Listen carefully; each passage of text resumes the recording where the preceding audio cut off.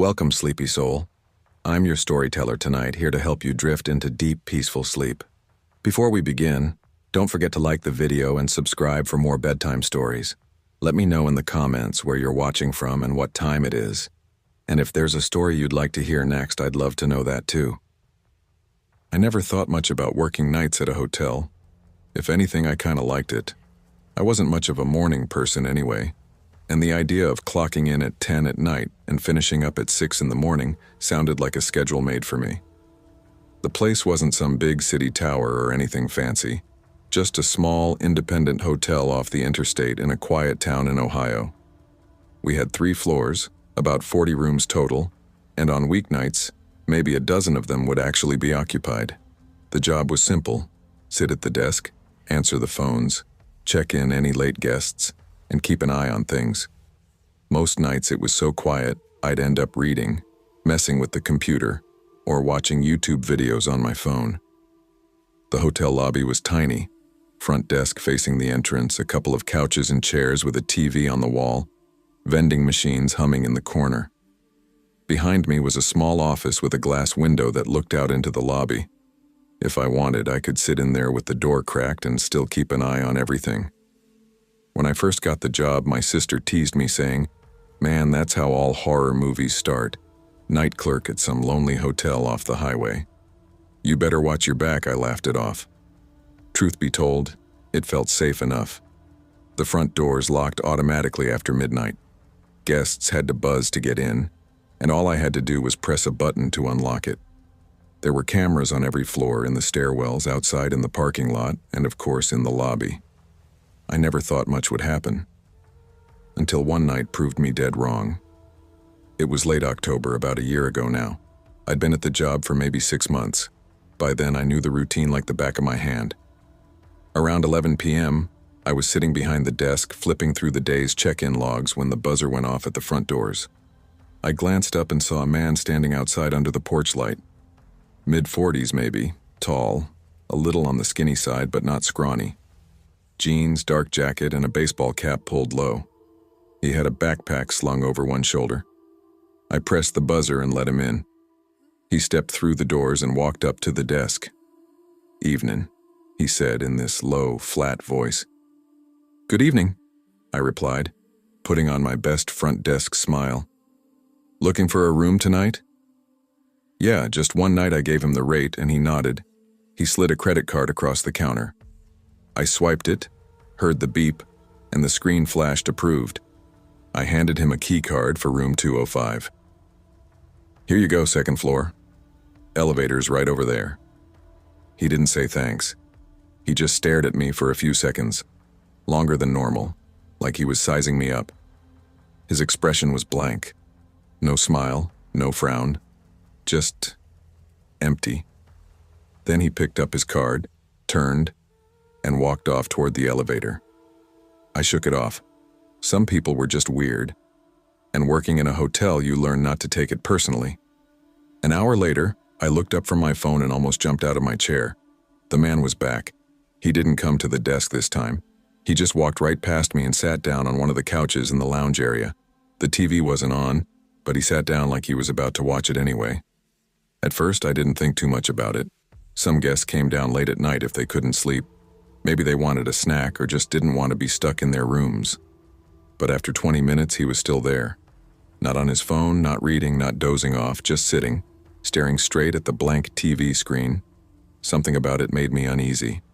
I tried to ignore it, but every time I glanced up, he was still in the exact same position, like a mannequin planted on the couch.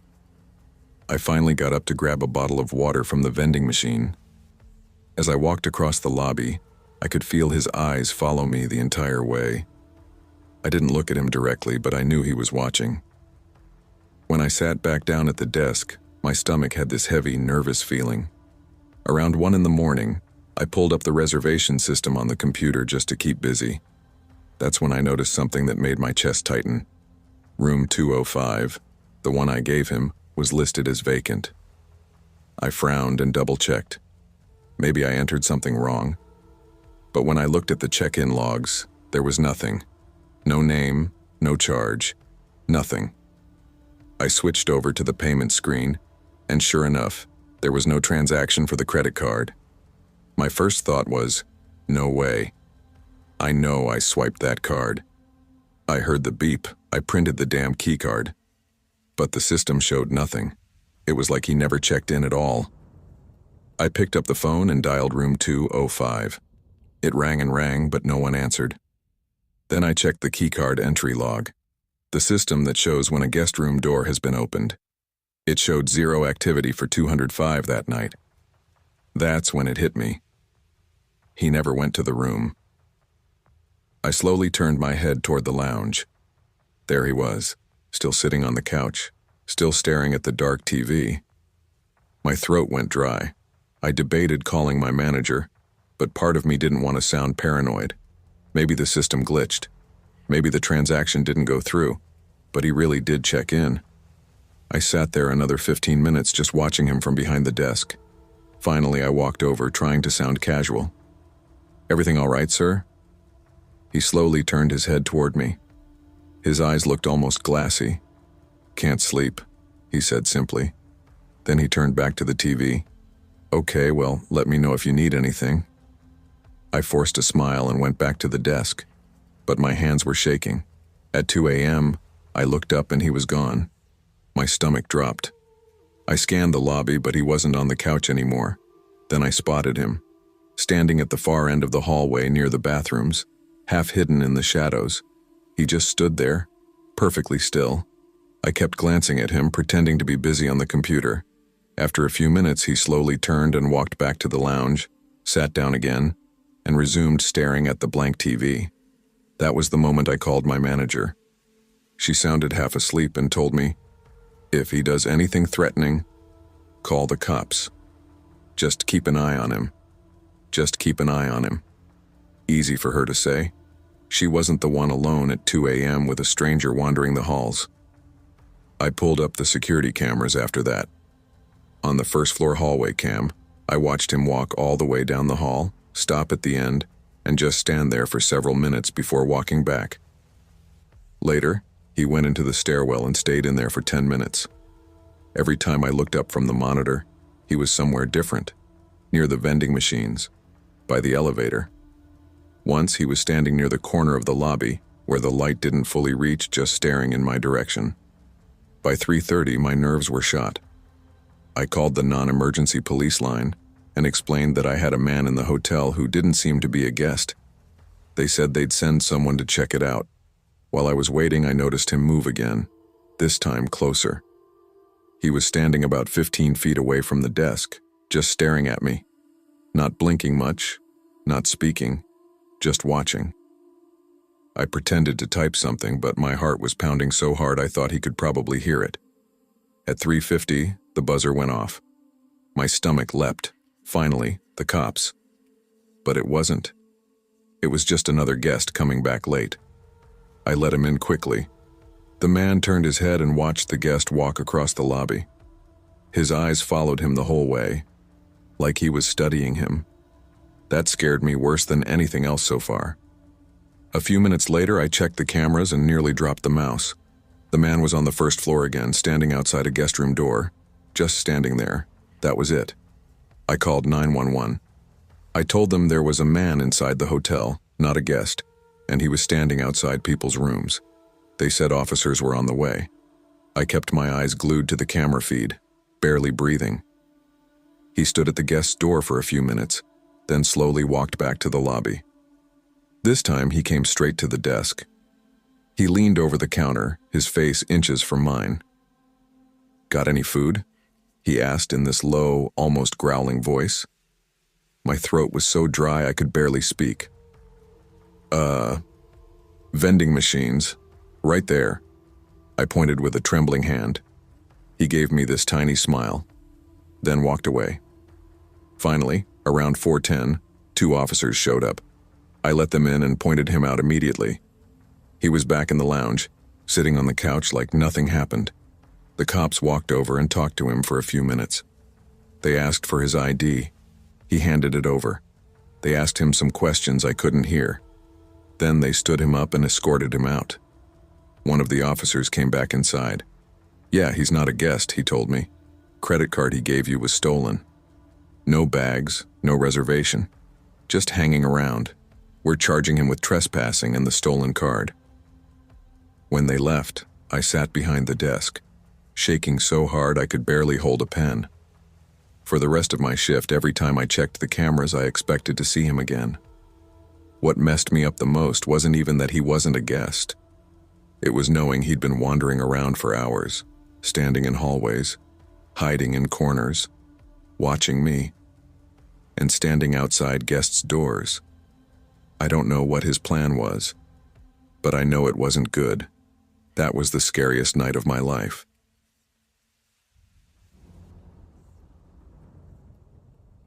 I never thought I'd still be working nights past my 20s, but here I am, 33 years old, still pulling the graveyard shift. I started at the shipping warehouse when I was 28. At first, I told myself it was temporary, a few months until I found something better. But then the paychecks kept coming, the rent kept getting paid, and suddenly 5 years had gone by. If you've ever worked nights, you know how it warps your whole life. Your friends stop calling because you're asleep when they're free. Family dinners, birthdays, even just grabbing a beer on a Saturday night. It all slips away because your body doesn't know which way is up anymore. My mom used to say, night jobs eat people alive. They turn you into a ghost. I used to laugh that off, but now when I catch my reflection in the bathroom mirror at 3 a.m, pale skin under the buzzing fluorescent lights, I think maybe she wasn't wrong. The place itself isn't much to look at. Rows of conveyor belts running like veins across the floor, stacks of metal shelving that go up 20 feet, forklifts zipping past with their whining beeps. The smell never leaves either. That weird chemical plastic stench clings to your clothes no matter how many times you wash them. And the break room? Hell, the break room smells like burnt popcorn and old coffee, always. We've got vending machines that seem cursed. One eats your dollar, the other spits out expired chips. 5-star service. The crew's decent enough, though nobody's best friends. It's more like quiet camaraderie. There's Tommy, who never stops singing off-key R&B into his earbuds. Then there's Ray, who shows up late every damn night, half a Red Bull in his hand, looking like he rolled out of a moving car. Nobody understands how he's never been written up. People mostly keep to themselves unless it's to complain about overtime or the vending machine drama. I'd settled into a rhythm. Clock in at 10 p.m., clock out at 6 a.m., sometimes later if we're behind. Same routine for years. Then halfway through July, things changed. That's when he showed up. The first night I saw him, I knew he didn't belong. He was older than the rest of us, maybe mid to late 40s. Clean cut, pressed khakis, polished shoes. Nobody wears khakis to a warehouse. That's how you know somebody won't last. He didn't talk much that first night, just followed the supervisor around, nodding at everything like he was taking mental notes. The second night, same thing. Quiet, polite nods, shadowing whoever was closest. I figured he was a temp from one of those agencies' corporate uses when we're short-staffed. Happens all the time. They come in, work a week, maybe 2, then vanish. But by the third night, something felt off. I was in the break room, pouring myself a cup of what we called coffee but really tasted like warm dishwater. He walked in and stood by the machine, staring at it like he was debating whether it was worth the risk. Then he looked at me. "You get off right at 6, he asked, "or do they ever keep you late?" The question caught me off guard. I figured maybe he was just trying to get a sense of how long these shifts really ran. "Depends," I said with a shrug. "Sometimes later if we're behind." He smiled. Not a big one, just enough to look polite. Just curious. I didn't think much of it at first. Not a weird question on its own. But later that night, I was restocking a shelf and he wandered by again. "You park in the front lot?" he asked. I had a mouthful of sandwich but nodded anyway. "Yeah, easier to get out when shift ends." He looked thoughtful. "Smart. My car's in the back. Might move it tomorrow." The way he said it, it wasn't just small talk. It was like he was filing information away. From there, things started to shift. Everywhere I went, he was there. If I switched aisles, 5 minutes later he'd stroll through. If I changed my break time, he'd somehow line his up too. Once, I went to the far side of the building for some quiet, and damn if he didn't show up leaning on the same stack of boxes, sipping a blue Gatorade, the same one I always bought. At first I brushed it off. Coincidence. But then one night, I realized we were eating the exact same thing. Microwave burrito, blue Gatorade, pack of crackers. Same as me. That's when I started feeling the crawl of unease. And then came the key card. I always clip it to my belt. Always. One night, halfway through shift, I reached down to swipe for my lunch break, and it was gone. Vanished. I retraced my steps for almost an hour, checked the floor, break room, bathrooms, nothing. It bothered me more than I wanted to admit. That card was practically glued to me. Later that night, around 3 a.m, I was zoning out in the break room. There's a big window that overlooks the front parking lot. Only real natural light comes through when the sun starts to rise. But under those harsh outdoor lamps, something snapped me awake. My car door. Wide open. I jumped up so fast I spilled my coffee, bolted outside, heart hammering. Nobody was around. My glove box was hanging open. I always keep it locked. Everything looked untouched, except one thing. The spare apartment key I keep hidden in the back corner. Gone. I went straight to security. We pulled the camera footage, but of course the lot cam is ancient, grainy, maybe 15 frames a second. All we could make out was a blurry figure leaning into my car, then walking away. Could have been anyone. Could have been him. The guard just shrugged. We'll log it. Keep an eye out. The next few nights, I parked under the one working floodlight on the far side of the lot. Didn't help. Every time I walked out, I felt it. That sharp, pricking sense that someone's eyes were on me. And then I noticed the car. White sedan. 4-door. Tinted windows.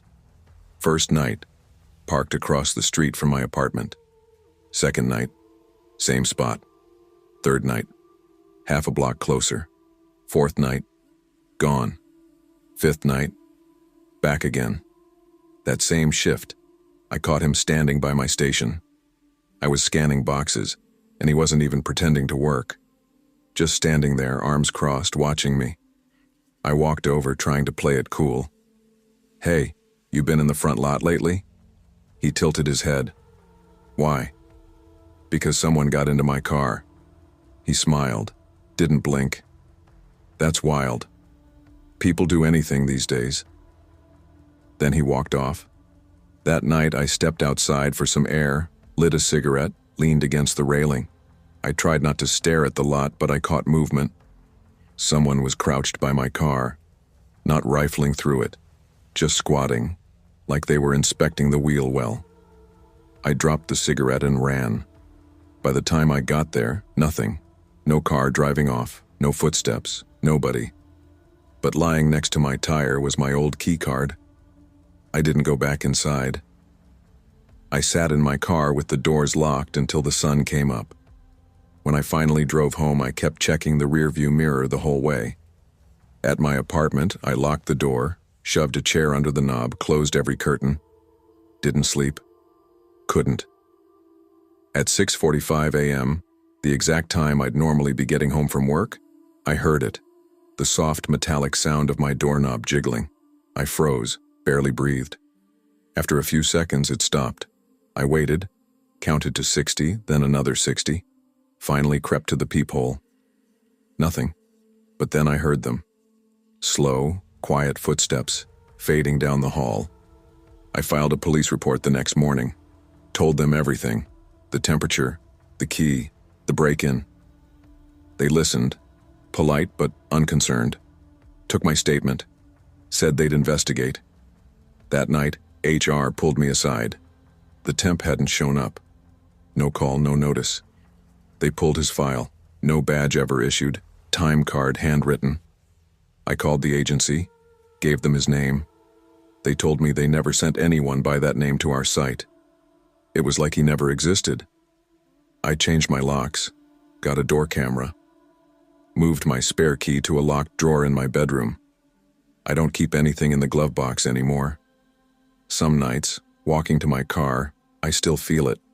That prickling at the back of my neck, that sense of eyes in the dark. I don't know what his intentions were, don't know why he chose me, but I keep my keys somewhere new now, somewhere no one can find them.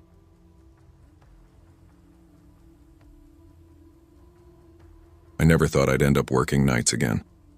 After what happened at my last job, I swore I'd never put myself through another toxic workplace. My old editor had broken me down piece by piece, calling my work cliched garbage, even when I knew it was solid.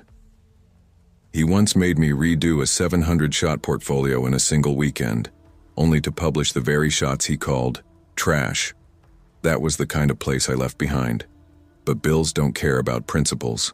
Rent, groceries, my car note, they all piled up.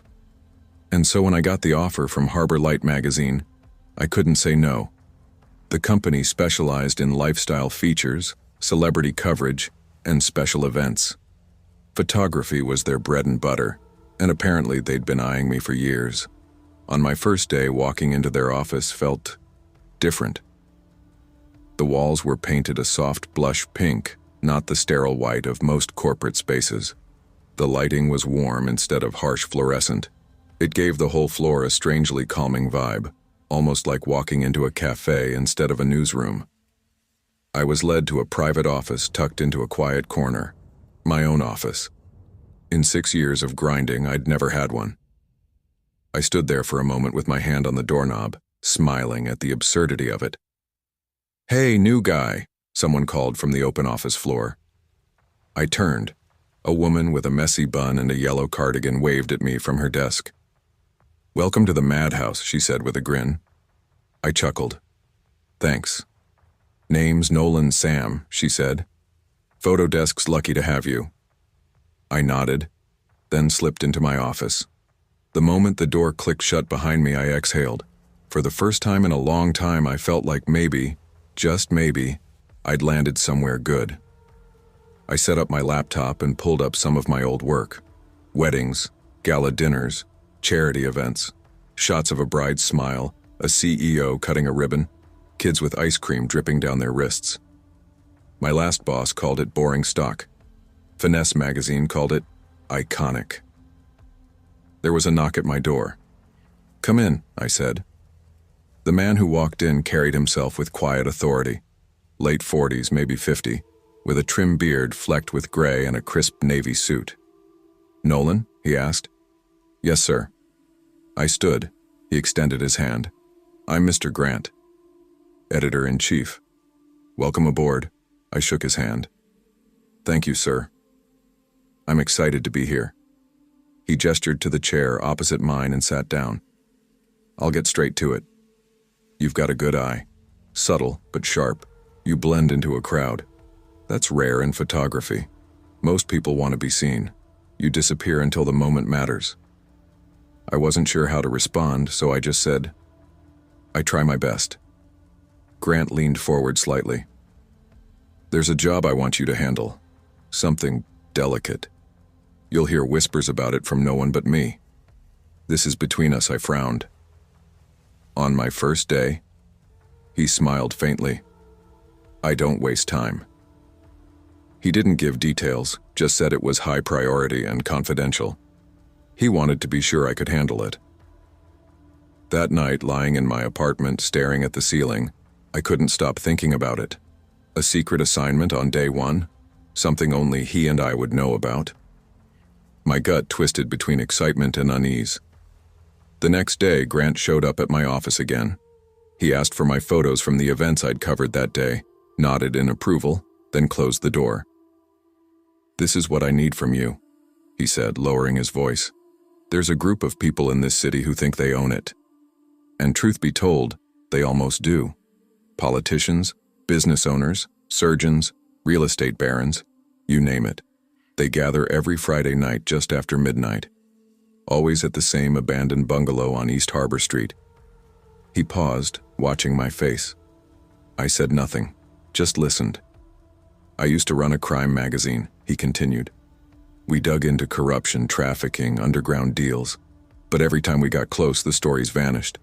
Funding pulled, offices raided, advertisers disappeared overnight. And who do you think was behind that? The same group, I guessed. He nodded. I need evidence. Photos, faces, proof.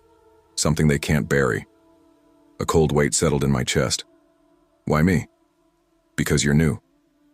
They don't know you, and you're good at being invisible. He smiled without humor. That's why. I didn't answer right away. Part of me wanted to laugh in his face. This wasn't what I signed up for. I just wanted to shoot weddings and charity galas, not play spy games. But another part of me, the part that grew restless without risk, leaned forward. All right, I said finally. I'll do it. Friday came too fast. I dressed in all black, hoodie, cap, cargo pants. I parked 2 blocks from the bungalow and walked the rest of the way. The street was dark, quiet, the kind of forgotten corner people avoided. The bungalow itself sagged with age. Boards covered the windows. The front porch leaned like it might collapse. I slipped around the back and into the basement just like Grant had told me. He said there'd be a spot where I could hide, with a perfect view of the room. I clicked on my flashlight. The basement was nearly empty, but not untouched. Candles lined the floor in a circle. Dark stains, blood, spattered the concrete. I swallowed hard, raised my camera and snapped a few shots. Then I heard footsteps. Voices. I killed the light and ducked into the hiding spot, heart hammering. One by one they entered, men and women in red hooded robes, 11 of them. I raised my camera and clicked silently, lens catching flashes of familiar faces. The mayor, the hospital's chief surgeon, a wealthy property developer. They formed a circle around the candles. The time has come, one of them intoned. The oath must be renewed. The circle must be complete. A shiver crawled up my spine. Since the death of Gordon, we are 11, another said. Tonight we welcome the 12th. My finger hovered on the shutter button. Who was the 12th? Bring him in, a voice commanded. 2 figures dragged a bleeding goat into the center. Its hooves scraped against the floor. I lifted my camera and snapped, and then a hand touched my shoulder. I jerked around. Shh, a familiar voice whispered. Mr. Grant. Relief washed over me, then froze into horror. He wore a red robe. My throat closed. He leaned close, his breath hot against my ear. Follow me. Do it and you'll live. Refuse, and you won't walk out of here. I stared at him, my whole body trembling. The circle was waiting. Faces turned toward me, hooded but smiling faintly, like they already knew who I was. Grant guided me forward, and in that moment, everything clicked. I wasn't the photographer. I was the 12th, 6 months later. I sit at my desk, staring at the pictures on my laptop. Photos of people smiling at galas, kids holding balloons, couples cutting cakes. The kind of photos everyone thinks define me. No one sees the other shots, the ones hidden on encrypted drives, the evidence of what I've done. Every Friday the Brotherhood meets. Every Friday we plan things, dirty things. And every week, I'm tasked with carrying them out. A call here, a delivery there, sometimes worse. I thought I could escape, thought I could outsmart them. But once you're inside, there's no leaving. I'm not writing this as a warning. I'm writing it because I want you to know the truth. You think your world is yours. You think you're free. You're not. You're a pawn, just like me. And the worst part? I don't know if I hate them more, or myself.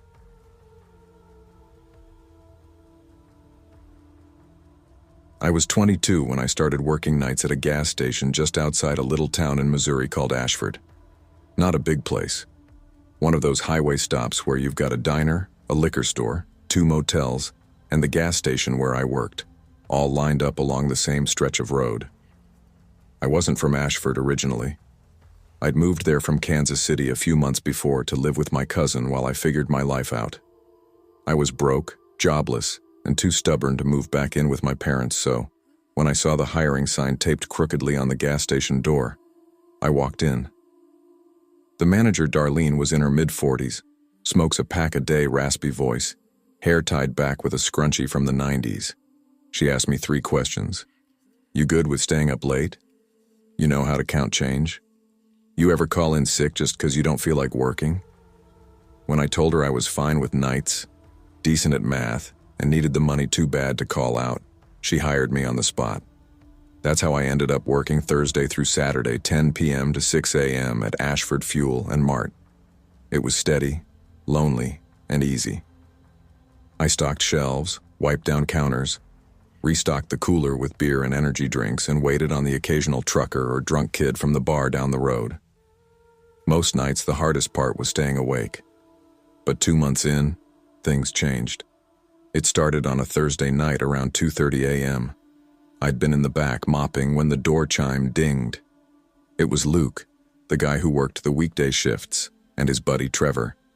Luke was 25, tall and lanky, the kind of guy who always wore a baseball cap backwards and acted like everything was a joke. Trevor, I didn't know well, but he had that dazed, too happy grin plastered on his face, and I quickly realized why. Both of them had been tripping on mushrooms. Yo, Jess. Luke grinned as he walked in, already beelining for the coffee machine. Figured we'd check on you. Don't want you falling asleep and drooling on the counter. Trevor started laughing way too hard at that. Drooling. Dude, imagine. Customers come in and she's just out cold. I rolled my eyes but smiled.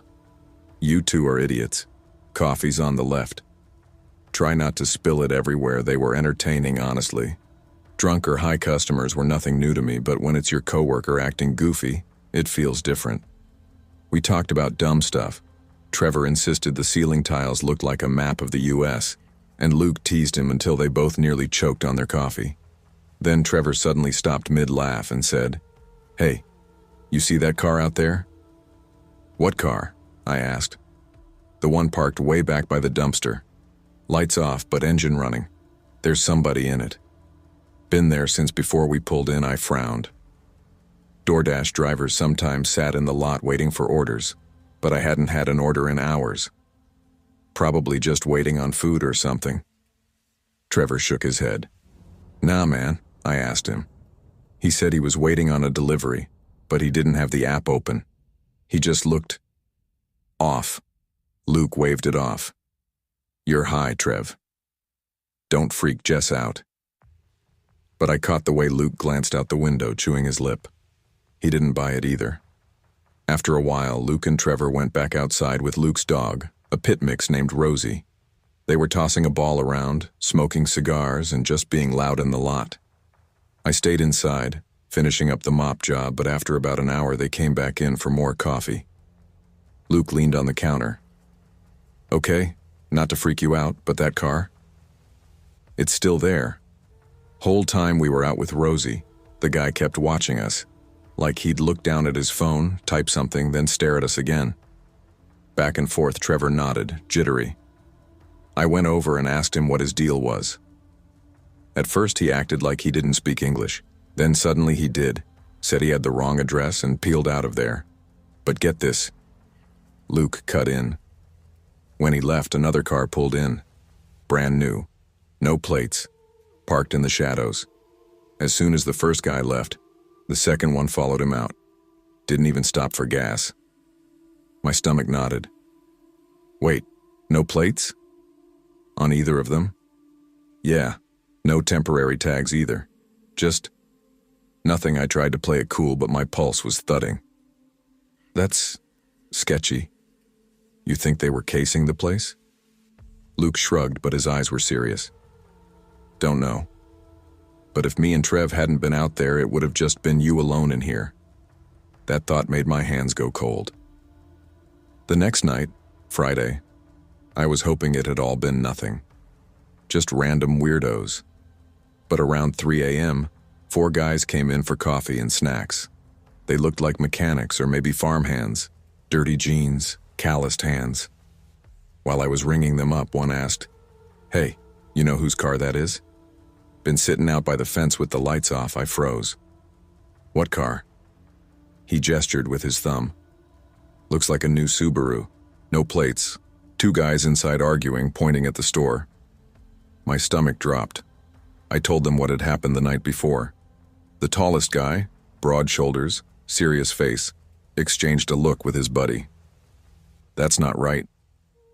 We walked past, and they shut up real quick.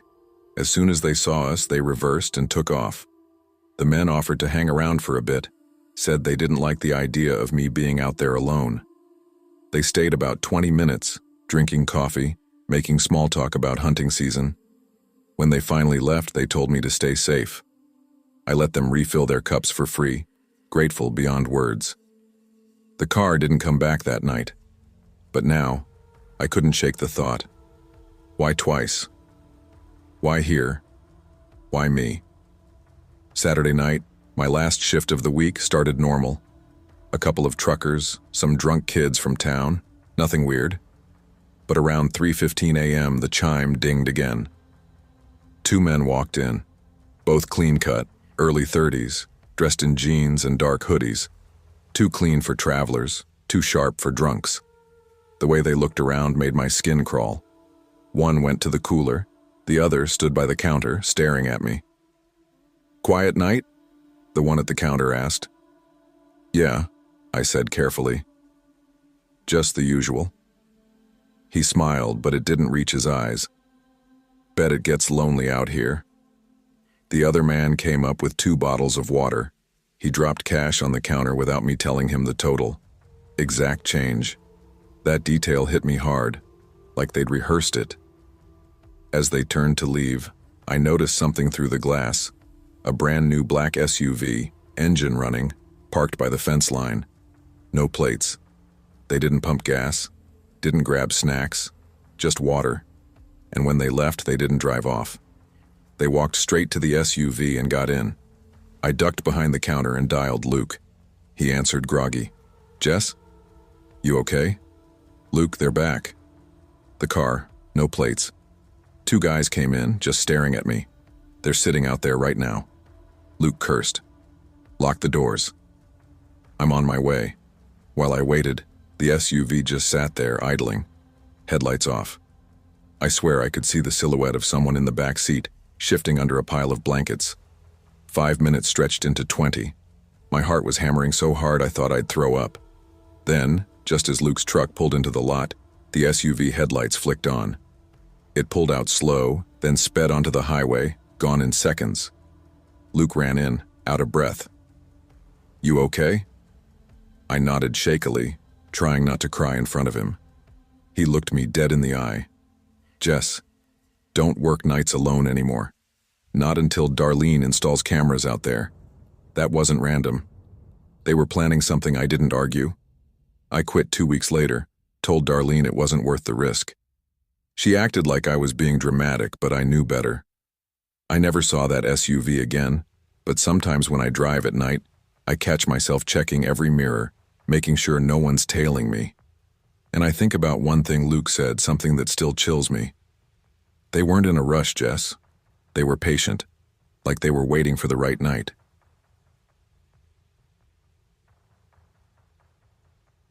I never thought I'd end up working nights at a gas station.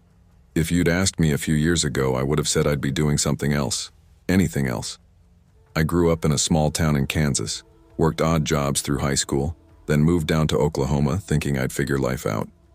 Instead, I found myself stuck at a quick fuel off Highway 169 in Broken Arrow. It wasn't glamorous, but it paid the rent on my crappy apartment and kept my old Chevy running. Most nights it was slow, truckers rolling through for diesel, a handful of locals grabbing smokes or beer before midnight cutoff, sometimes college kids stopping in for energy drinks. My shift ran from 10:30 p.m. to 6:30 a.m., and I worked it alone. The bosses liked it that way, less payroll. The cameras were always working, but half the time the monitors froze and the back lock stuck if you didn't slam it just right. I told myself it was fine. It was just me, the humming coolers, and the buzzing neon sign outside. And here's the thing about nights. Silence gets heavy. It's not like daytime quiet. It presses down on you, makes your own thoughts too loud. I'd hum to myself sometimes just to remind my brain I wasn't the last person alive on Earth. But in July, when the heat sat on the pavement like a second skin, the silence got worse. That's when it happened. It was a Wednesday night, close to midnight, and I was halfway through my routine, counting the register, sorting scratch-offs, setting up the trash bags for my first run out back. The AC unit wheezed but couldn't keep up, so the air inside smelled faintly of warm plastic, like the candy was melting on the shelves. No one had come in for almost an hour, not since a delivery driver bought 2 Red Bulls and a pack of beef jerky around 11:05. I was actually thinking about stepping outside just to breathe real air, sticky or not. That's when the bell over the door jingled. A man walked in. He looked about mid-40s, polo shirt tucked into jeans, shoes scuffed like he'd been running in them. He had a sweaty, rushed look, forehead glistening under the fluorescent lights. He held his phone in one hand but wasn't looking at it. His eyes were darting, sharp, like he was scanning the place for something. Before I could even say evening, he started talking. "Hey man, sorry, my wife's in labor. We're trying to get to Hillcrest and can I use your restroom real quick?" I nodded toward the hallway. Public restrooms just back there, around the corner. He looked, then shook his head fast. Nah, I mean the employee one. It's urgent. Please." The way he said please wasn't desperate, it was sharp, pushy. He took a step closer, angling toward the side door behind my counter like he meant to just walk back. I shifted my stance, blocking him. "Sorry, man. Can't. Store policy." He froze, then smiled. Too wide. Too quick. "Come on. She's in the car. I just need a second. The public one was locked at the last place. I've been holding it." Something about the way he said she's in the car made my stomach knot. I didn't move. I just looked him dead on. His eyes flicked, not at me, not at the restroom sign, toward the mounted camera above the stockroom door. That was when my gut told me something was wrong. I reached up and pressed the little mic button on my walkie.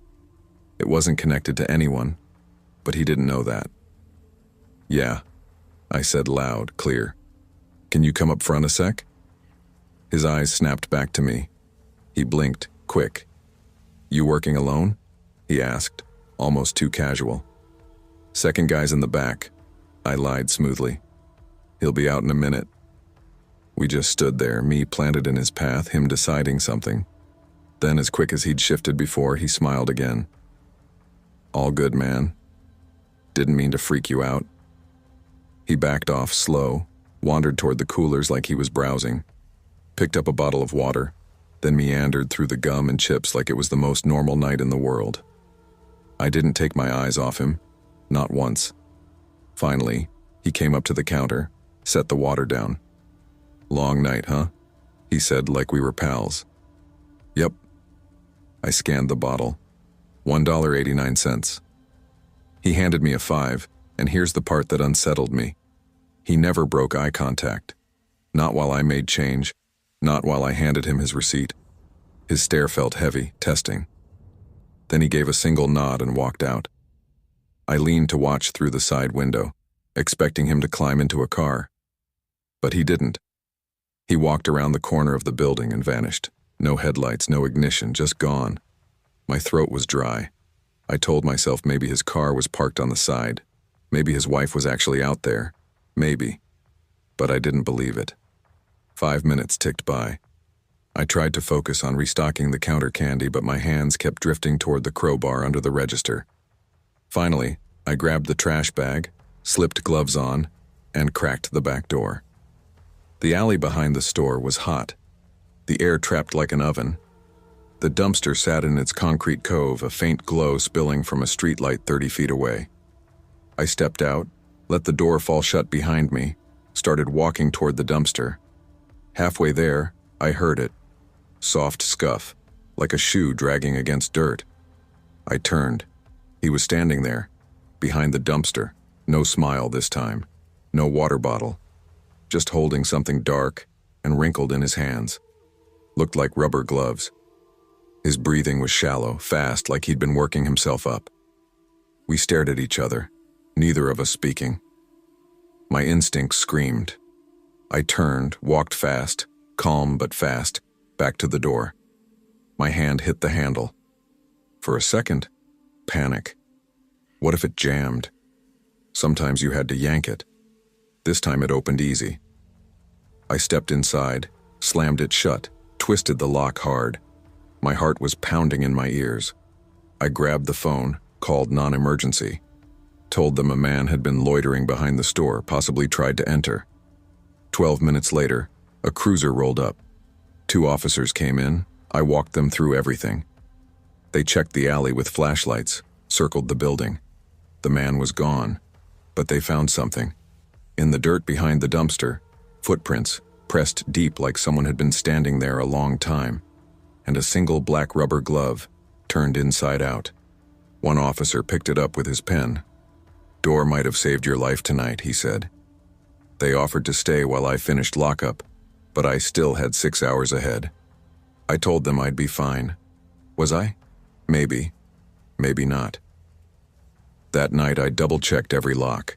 Didn't tell my manager, didn't want to lose the shift. I liked nights. At least I used to. Now there's a crowbar behind the counter, another by the back door, and when I take out the trash, I move quick. One hand on the bag, the other on the handle.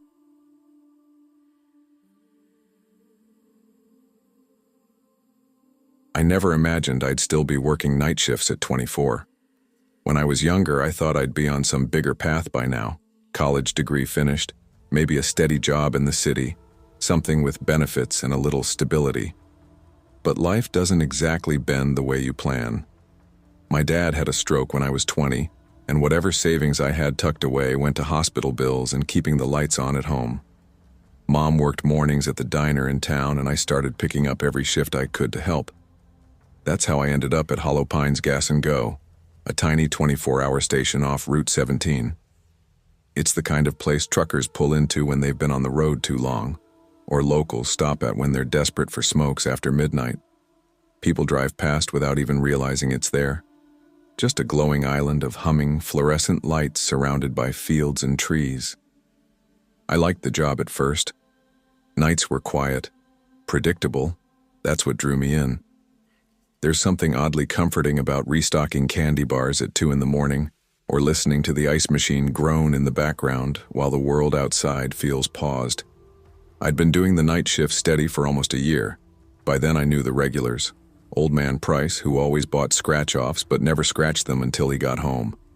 Jen from the nursing home, who fueled up every Thursday night around 2:30 on her way to work. The truckers who rotated through like clockwork. And then there was him. It started on a Wednesday. Cold January air, frost creeping along the glass doors, and the buzzing of the overhang lights making me grind my teeth. Around 1 in the morning, the door chimed. He walked in. Mid-40s, maybe older. He wore a weather-worn brown jacket and had hair that looked like he'd run his hands through it one too many times. His lips were dry, cracked, like he hadn't smiled in years. He didn't go for coffee or jerky like most people. He just stood near the counter, staring at me like he was trying to place where he'd seen me before. "Evening," I said, keeping my voice neutral. "You always work this late?" he asked. Something about the way he said it, like he already knew the answer, made my stomach tighten. "Mostly," I said, trying to keep my tone casual. He nodded slowly, eyes flicking over the counter, then back to me. "Figured. I've passed by a few times. Seems like it's always you here." I forced a smile. Small town, not a lot of staff, but he didn't leave. He just stood there, like silence was his language. Then he said, "Your name's Lila, right?" I froze. I wasn't wearing a name tag. Before I could ask how he knew, he gestured to the little whiteboard propped near the coffee station where I'd written in red marker, "Cinnamon hazelnut is back, $1.49. "You've got nice handwriting," he said. "Most people dot their I's like little circles. You use slashes. It's distinct." thoughtful. I didn't know how to respond. After a beat too long, he gave a slight nod. I'm Ray. Just curious, that's all. And then he walked out, disappearing into the fog. At first, I chalked it up to weird small-town vibes. People notice things here. People gossip. But then he started showing up again. Not every night. Not enough to call it stalking outright. But often enough that I couldn't pretend it was coincidence anymore. Sometimes he came inside. Sometimes he just sat in his car at the edge of the lot with his headlights off. One night, he bought a bottle of water and lingered near the counter. You're quieter tonight, he said. Long shift, I muttered, not looking up. He tilted his head, scanning the store like he was memorizing it. It must get lonely. Just you out here in the dark. No one else for miles. I'm fine, I replied. He leaned closer, voice calm, like he was asking about the weather. You ever get scared? Being a woman out here alone? That tone, curious, not threatening, made it worse.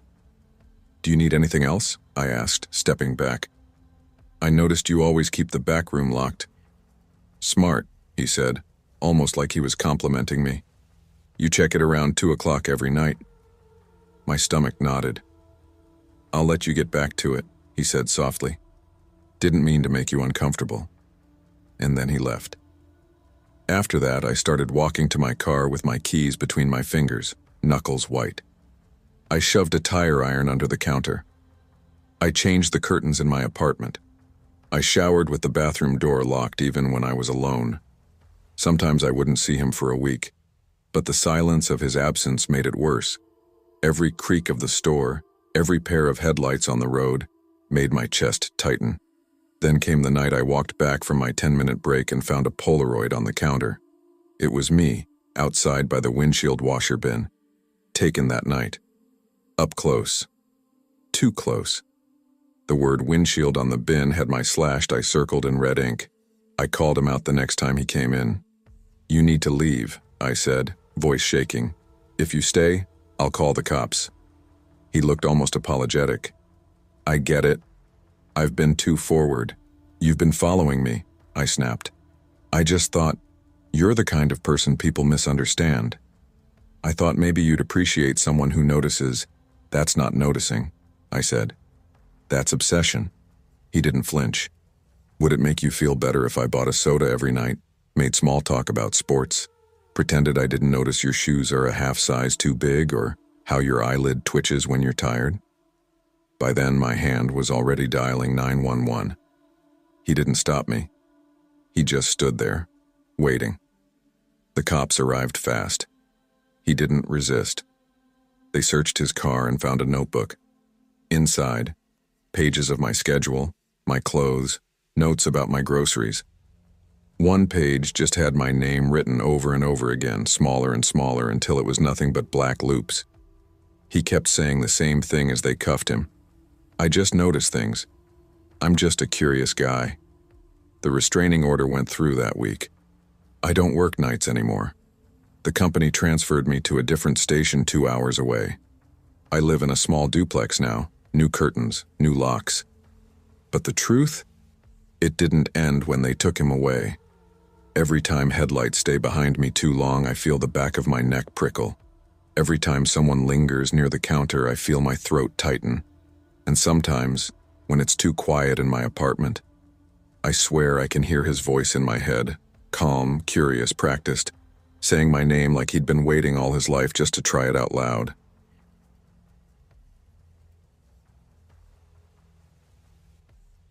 I never thought working the night shift at a motel would mess with my head the way it did. My name's Aaron. I'm 29, and for the last year, I've been the overnight clerk at the Maple Leaf Inn, a little family-run motel off Highway 72, about 20 minutes outside a town called Ridgeway in northern Missouri. It's the kind of spot people only stop at if they're traveling through, usually long-haul truckers or families that got too tired to keep driving. I wasn't planning on working here forever. Truth is, I only took the job because I needed something steady after I left my job at the lumber mill. I got laid off when they downsized, and after a couple months of floating, The bills were stacking up. My cousin's friend owned the motel and said, "It's easy money. Nobody bothers you. Just check people in, answer the phone if it rings, and keep an eye on things." I figured, why not? I'm not the most social guy. Talking to people drains me, and working nights meant I didn't have to fake small talk or smile when I didn't want to. I could just sit in the back office, drink coffee, and maybe watch a game replay or scroll my phone. The motel itself is small. 2 floors, about 20 rooms. The office has that dated charm, with floral carpet that hasn't been changed since the 90s, a front counter with a brass bell on it, and a coffee machine that sputters more than it brews. Behind the desk, there's a narrow hallway that leads to a little office/lounge. That's where I spend most of my nights. There's a beat-up couch, a desk, a mini fridge stocked with sodas, and a small TV on the wall. A speaker back there dings if someone rings the bell up front so I don't miss check-ins. The first couple months it was fine, boring even. The only noises at night were the heater kicking on, the buzz of the old fluorescent lights, and the occasional sound of a guest fumbling with the front door lock after midnight. But boredom plays tricks on you. When it's quiet for too long, you start noticing every creak of the building, every hum of the vending machine, every faint shuffle that might just be the pipes. You tell yourself it's normal. Still, something about the night shift sharpens your nerves. And then came the Tuesday night in late October when things stopped feeling normal. It was about 1:50 a.m. I was stretched out on the couch in the back, scrolling through my phone, when the bell rang. The sound cut through the quiet so sharply, I nearly dropped my phone. "Shit," I muttered, setting it down. I stood up, walked down the hall, and stepped into the lobby. The bell was still wobbling a little from the hit, but the lobby was empty. "Hello?" I called out, peering through the glass doors. The parking lot outside was nearly empty, just 5 cars, same as earlier, all belonging to guests who'd checked in before midnight. The road out front was dark and deserted, not even a pair of headlights in the distance. I frowned. Maybe somebody came in, rang the bell, and then left. Maybe they realized they had the wrong motel. It happens sometimes. I stood there for a good minute, waiting to see if the door opened again. Nothing. So I went back to the lounge, poured myself some stale coffee, and sat at the desk instead of the couch. 10 minutes later, the bell rang again. This time I moved quicker, stepping into the lobby almost immediately, but it was empty again. The hair on the back of my neck stood up. "All right," I muttered under my breath. "Somebody's screwing with me." I pushed the doors open and stepped outside. The cold air bit at my face. I walked along the sidewalk, scanning the lot with my phone's flashlight. Not a soul in sight. Just the cars, parked neat in their spaces. No footprints on the wet pavement. No shadows darting behind the vending machine. I went back inside and sat behind the front desk this time. If someone was playing ding-dong ditch, I'd catch them in the act. The lobby was dim, just the glow of the lamp by the chairs and the faint hum of the soda machine. I kept my eyes locked on the bell. 10 minutes passed. 15. My eyelids got heavy. The steady tick of the clock on the wall almost lulled me to sleep. And then, ding, I snapped awake. And I saw it this time. A pale hand reached up from under the counter and pressed the bell. My blood ran cold. "Jesus Christ," I shouted, stumbling back so hard the chair nearly toppled. The hand disappeared. My chest pounded as I darted down the hallway and into the lounge. I slammed the door shut and twisted the lock, breathing hard. For a second, I just stood there staring at the door, trying to wrap my head around it. The desk had space underneath, sure, but barely enough for someone to crouch. Whoever that was, they'd been right there, inches away, while I sat at the desk. My hands shook as I turned to the security monitors mounted on the wall. 4 feeds, 2 for the lot, 1 for the lobby, 1 for the hallway. On the lobby feed, I saw the desk. The chair I'd left there was tipped over. Nothing else moved. Then, in the bottom corner of the frame, I saw a head slowly rise up from behind the counter. I froze.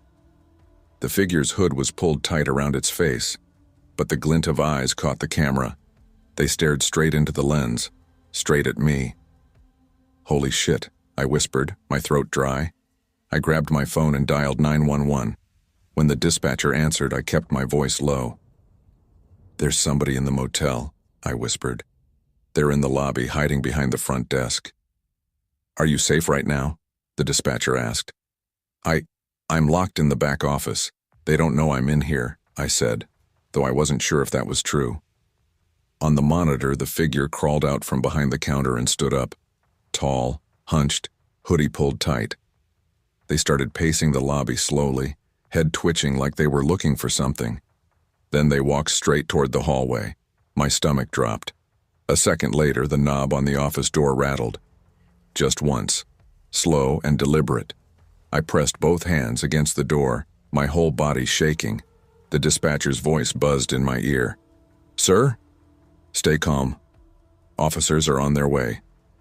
Do not open the door." I couldn't answer. My throat was locked. The rattling stopped. Silence. Then, I heard footsteps moving away. I forced myself to look back at the monitor. The man was in the lobby again, standing by the glass doors. He just stood there, staring outside like he was waiting for someone. Then, casually, he walked to the brochure rack and started flipping through the pamphlets like he was killing time. Every second stretched forever. Finally, red and blue lights flashed across the parking lot feed. 2 cruisers pulled up. The man bolted out of frame. I heard the front doors slam open. Shouts of "Sheriff's Department" echoed through the lobby. When the deputies cleared the building, they didn't find him. They found a rock propping the door open. They said he must have slipped out as soon as they arrived. But I know what I saw. That hand, those eyes staring right into the camera, the slow rattle of the knob. I never worked a shift at that motel again. Every time I close my eyes, I see that pale hand creeping up over the counter, pressing the bell like it was nothing more than a game.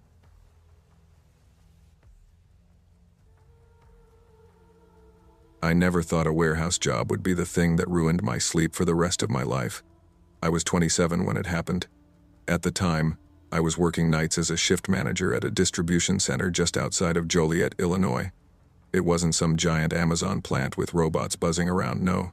This was a good old-fashioned concrete warehouse built in the late 70s.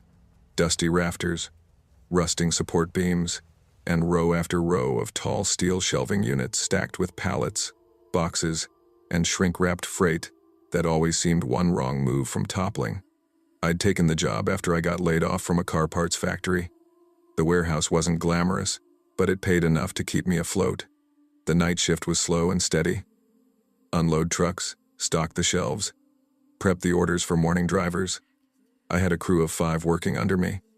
We were like a little family if families were made of exhausted, nicotine-stained misfits who chain-drank gas station coffee and griped about bosses who'd never once worked a night shift. My crew that winter consisted of Luis, 31, lean and restless, a father of 2 who worked 2 jobs to make ends meet. He had a sharp tongue but a soft heart. Tommy, 24, the youngest, baby-faced and jumpy, who was trying to save up for trade school.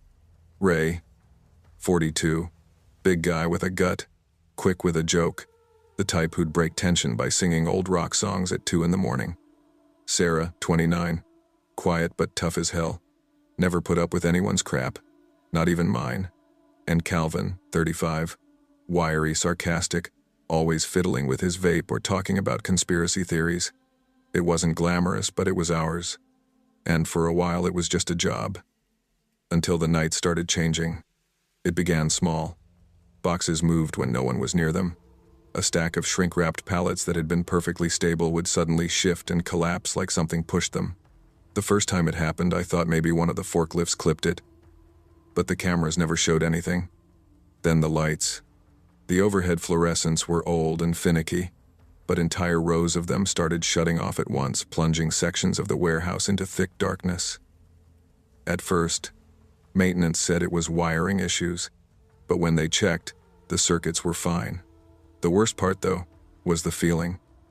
You know that creeping sensation that someone's watching you, We all felt it. Sometimes you'd catch a glimpse of movement between the shelves, like something ducking just out of sight. At first, everyone laughed it off warehouse air currents, rats, shadows. But laughter only goes so far when it keeps happening night after night. One night around 1 a.m., I went to check aisle 19 after hearing a crash. I thought it was just another stack tipping, but when I turned down the aisle, every single box along one side had been shoved outward about an inch, perfectly aligned, like a giant hand had swept through. I froze. My flashlight beam caught dust drifting in the air, but nothing else. No rats, no forklifts, no people, just silence, and then scurrying, not footsteps, faster, lower to the ground. The shelves trembled as if something large and fast darted past me. I didn't tell the crew that night, didn't want to spook them, but the next evening, Luis cornered me by the time clock. "Boss, you seen it yet?" he asked. "Seen what?" I lied. He gave me this look like, "Don't play dumb. The thing moving around. We all know it's there. Ain't no raccoon running through steel beams, man." That was the first time any of us admitted it out loud. Over the next week, things escalated. Screams started echoing in the dark. Not human screams exactly, but distorted like someone yelling into a busted speaker. The lights would cut out in patterns, almost like it was pushing us where it wanted. We reported it upstairs. Our supervisor laughed in our faces. "Ghost stories don't pay invoices. Get back to work before I start cutting hours." So, it was on us. By Thursday, we'd had enough. Ray slammed his hand on the break room table. "Either we do something about this or I'm walking. I'm not coming back here to be some goddamn chew toy." Sarah nodded. "He's right. It's hunting us. You feel it." Tommy's voice shook. "So what? What do we do?" "You can't shoot a ghost. We don't even know what it is," Calvin muttered. "Could be some feral thing living in the walls. Could be worse. I read about. No conspiracy crap." I cut in. "We make a plan. Tonight, we decided on a trap. Each of us would hide near the warehouse's 5 major light switches. When the thing killed the lights, the person stationed there would scream our signal to rush in and catch it. It wasn't much of a plan, but we were desperate. By 2 a.m., we were in position, boxes stacked in front of us as cover. I could hear Tommy's breathing, even from across the room, fast and shallow. Sweat prickled under my collar, sliding down my back. Minutes dragged into hours. Nothing. Just the hum of fluorescence and the occasional creak of metal shelves. I thought maybe the thing knew we were waiting. Maybe it was watching. Then click. The northern row went dark. "Ah!" It was Ray's voice, loud and raw. At first it sounded like the planned signal, but then it twisted. His scream cracked, turned sharp, high-pitched, guttural. "Go, go," I yelled. We broke cover, sprinting toward him. My boots pounded the concrete. Sarah and Luis flanked left. Calvin bolted ahead of me. Tommy stumbled, nearly tripping. Ray's screams changed pain now. Agonized, animal-like wails that made my stomach lurch. By the time we got there, it was too late. Ray was on the ground, and what was left of him barely looked human. His body was torn open like something had raked through him with impossible force. His throat was shredded, chest cavity cracked like a split log. Sarah gagged. Tommy dropped to his knees, sobbing. Luis just whispered, "Holy shit, holy shit," over and over. That's when the sound hit us, a howl. Not a wolf, not a dog. Deeper. Wet. It vibrated the shelves, rattling metal against metal. I shouted, "Grab him, we're not leaving him here." We hauled what we could of Ray onto a pallet jack and dragged it toward the loading dock. The lights started flickering, then boom darkness again, and footsteps. Heavy, pounding, shaking the racks. 4 distinct thuds, fast, closing in. "Move, move," I screamed.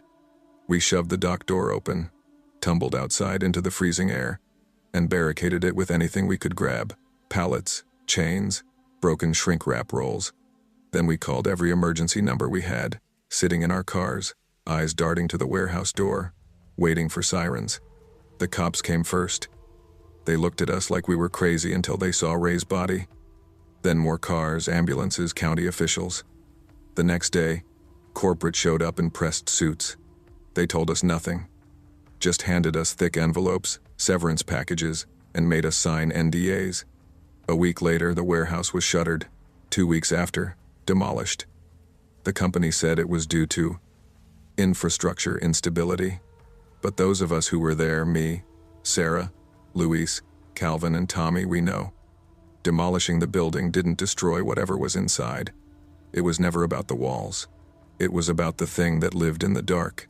And I swear sometimes, late at night, when I'm driving past empty industrial lots, I see movement in the shadows of those steel skeletons.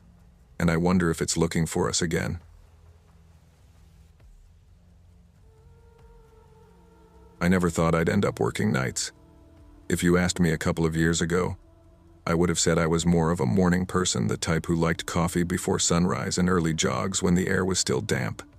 But life doesn't ask you what you prefer. Life tells you what you can afford. And what I could afford was the overnight shift at Iron Haven Fitness, a 24/7 gym just off Route 71, on the edge of Dayton, Ohio. It wasn't glamorous. The pay was just above minimum wage, but the hours were steady. And steady mattered. My car insurance was 3 months late. I had medical bills from a sprained ankle that still weren't covered. And my old apartment complex had just bumped rent another $100. Nights were the only option they had left when I applied. I told myself it wouldn't be so bad. Quiet, easy money, no bosses breathing down my neck. And for the most part, that was true. Nights at the gym fell into rhythm fast. By midnight, the day crowd was long gone. The chatter, the clanking plates, the blasting playlists, it all tapered down to this low hum of white noise. Only a handful of people drifted in between midnight and 3 a.m., and most of them were predictable. There was Nora, a nurse who came straight from her shift at Miami Valley Hospital. She'd run 6, sometimes 7 miles on the treadmill, her scrubs still folded in her bag. We didn't talk much, just a nod at the front desk. Sometimes a quiet mourning when she left, but she was steady. Then there were Trey and Luis, 2 powerlifters who always came in together, blasting their own playlist through a shared Bluetooth speaker. Big dudes, early 30 seconds, but polite. Trey once brought me a coffee because he figured you were dying out here by yourself. There was also Paul, a college kid from Wright State who drank 2 monsters before even touching a dumbbell, then jittered through his routine like he was racing against an invisible clock. Those were the regulars, the safe ones.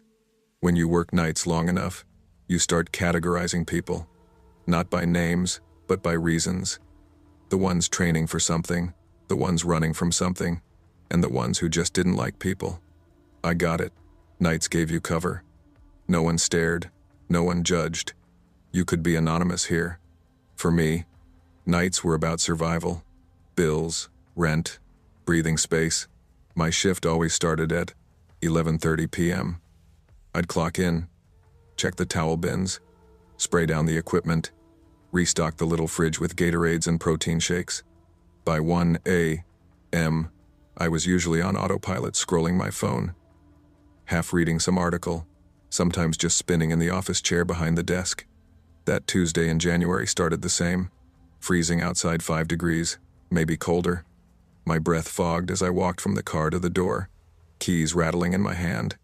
I remember thinking my tires felt stiff, like the cold was sucking the air right out of them. The gym was warm though, lights bright, floor spotless, same low buzz of machines humming in standby. I settled in with a thermos of coffee, telling myself it was just another long night, but I had that feeling in my gut, the kind you can't explain. Like static before a storm.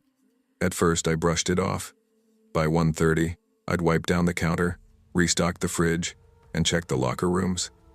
Empty, clean, echoing. I came back out, poured the last of my coffee into a paper cup, and leaned back in the chair. The cameras showed calm. Nora was halfway through her treadmill run. Paul was jittering between machines like always. That's when the glass doors slid open. He came in alone. No gym bag, no sneakers, no water bottle. Just jeans, a dark puffer jacket, and this smile that felt too quick, too practiced. He didn't scan a card, didn't even glance at the scanner. I pushed myself up from the chair. "Hey man, you got a membership card?" He shook his head, still smiling. "Nah, just waiting on my cousin. Said he'd meet me here."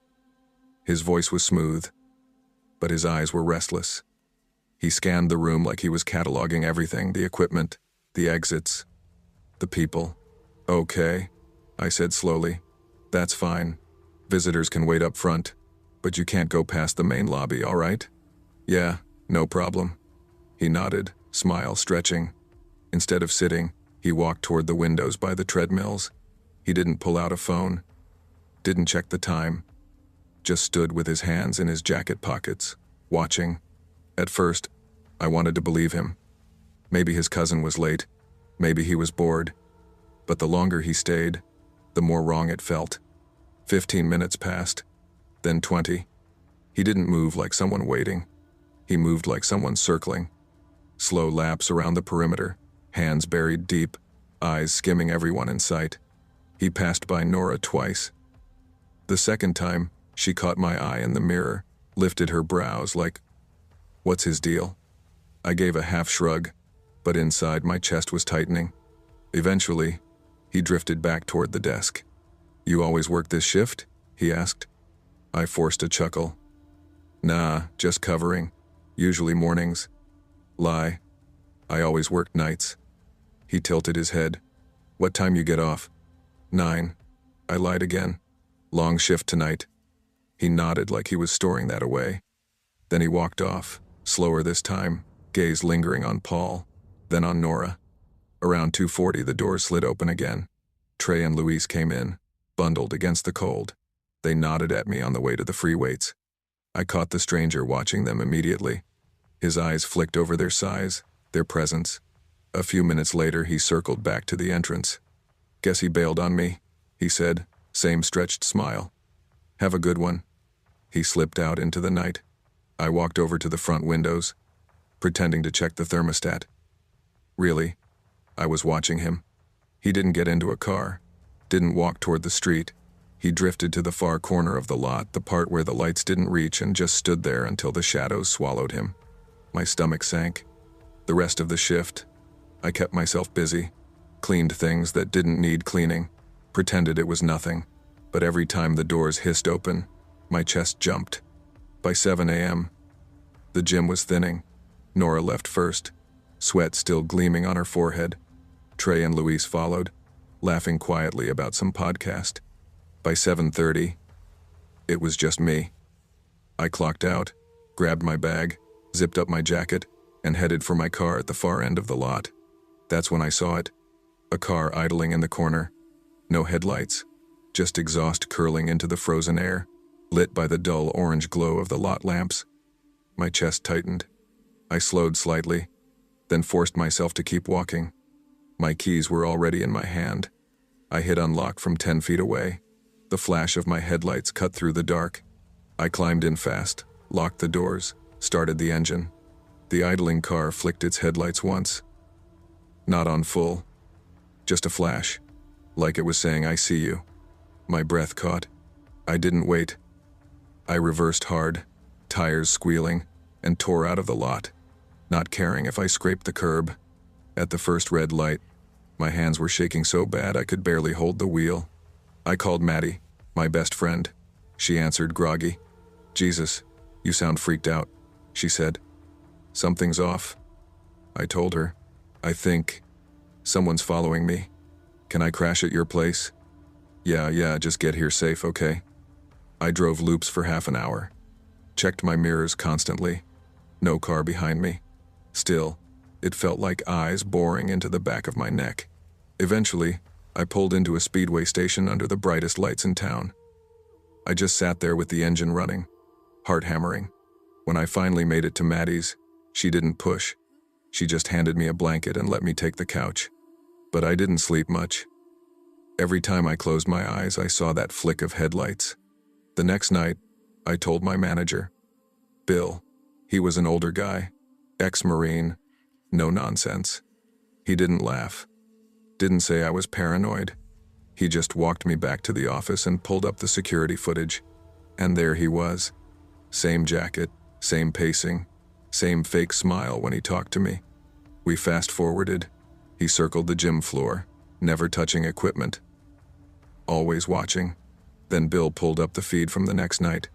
The stranger came back. Didn't come inside. Just stood in the far corner of the lot, hands in his pockets, face tilted toward the building. For nearly an hour, my chest went cold. We called the police. 2 officers showed up 20 minutes later. Took my statement, asked Bill to save the footage. Said they'd file a report and add patrols. But I could tell by their tone they couldn't do much unless he did something. As they were leaving, one of the officers grabbed the front door handle to step outside. That's when he froze. There was a note tucked into the handle. Folded tight. No envelope. He handed it to me. 1 line. Blocky handwriting. You looked cold last night. I could have kept you warm. My blood turned to ice. The officers bagged it as evidence, promised to add patrols. But that didn't make me feel safer. The next day, I asked Bill to move me to day shifts. He didn't argue. Months later, I still can't shake it. Even now, when I pull into a parking lot at night, I check the corners first. Every time. I lock the doors the second I sit down. I never saw him again. But sometimes, in the quiet moments pulling up to a gas station, parking outside my apartment, I imagine headlights flicking once in the dark. Not bright. Just enough to say, I see you. And I know he wasn't waiting for his cousin. Welcome, sleepy soul. I'm your storyteller tonight, here to help you drift into deep, peaceful sleep. Before we begin, don't forget to like the video and subscribe for more bedtime stories. Let me know in the comments where you're watching from and what time it is. And if there's a story you'd like to hear next, I'd love to know that too. I was 13 when it happened. 13 going on 14, that in-between age where you think you're invincible, but you're not old enough to understand how fragile life really is. Back then, my summers in Mexico felt endless. My mother and I were living with my tío Roberto in a little town outside of Ciudad Juarez. It wasn't a pueblo you'd see on a postcard. No bright colors, no fancy architecture. Just cracked roads, half-paved sidewalks, and a mix of quiet neighborhoods surrounded by stretches of desert. Our town had a population of maybe 300, if that, and everyone knew everyone. I wasn't lonely, though. I had my older cousin Alejandra, who was 15, and my best friend Sophia, who was 16 and lived just a few houses down. The 3 of us were inseparable. We didn't have malls or movie theaters close by, so we made our own fun, sometimes sneaking to the old soccer field after dark, sometimes walking to the tiny convenience store to buy sodas and spicy chips, laughing so hard we forgot the time. That summer, the heat was unbearable. Even after the sun went down, the air felt heavy, like the desert was still breathing fire back at us. Nights became our escape. The darkness made us bold. "Dude, let's go to the school," Sophia said one night, fanning herself with her shirt. It was almost 11 p.m. Alejandra groaned. "The school? What, you want to study math problems at midnight?" "No," Sophia laughed. "The sprinklers. They turn on at night. It's like running through rain, but better." I hesitated. "My mom's not going to be cool with us being out that late." "She never notices," Alejandra said, rolling her eyes. "Besides, we've done it before. We'll be fine." She wasn't wrong. We had gone a few times, running barefoot in the wet grass, screaming like maniacs while the sprinklers shot water at us. Nobody cared. The school sat 5 blocks away from my tío's house, surrounded by houses that mostly kept their windows shut at night. It felt hidden, almost like our secret playground. I wanted to be cautious, but at 13, you don't want to be the one who ruins the fun. "Fine," I said, but only for a little while. The walk there was filled with chatter. Sophia told us about a boy she liked from the next town over. Alejandra kept teasing me about how short I was. The streets were dimly lit, some lamps flickering, others dead completely. The silence of the town at night was eerie, but with the 3 of us together, it just felt like an adventure. When we reached the schoolyard, the sprinklers were already on. "Orale!" Sophia shouted, kicking off her sandals and running straight into the mist. Her hair stuck to her face, her laughter echoing through the empty lot.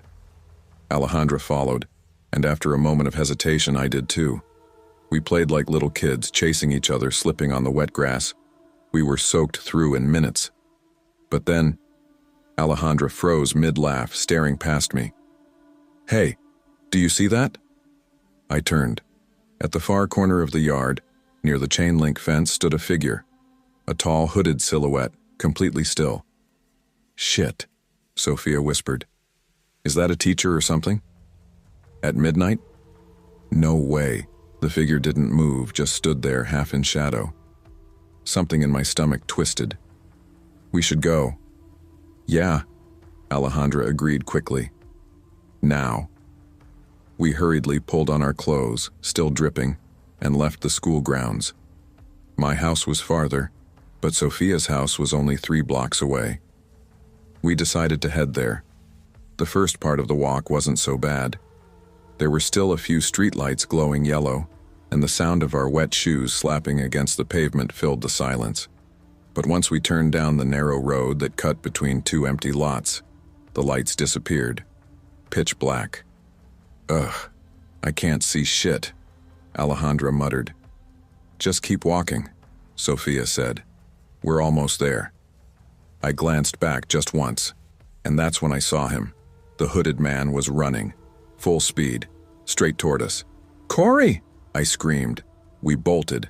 My lungs burned, my soaked clothes clung to me, and my sandals threatened to slip off. I didn't look back again. I didn't need to. The pounding of heavy footsteps echoed behind us. Sophia's house came into view like salvation.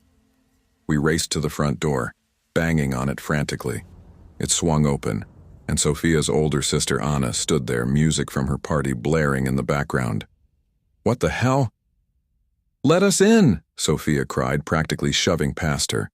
We collapsed in the living room, gasping, trying to explain all at once. He was chasing us. He had... "Slow down," Anna said firmly. "What are you talking about?" Before we could answer, a group of guys from the party stepped forward. "Someone was following you?" one of them asked. "Yes," I panted. "A man. Hood. He was running after us." The guys exchanged looks.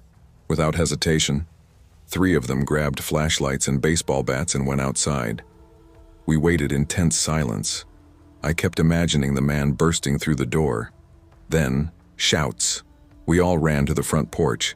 The guys had found him. He was crouched in the bushes across the street. And when they got closer, he pulled something from his pocket. A knife. "Back off," one of the guys yelled, holding up his bat. For a terrifying moment, nobody moved. Then the hooded man suddenly bolted, sprinting into the darkness. The guys came back, shaken but trying to act tough. "Yeah, he was armed," one of them said. "Crazy bastard." Anna turned to us. "You girls are lucky. If he had caught you..." She didn't finish the sentence. We ended up staying at Sophia's house for a while, too scared to leave. Eventually, though, Alejandra insisted we go back to my place together. The guys offered us a ride, but stupidly we declined. We ran the 5 blocks home, constantly looking over our shoulders. That night I barely slept. Every sound outside made me flinch. Every shadow looked like a hooded man waiting for me. Now, more than a decade has passed. I still think about that night. Sometimes I wonder what would have happened if we hadn't noticed him standing there in the corner. What if we hadn't looked back? I know people will say, "Oh, it was just some creep with a knife. You got lucky." And maybe that's true. But part of me remembers the way he stood so still, the way he hid in the bushes like he was waiting. And sometimes I wonder, was he waiting just for us? It wasn't the last time I felt fear in the desert. A few years later, when I was 19, I was on a winter road trip with 3 friends, Carla, Luis, and Tomas. We were driving from Chihuahua to San Antonio, cutting across the desert highways at night. The air was freezing. It even started to snow lightly, which felt surreal against the empty desert. For hours, we saw nothing but road, no signs, no gas stations, no headlights of other cars. Just us, surrounded by endless blackness. The mood in the car shifted.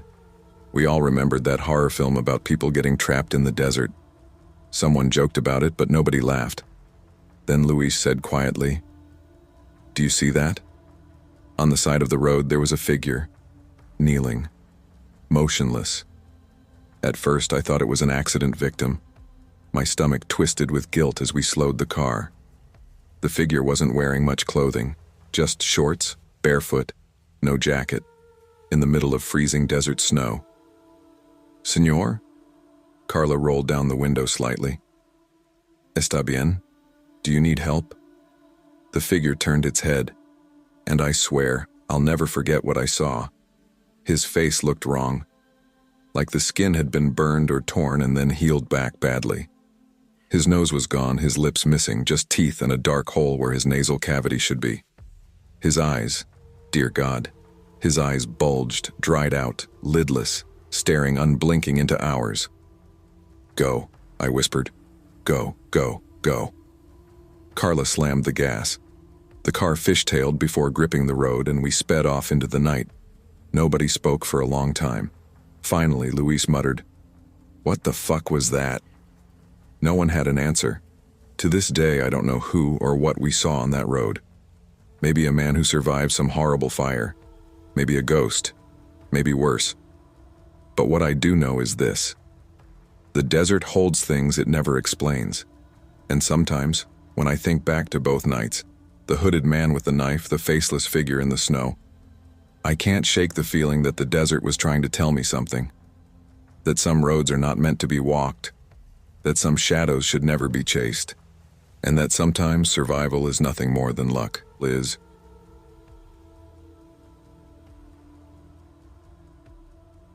I should have known better. That's what I kept telling myself long after that drive through the desert. I should have trusted my gut instead of brushing it off as just another one of those uneasy feelings you sometimes get on long, empty roads. But at the time, it felt like just another adventure, another dusty corner of Mexico to explore. See, before I moved up to the Midwest for work, I spent almost a decade living in northern Mexico. I was in my early 20s, still caught somewhere between being responsible and wanting to squeeze the last bit of recklessness out of my youth. My best friend back then was Elena. She and I had a habit of spending weekends exploring old ghost towns, forgotten mining camps, little pueblos that barely showed up on maps. We weren't troublemakers, not exactly, but we both shared this itch for places that felt like they belonged to another time. Elena used to say, "The desert keeps secrets, Sophia. You just have to know where to look." And sometimes those secrets looked like nothing more than a cluster of ruined adobe walls or an abandoned church where bats had taken up residence. But that March afternoon in 2010, I realized the desert's secrets weren't always so harmless. We had spent the morning in San Isidro, a sleepy little town with a plaza, a crumbling mission church, and not much else. The old men sitting outside the cantina had watched us with mild curiosity as we walked around taking photos. By mid-afternoon, the sun was dipping toward the horizon, the air cooling just enough to make driving bearable. Elena was behind the wheel of my SUV, her dark hair tied back in a messy ponytail, sunglasses slipping down her nose. I sat in the passenger seat with the folded paper map across my lap. We weren't in any hurry to get back home to Chihuahua City, but we decided to take the long way. Highway 47, which cut through hours of flat desert before eventually connecting with a bigger road north. "Are you sure about this route?" Elena asked, glancing at me as we rolled past the last cluster of houses. I traced the thin line on the map with my finger. "Yeah, it saves us about 40 minutes compared to going back through Parral. Besides," I smirked, "don't you want to see what's out here?" Elena laughed, shaking her head. "You and your ghost towns. I swear one day we're going to get stranded and eaten by coyotes. Better than dying of boredom." She rolled her eyes but didn't argue. That was Elena, always indulging my curiosity even when it made her nervous. The first hour was peaceful, in that way deserts can be. The land stretched out forever, broken only by low mesas and scattered rock formations. Not a single other car passed us. The road shimmered with heat in the distance, the horizon wavering like water. We had the music low, an old norteño station crackling in and out with static. At one point, Elena reached into the back seat for a bag of chips. "This is the kind of road where if your car breaks down, you're screwed," she said between bites. "Don't jinx us." But in my heart, I kind of liked that idea. The feeling of being somewhere completely forgotten by the rest of the world. Out here, it was just us, the desert, and the endless sky. At least that's how it felt. Until we saw the truck. It appeared ahead of us like a mirage, white, boxy, parked sideways across both lanes of the highway. At first I thought maybe it was broken down, but as we drew closer I realized the engine was running. "Elena," I said softly, "I see it." She slowed just a little, but the road was too straight, too empty. There was no reason for a truck to block both lanes like that. My stomach tightened. "Maybe he's a rancher," Elena suggested, though her voice didn't sound convinced. "Maybe he's, I don't know, checking something." "Then why park in the middle of the road?" I whispered. We were less than half a mile away now. My hands clutched the map until it crumpled. Suddenly, the truck pulled over to the shoulder, angling slightly but still pointed north, the same direction we were heading. Elena exhaled. "See? Nothing. He's letting us pass." But when we drove by, my eyes locked on the driver. He was alone, a middle-aged man with sunburned skin and a ball cap pulled low. His face was expressionless, but his eyes never left us, and in his hand was a black walkie-talkie pressed to his mouth. He didn't wave. He didn't nod. He just stared. "Did you see that?" I whispered. "Yeah." Elena tightened her grip on the wheel. "So what? Maybe he's just radioing his friend out here? To who?" We had barely gone 100 yards past him when his truck pulled back onto the road. Slowly, following. At first he kept his distance, maybe 40 feet behind, never closer, never farther. Elena pressed down on the gas, pushing us to 60, then 70. The truck matched our speed exactly. The silence in the SUV grew unbearable. I could hear the blood pounding in my ears. Finally, I said, "Do you have signal?" She shook her head, holding up her phone. "No bars." I checked mine. Same thing. "Shit," she muttered. We drove like that for 10 minutes. 10 minutes of a stranger shadowing us through a desert where nobody else seemed to exist. Every time I looked in the mirror, he was there, steady, watching. Then, in the distance, I spotted another truck coming toward us. Relief flickered for a moment. Another driver, finally. But as the old, beat-up pickup approached, crawling at maybe 20 miles per hour, my relief curdled into dread. The driver was another middle-aged man, and in his hand, unmistakably, was a walkie-talkie. "Elena." "I see him." Her voice shook. We flew past the old truck, our SUV rattling from the speed, and in the rear view I watched him make a slow, deliberate U-turn. The man in the white truck spoke into his radio. My throat went dry. They're working together. Elena's knuckles were white on the steering wheel. What the fuck do we do? The two trucks closed in behind us. The newer white one rode our bumper, edging close enough that I swore I felt the SUV shudder when he nearly touched us. The older truck stayed just behind him, keeping formation. "Don't slow down," I said, my voice rising. "I'm not." Elena's foot was slammed against the gas pedal. "We're at 90. If I push it more, we could spin out." Better than stopping. The white truck swerved left, sliding into the opposite lane. For one horrible second, I thought he was going to ram us off the road. But instead he accelerated, pulling up alongside us. "He's trying to pass," I said. "If he gets in front of us..." Elena's voice cracked. "They'll box us in." We both knew what that meant. Out here, boxed in, stopped, with no one around for miles. Whatever they wanted to do to us, they would. Elena's eyes darted to the desert on both sides of the road, flat stretches of scrubland and jagged rocks. Should we go off-road? My chest ached. If we get stuck? The white truck edged closer, his bumper inches from our door. Elena swerved away, tires screeching. "Hijo puta!" she screamed, her voice shaking. I grabbed the dash, my heart slamming. "Just keep going, don't let him pass." And then just as suddenly the road crested a low hill. Salvation. A sign flashed by on the right. San Miguel Mission. National Monument, 2 kilometers. And as we came down the incline, another truck appeared.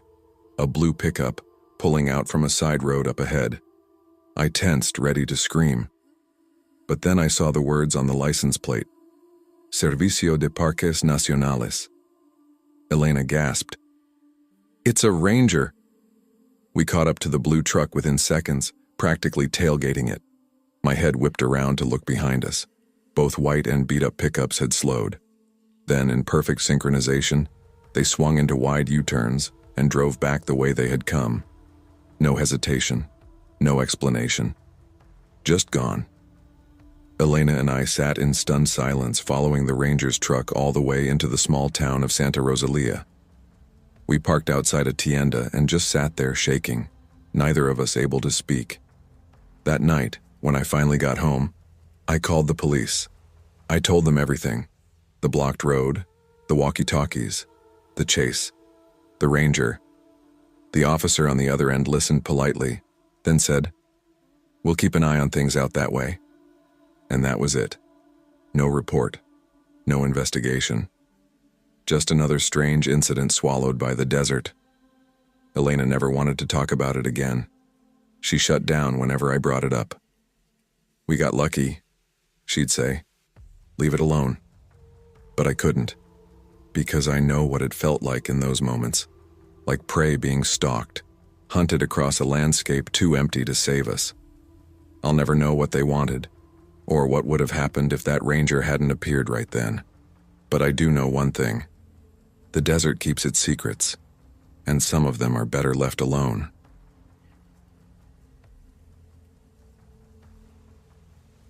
I was 21 the first time it happened, and I swear to you I am not the kind of person who goes around chasing ghost stories or creepy legends. I don't look for this stuff. I don't even like horror movies. But some things come for you whether you're looking for them or not. I should back up a little. My name is Rachel, and at the time I was a college student in Flagstaff, Arizona. My family lived back in Laredo, Texas, so whenever I had breaks, I usually made the long drive south and east. It was cheaper than buying a plane ticket, and besides, I loved seeing my dog, Luna, who still lived with my parents. That little mutt was basically my shadow growing up. Most of the trip took me through New Mexico. Empty desert, endless roads, not much else. Normally I planned my drives better so I wouldn't be in the middle of nowhere after dark. But this time, well, let's just say nothing went according to plan. I wasn't alone on this trip. My cousin Alex rode shotgun while my best friends Carla and Benita were in the back seat. We figured spring break would be more fun if we all went together, and honestly, I was looking forward to it. We had snacks, music, and bad singing to keep us awake. But we left too late. That was my fault. I forgot my laptop charger back in my dorm and had to turn around to get it. By the time we passed Albuquerque, the sun was gone. The desert was already black, only lit up by my headlights and the occasional car in the distance. It was early March, cold and damp, the kind of night where the rain spits at you in intervals. We joked around for a while, but by midnight everyone else was quiet. Carla had her hoodie pulled over her head, already dozing. Benita was scrolling on her phone, earbuds in. Alex kept offering to drive, but I told him I was fine. At about 12:45 a.m., we passed a dusty little town, one of those that looks like it has maybe 3 buildings, a gas station, and a faded diner that probably hasn't been open in years. After that, it was nothing but desert highway. That's when we saw the first car in a while, a silver Corolla ahead of us. I remember it because Alex said, "Damn, finally someone else on this road." I was starting to think we were the only ones alive out here. I laughed. "Don't say that, bro." This is exactly how horror movies start. He grinned and leaned his seat back. Yeah, and you're the dumb main character who ignores all the warning signs. We passed the Corolla after a few miles and kept going. 10 minutes later, everything went wrong. I don't care if you believe me. I just know what I saw. We were cruising at about 70 when I caught movement in the headlights.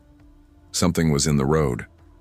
At first I thought it was a deer or maybe a drunk person trying to cross, so I slammed the brakes. The car fishtailed on the wet pavement, but I managed to stop about 20 feet away. Alex sat up straight, eyes wide. Holy shit. What is that? The thing was tall. Way too tall to be a person. 7, maybe 8 feet. Hunched but upright. Its arms hung lower than they should, fingers almost touching the ground. The skin, or what was left of it, looked stretched, shredded in strips like it had been peeling off for weeks. Carla bolted upright in the back seat. ¿Qué es eso? Rachel, what the hell is that?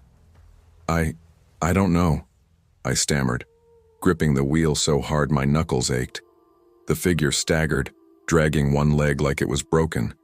But the way it moved, jerky, unnatural, made my stomach twist. Then it lifted its head.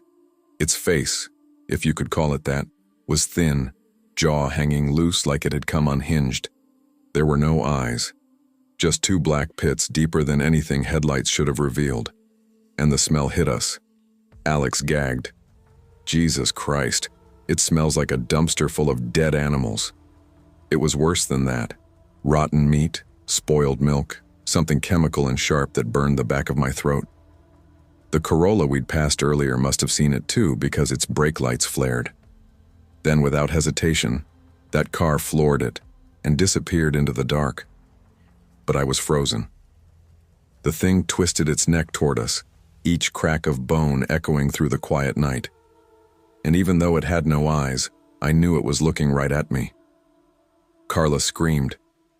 Benita pressed her face into her hoodie. Alex whispered, "Drive. Rachel, drive right now." That snapped me out of it. I slammed the gas, and the Mariner roared forward. Tires screeched, and we flew past the thing. I swear, as we passed, it turned its whole torso like an owl, its mouth yawning open wider than it should, like it was unhinging to swallow the night. I kept driving, pedal almost to the floor. My hands shook against the wheel, and my breath came out in sharp gasps. Nobody spoke for a full minute. Then Carla shouted, voice breaking, "What the fuck was that? What the hell did we just see?" Benita was trembling, whispering prayers in Spanish. "Dios mío, protégeme, protégeme." Alex was silent, but I could see his jaw locked tight, knuckles white on the armrest. That's when I noticed the dashboard. The temperature gauge showed 29 degrees. "What the hell?" I muttered. It was 65 earlier. No way it dropped that fast. And then, as if the desert had turned against us, fat white snowflakes began slapping the windshield. "Snow!" Carla shouted. "We're in southern New Mexico. This doesn't make sense." The desert in March, at 1 in the morning, should have been cool, not freezing. Definitely not snowing. But it was. After another 30 miles, I spotted lights. Thank God. A small gas station glowing in the distance like a beacon. I pulled in, hands still trembling. We sat there for a moment, engine idling, no one moving. Carla finally broke the silence. I don't think that was human." Alex muttered, "It wasn't. Humans don't smell like that, don't move like that." Benita had tears streaming down her face. "We should never have stopped. We should have just kept driving." I stared straight ahead, voice shaking. "Guys, listen. I don't know what it was, but we can't talk about this to anyone else, okay? They'll think we're crazy." Carla turned on me furious. "Crazy? Rachel, we all saw it. Don't act like we imagined that thing." "I'm not saying we imagined it," I snapped back. "I'm saying no one will believe us." The argument died off, leaving heavy silence. After filling up, we piled back in the car. The snow had stopped as suddenly as it started. The temperature read 64 degrees again, like nothing had ever changed. None of us spoke for the rest of the drive. We made it to Laredo around 6 a.m. Everyone looked like hell. Dark circles, pale faces, eyes haunted. My mom asked if we were okay, and I just said we drove through the night and were tired. But the truth never left us. Carla still refuses to drive at night. Benita prays every time we get on the highway. Alex never talks about it. If you ask, he just changes the subject. As for me, I don't take that route anymore. I'd rather add hours to the trip than see that stretch of desert again. I don't know what we saw. I don't know if it was a skinwalker, a shapeshifter, or something worse. All I know is this. It looked at us. And sometimes, when I'm driving alone at night, I still feel those empty black pits staring from the dark. Please, if you ever find yourself on a lonely desert road past midnight, and you see something moving where no one should be, don't stop. Don't look. Don't give it the chance to notice you. Because once it does, I don't think you can ever forget it.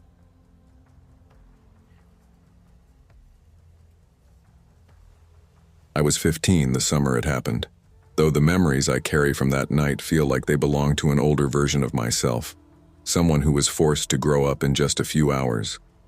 For most of my childhood, I had lived in the United States. My parents had come from a small farming village in the mountains of Guerrero, Mexico, but I was born in Texas. We moved around a lot. Dallas, Houston, then finally settled near San Antonio. My parents worked construction and cleaning jobs, sometimes 2 at a time, and money was always tight.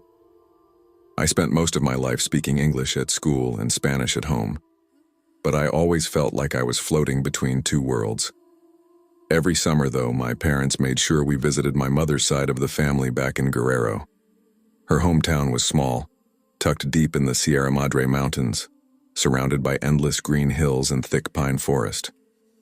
There was no Walmart, no Starbucks, not even a paved road leading in, just dirt and stone paths winding up from the highway. The air was cooler there, carrying the smell of pine sap and earth after rain.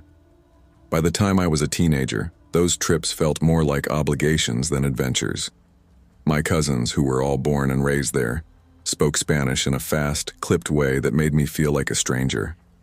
I understood them, but I couldn't joke like they did. Still, I went along, because family was family. That summer, something happened that would change how I thought about the place forever. It was late June when we arrived.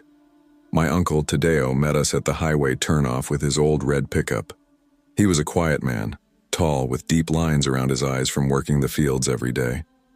His wife Teresa was the opposite, warm, loud, always teasing us about how pale we looked compared to our mountain cousins. I sat in the back of the truck with my cousins, Javier, who was 16 and carried himself like he was already a man, and Rosa, who was 13 and always carried a slingshot tucked into the waistband of her jeans. ¿Y qué? ¿Ya te olvidaste del monte o qué, gringo? Javier shouted over the rumble of the engine, smirking. I didn't forget, I said, though my accent made him laugh. You sound funny, Rosa said, like the kids in the novelas when they pretend to be from the US. I rolled my eyes, but secretly I wished I sounded like them. We spent the first few days helping around the farm. The land was hilly, with patches of cornfields and goats grazing in the distance. Nights were dark, so dark you couldn't see your hand in front of your face unless the moon was out. Unlike in Texas, where you could always hear cars in the distance, here the only sounds at night were insects and the occasional dog barking. That silence would later haunt me. It happened about a week into our stay. I had gone to bed in the small room I shared with Javier. The air smelled faintly of wood smoke from the kitchen fire, and through the open window I could hear the usual chorus of crickets. Sometime deep in the night I woke up. At first I thought it was just because I needed to pee, but then I realized the crickets were gone. No buzzing, no chirping. The silence pressed against my ears, heavy and unnatural. I sat up, heart thumping. Javier was snoring softly beside me, completely unaware. I whispered, "Javi, hey, wake up." But he only shifted and muttered. For a minute I debated lying back down, but something in me, it wasn't curiosity, It was almost instinct. Pulled me to the window. I peered out. The moon was hidden behind clouds, leaving the trees at the edge of the cornfield in black silhouette. That was when I felt it. Not saw, felt. The sense of eyes on me. My skin prickled. I whispered again, louder. Javi, en serio, wake up. This time he stirred. ¿Qué pasó? Listen, I said. Do you hear anything? He rubbed his face. No. Why? It's too quiet. He frowned, finally noticing the silence. For a boy who grew up here, he understood what I meant right away. A lo mejor hay coyote, he said. But his voice lacked confidence. We crept outside, barefoot on the packed dirt. The night air was cool. My stomach twisted as I scanned the tree line. I half hoped it was just an animal. But then I saw it. It was standing just beyond the cornfield where the trees began. At first it looked like a shadow, but shadows don't have eyes. These eyes glowed faintly, 2 points of red in the darkness. I froze, breath catching in my throat. Javi, I whispered. He saw it too. I knew because he muttered under his breath, Dios mío. The figure was tall, taller than any man I'd ever seen. Its body was thin, almost skeletal, and from its head jutted 2 uneven shapes like horns or twisted branches. It didn't move at first. It only stood there watching us. Then, without warning, it made a sound. Not a coyote, not a dog. It was a howl, deep and guttural, rising into the night before breaking off into short, sharp grunts. The sound vibrated in my chest, so wrong, so unlike anything natural, that I nearly screamed. Rosa appeared at the door then, rubbing her eyes. ¿Qué están viendo? She asked. But the moment she looked toward the field, her face went pale. Get inside, Javier ordered, pushing her back. We slammed the wooden door and bolted it. Inside, the adults stirred awake. My uncle Tadeo grabbed his machete. ¿Qué pasa? There's something out there, Javier said quickly. Un hombre. No sé. Not a man, I blurted. It had horns. Its eyes. My Aunt Teresa made the sign of the cross. Ay no, no me digas eso. The rest of that night stretched on forever. We sat inside, every creak of the house making us jump. At one point, something brushed against the outside wall. My uncle stood by the door with his machete, muttering prayers under his breath. Maybe it's just an animal, my mother said, though she sounded like she was trying to convince herself. No animal I know has eyes like that, Tadeo said firmly. We never heard it leave. At some point, the insects returned, cautiously at first until the night sounded normal again. Only then did anyone dare to sleep. The next morning, the adults searched the edge of the field. They found nothing, no footprints, no broken branches. The ground was too dry, but I knew what I saw. So did Javier and Rosa. For the rest of the summer, we never stayed out late again. Nights became suffocating, every shadow a threat. The adults avoided talking about it, but I sometimes caught them whispering, words like Nahual and Espiritu Malo. I never saw the figure again, but that doesn't mean it wasn't still there. Sometimes, when the wind shifted through the trees, I swore I heard a faint, low grunt echoing in the distance. It's been a decade since then. I live in Texas now, working a regular job surrounded by highways and noise. But sometimes, late at night, when the city quiets and I find myself alone, I remember that silence in the mountains, and I wonder if it remembers me.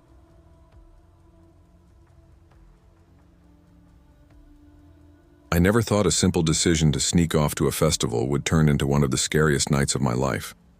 Back then, I was 15, spending the summer with my mom's side of the family in a small town in Jalisco, Mexico. The town wasn't exactly tiny. There were a couple thousand people living there, but it still had that close-knit, everybody knows everybody feel. The streets were narrow, most of them unpaved, and at night, the only real light came from porch bulbs or the little tiendas scattered around. What I loved most were the festivals. You couldn't go more than a couple of weeks without some kind of fiesta happening, sometimes for a saint, sometimes for a harvest, sometimes just because the community needed an excuse to come together. There'd be music, fireworks, rides, food stands, all of it. It felt like the whole town was alive on those nights. One afternoon, I was hanging out with my cousins in my Tia Rosa's courtyard, drinking Cokes from glass bottles and swatting mosquitoes, when I asked a dumb question. "Why aren't we going to a festival tonight?" I said, genuinely confused. My cousin Lucia gave me a look like I had 3 heads. "Pues porque there's a break right now. Always 2 weeks in between, don't you know?" I shrugged. Nobody told me that. Her younger brother Diego snorted. "Claro que no. You're just the gringo cousin who comes in summers." "Hey," I shot back, laughing. "Half gringo. My mom's from here, remember?" "Yeah, but you don't know the rules," Lucia said, rolling her eyes. "Every town takes turns. That way, everyone can actually go." That's when our friend Anna, who lived down the street, leaned forward and lowered her voice like she was sharing a secret. "Actually, I heard there's one tonight. In Santa Esperanza. My uncle went last year. It's not huge, but it's supposed to be fun." Diego immediately shook his head. "No way. That's too far." "It's not that far," Anna argued. "You just cut across the old fields, through the cemetery, then it's maybe half an hour walk. We could be there before it even gets good." Lucia frowned. "Through the cemetery? Are you loca?" Anna smirked. "What, are you scared?" I laughed a little. "Hold up. Cemetery? At night? That's the only way?" "There's the road," Diego said. "But it's way longer. Like an hour. Nobody wants to walk that." Anna crossed her arms. "Exactly. The shortcut's fine. People do it all the time." Lucia shook her head, her face serious. "Not at night, they don't. There's stories." "Always with the stories," Anna groaned. "Your abuela tells stories about everything. If we listened to her, we wouldn't go anywhere." But the idea stuck.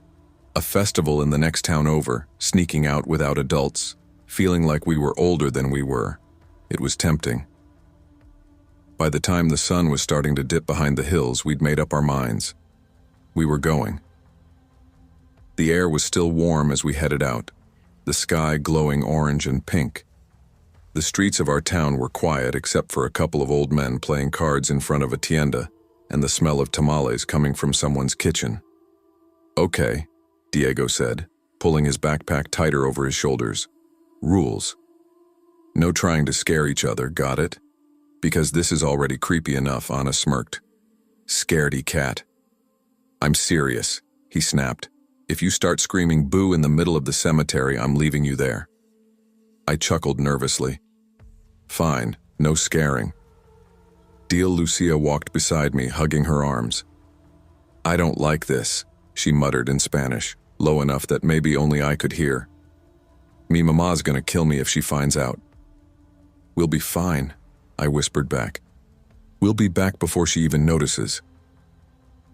We reached the cemetery just as the last light faded. It wasn't like the manicured cemeteries back in the States. This one had uneven dirt paths, leaning crosses, cracked stone markers, and candles flickering here and there, left by family members earlier in the day. The air felt heavier inside, quieter, like even the insects knew to hush.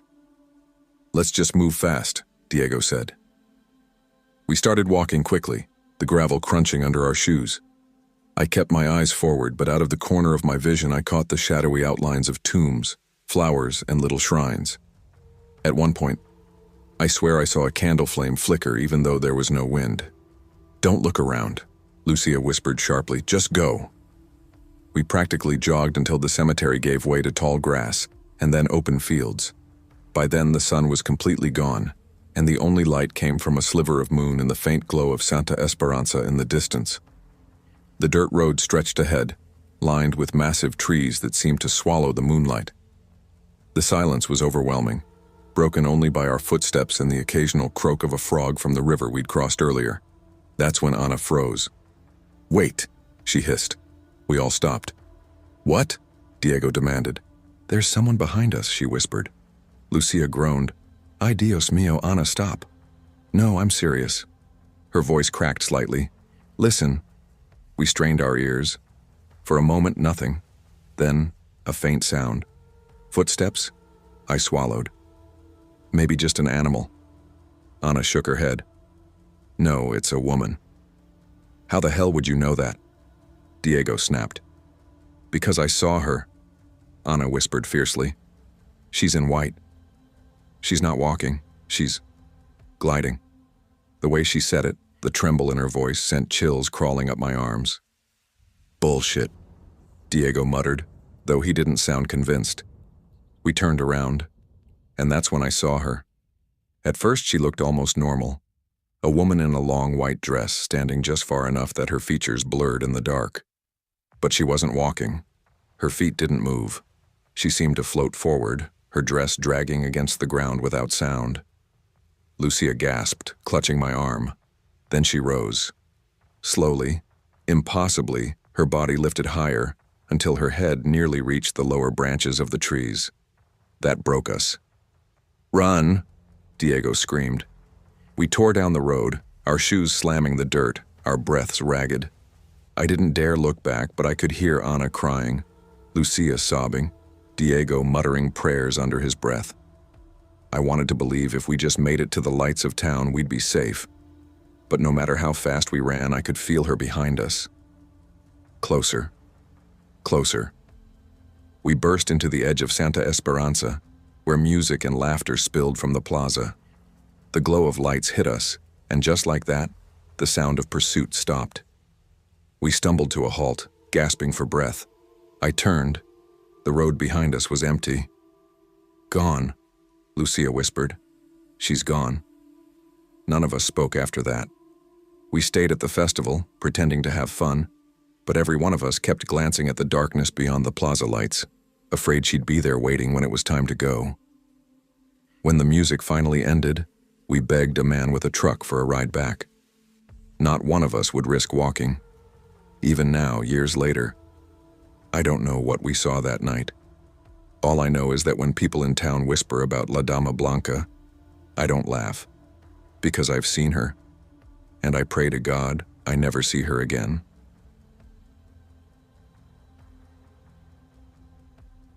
I grew up hearing stories that made the hair on the back of my neck stand up, the kind of tales whispered late at night when the air feels heavier than usual. Some were about witches, others about strange lights moving across the desert sky. But there's one story my family swears by. One I was too young to remember clearly, but old enough to feel its weight when the details were retold over and over through the years. Back then, we were living in a small border town in northern Mexico, just a few miles south of the Rio Grande. It wasn't the kind of place where exciting things happened. Most people worked during the day, came home tired, and sat outside on their porches at night while the kids ran around. That's how life was. Slow, simple, but also carrying that unexplainable sense of mystery that deserts tend to keep. My father had recently come home from his job at a maquiladora on the Texas side. He often brought back things that surprised us, tools, radios, random equipment. But one night, he brought something that felt like a toy and a weapon at the same time. A giant searchlight he had gotten from a friend who worked in construction. It wasn't just a flashlight. This thing looked like something stolen from a stadium. The round head was almost as wide as my chest, heavy enough that my father had to lift it with both arms. He'd placed it in the bed of his old truck because it wouldn't fit anywhere else. That night, as the desert air cooled and cicadas buzzed in the darkness, my mom came outside wiping her hands on her apron. She looked at the searchlight with curiosity. ¿Qué es eso, viejo? She asked, half laughing. What's that, old man? My dad grinned, clearly proud. It's a reflector. Mira nomás, watch this. You'll see my older brother Luis, who was 11 at the time, was bouncing with excitement. My sister Camilla, 9, grabbed my arm and whispered, maybe it's like the bat signal. You know?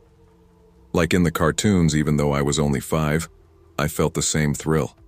Something about shining a light that powerful into the sky made us feel like we had control over the darkness itself. Okay, stand back, my father said, pulling a long orange extension cord across the patio and plugging it in. The bulb hummed low for a second before bursting into blinding light. It wasn't like a regular flashlight beam. It was a column of pure white that seemed to slice the night in half. "Orale!" Luis shouted, shielding his eyes. "It's crazy bright."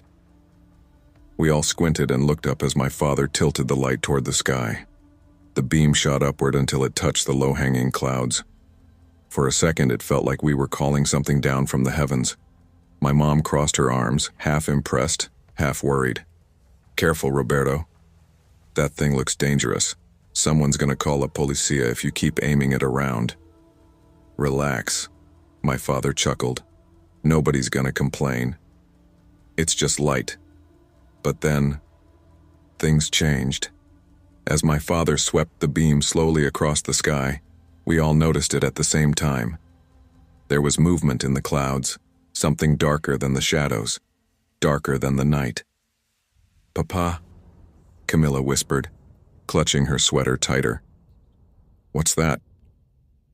At first, my father didn't answer. He narrowed his eyes, adjusting the light so it held steady on the shapes.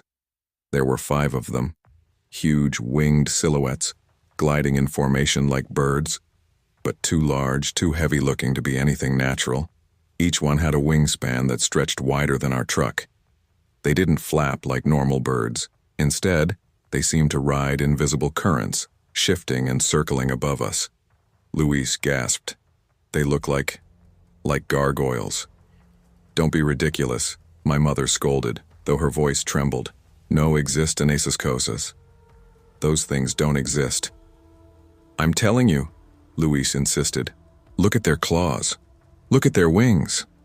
And he was right. The more they descended through the glow of the searchlight, the clearer the details became. Their bodies weren't feathered. They were rough, leathery, almost reptilian. Their wings folded and spread like those of giant bats, but their torsos were built like men, thick and muscular. Even from a distance, we could see claws curling from their hands and feet, sharp and long like knives. One of them tilted its head, and in that moment, I swear it looked straight at us. Its eyes caught the light and reflected back like amber fire. My mother grabbed me by the shoulders and pulled me closer. "Inside. Vámonos ya. Let's go inside now." But my father didn't move. He stood frozen, hand gripping the handle of the searchlight, his jaw tight. They're too big," he muttered under his breath, as if speaking only to himself. "That's impossible." The creatures circled lower, and for a moment it seemed like they were performing some kind of pattern, spiraling, splitting apart, then rejoining again. It wasn't random. It was deliberate, almost like they were showing us something. Luis shouted, "Why are they coming closer?" Camilla was crying now, hiding her face against my mom's apron.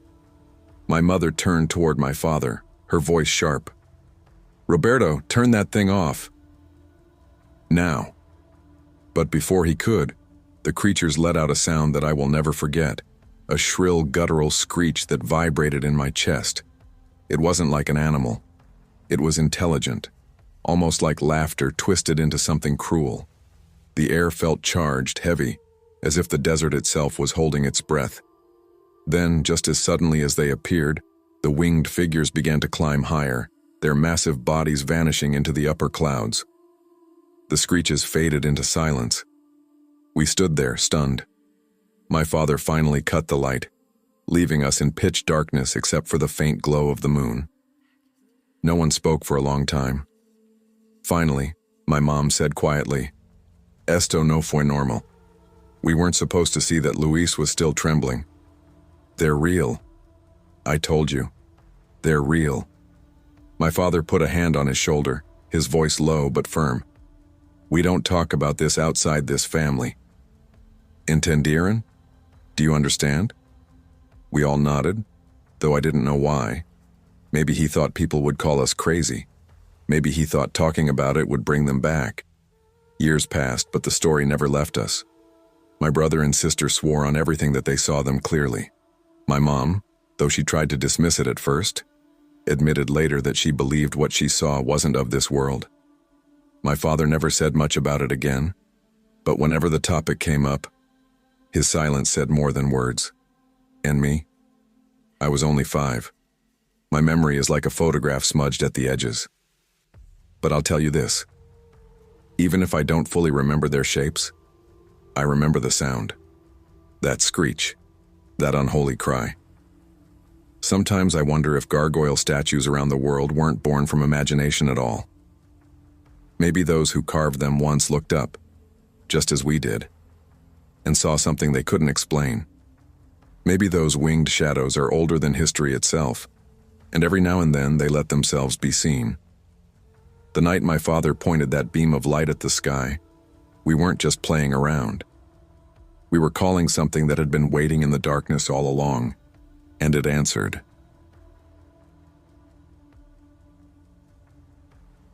I was never the type to believe in little green men or flying saucers.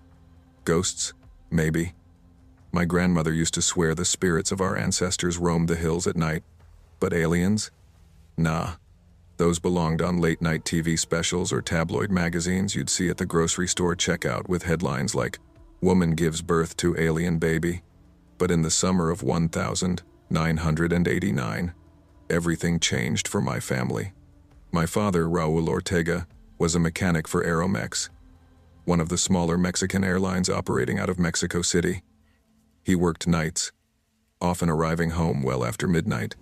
We lived in San Felipe del Rio, a small hillside town about an hour's drive outside the city. Our house sat high on a slope overlooking a stretch of farmland and power lines that cut across the valley below.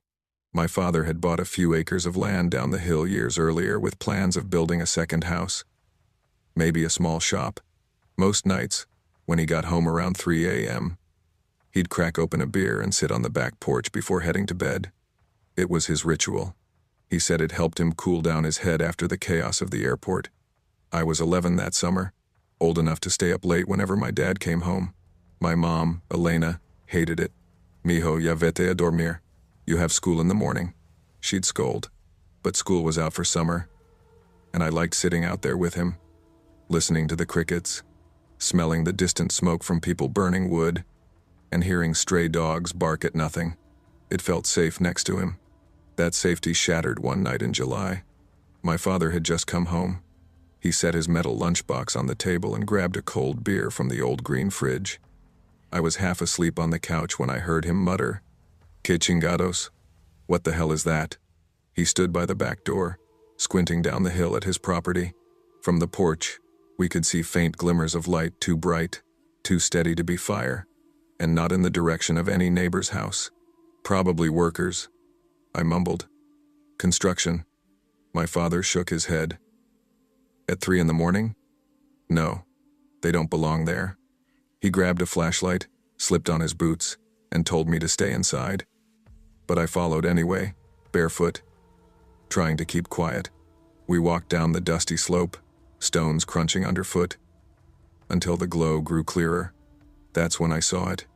A disc-shaped craft sat on the edge of our land, silver gray and smooth like polished metal, about the size of 2 trucks parked side by side. A ramp extended down, spilling out a pale white light, and moving in and out of that light were things, small figures, no taller than 4 feet, skinny arms, big heads, eyes like black almonds that swallowed their faces. They weren't wearing clothes the way we did. Their bodies were wrapped in tight, dark suits that glistened under the light, almost like scuba gear. My father stopped dead in his tracks. His beer slipped from his hand, foaming into the dirt. He yanked me behind a bush. "No, Habels, don't move," he whispered. His voice shook in a way I'd never heard before. The beings moved strangely smooth, fluid, like their joints bent differently. One crouched near the transformer pole on the road, pulling a cable that ran from their ship straight into the box. They were stealing electricity. I'll never forget the sound, the faint humming, the crackle of power, and then suddenly, boom, the whole valley went dark. Every light in San Felipe, every bulb on the horizon gone. Blackout. The beings froze for a moment. Then, in perfect unison, they turned their heads toward us. My father gripped my arm so tight it hurt. "Don't breathe." he hissed. The creatures didn't walk the way people did. They glided, silent. One of them tilted its head, as if sniffing the air. My heart pounded so loud I was sure they'd hear it. After what felt like an eternity, they returned to the ship. The ramp retracted, the glow vanished, and with a low vibrating hum that shook the ground, the saucer lifted, tilted, and disappeared into the night sky like a shooting star. We didn't move for several minutes. Finally, my father whispered, "Jesu Cristo, we need to go home. Now." The next morning, my father went down to the site again. I followed, despite his protests. The grass was singed in a perfect circle. On one of the metal poles nearby, strange markings had been etched symbols that looked like a mix of hieroglyphs and geometric lines. My father touched them and pulled his hand back as if they burned. "Esto nunca pasó. You hear me?" He told me firmly. "We don't talk about this." So, and we didn't. For weeks, life went back to normal. Or at least, it seemed like it. Until the night they came inside. It was late August when my father woke up unable to move. He told me about it the next morning. Pale and shaking as he chain-smoked at the kitchen table. "I could only move my eyes," he said. "And they were there. 3 of them. 2 small ones. And 1 taller. Taller than me. 6 feet. Maybe more. They were just watching us." "Watching who?" my mother asked nervously. "All of us, you. The kids." He said they weren't wearing the same black suits. These wore something like white coats, almost like doctors. They hovered, not standing but floating above the floor. Then, just as suddenly, they vanished. The only thing left was a high-pitched ringing in his ears. That was the night my father stopped sleeping in the dark. I didn't believe him completely. Not until it happened to me. It was September. School had just started. I woke up in the middle of the night with a crushing weight on my chest. My body wouldn't respond. My arms pinned, my mouth sealed. Only my eyes darted around in terror. And then I saw it. One of them, standing at the foot of my bed. Its enormous black eyes locked onto mine, unblinking. Its head tilted slowly, studying me like I was an insect in a jar. It didn't speak, but I felt something. A pressure in my head, like it was rummaging through my thoughts, my memories, my fears, and then just as suddenly it was gone. The weight lifted. I gasped and screamed. My parents ran in, but of course, there was nothing there. "Lo soñaste," my mother said, holding me. "You dreamed it." But my father met my eyes, and I knew he believed me. From then on, the encounters didn't stop. They escalated. Lights in the sky, strange ringing noises at night, a feeling of being watched constantly. My little sister woke up crying one night, saying, "The doctors with the big eyes touched her hair." We never heard words from them, never got answers, just that constant sense of being studied, inspected, like animals in a lab. My father tried to fight it. He slept with a machete by his bed. He sprinkled salt at the windows, but none of it mattered. They came when they wanted. And then, just as suddenly as it began, the visits stopped. It's been decades since 1989. My father passed away in 2005, never fully recovering from those nights. He never told anyone outside the family. He feared ridicule. But me, I still remember every detail. And sometimes, when I wake up in the dead of night, my ears ringing, I wonder if they're still out there, watching, waiting, not gone, just patient.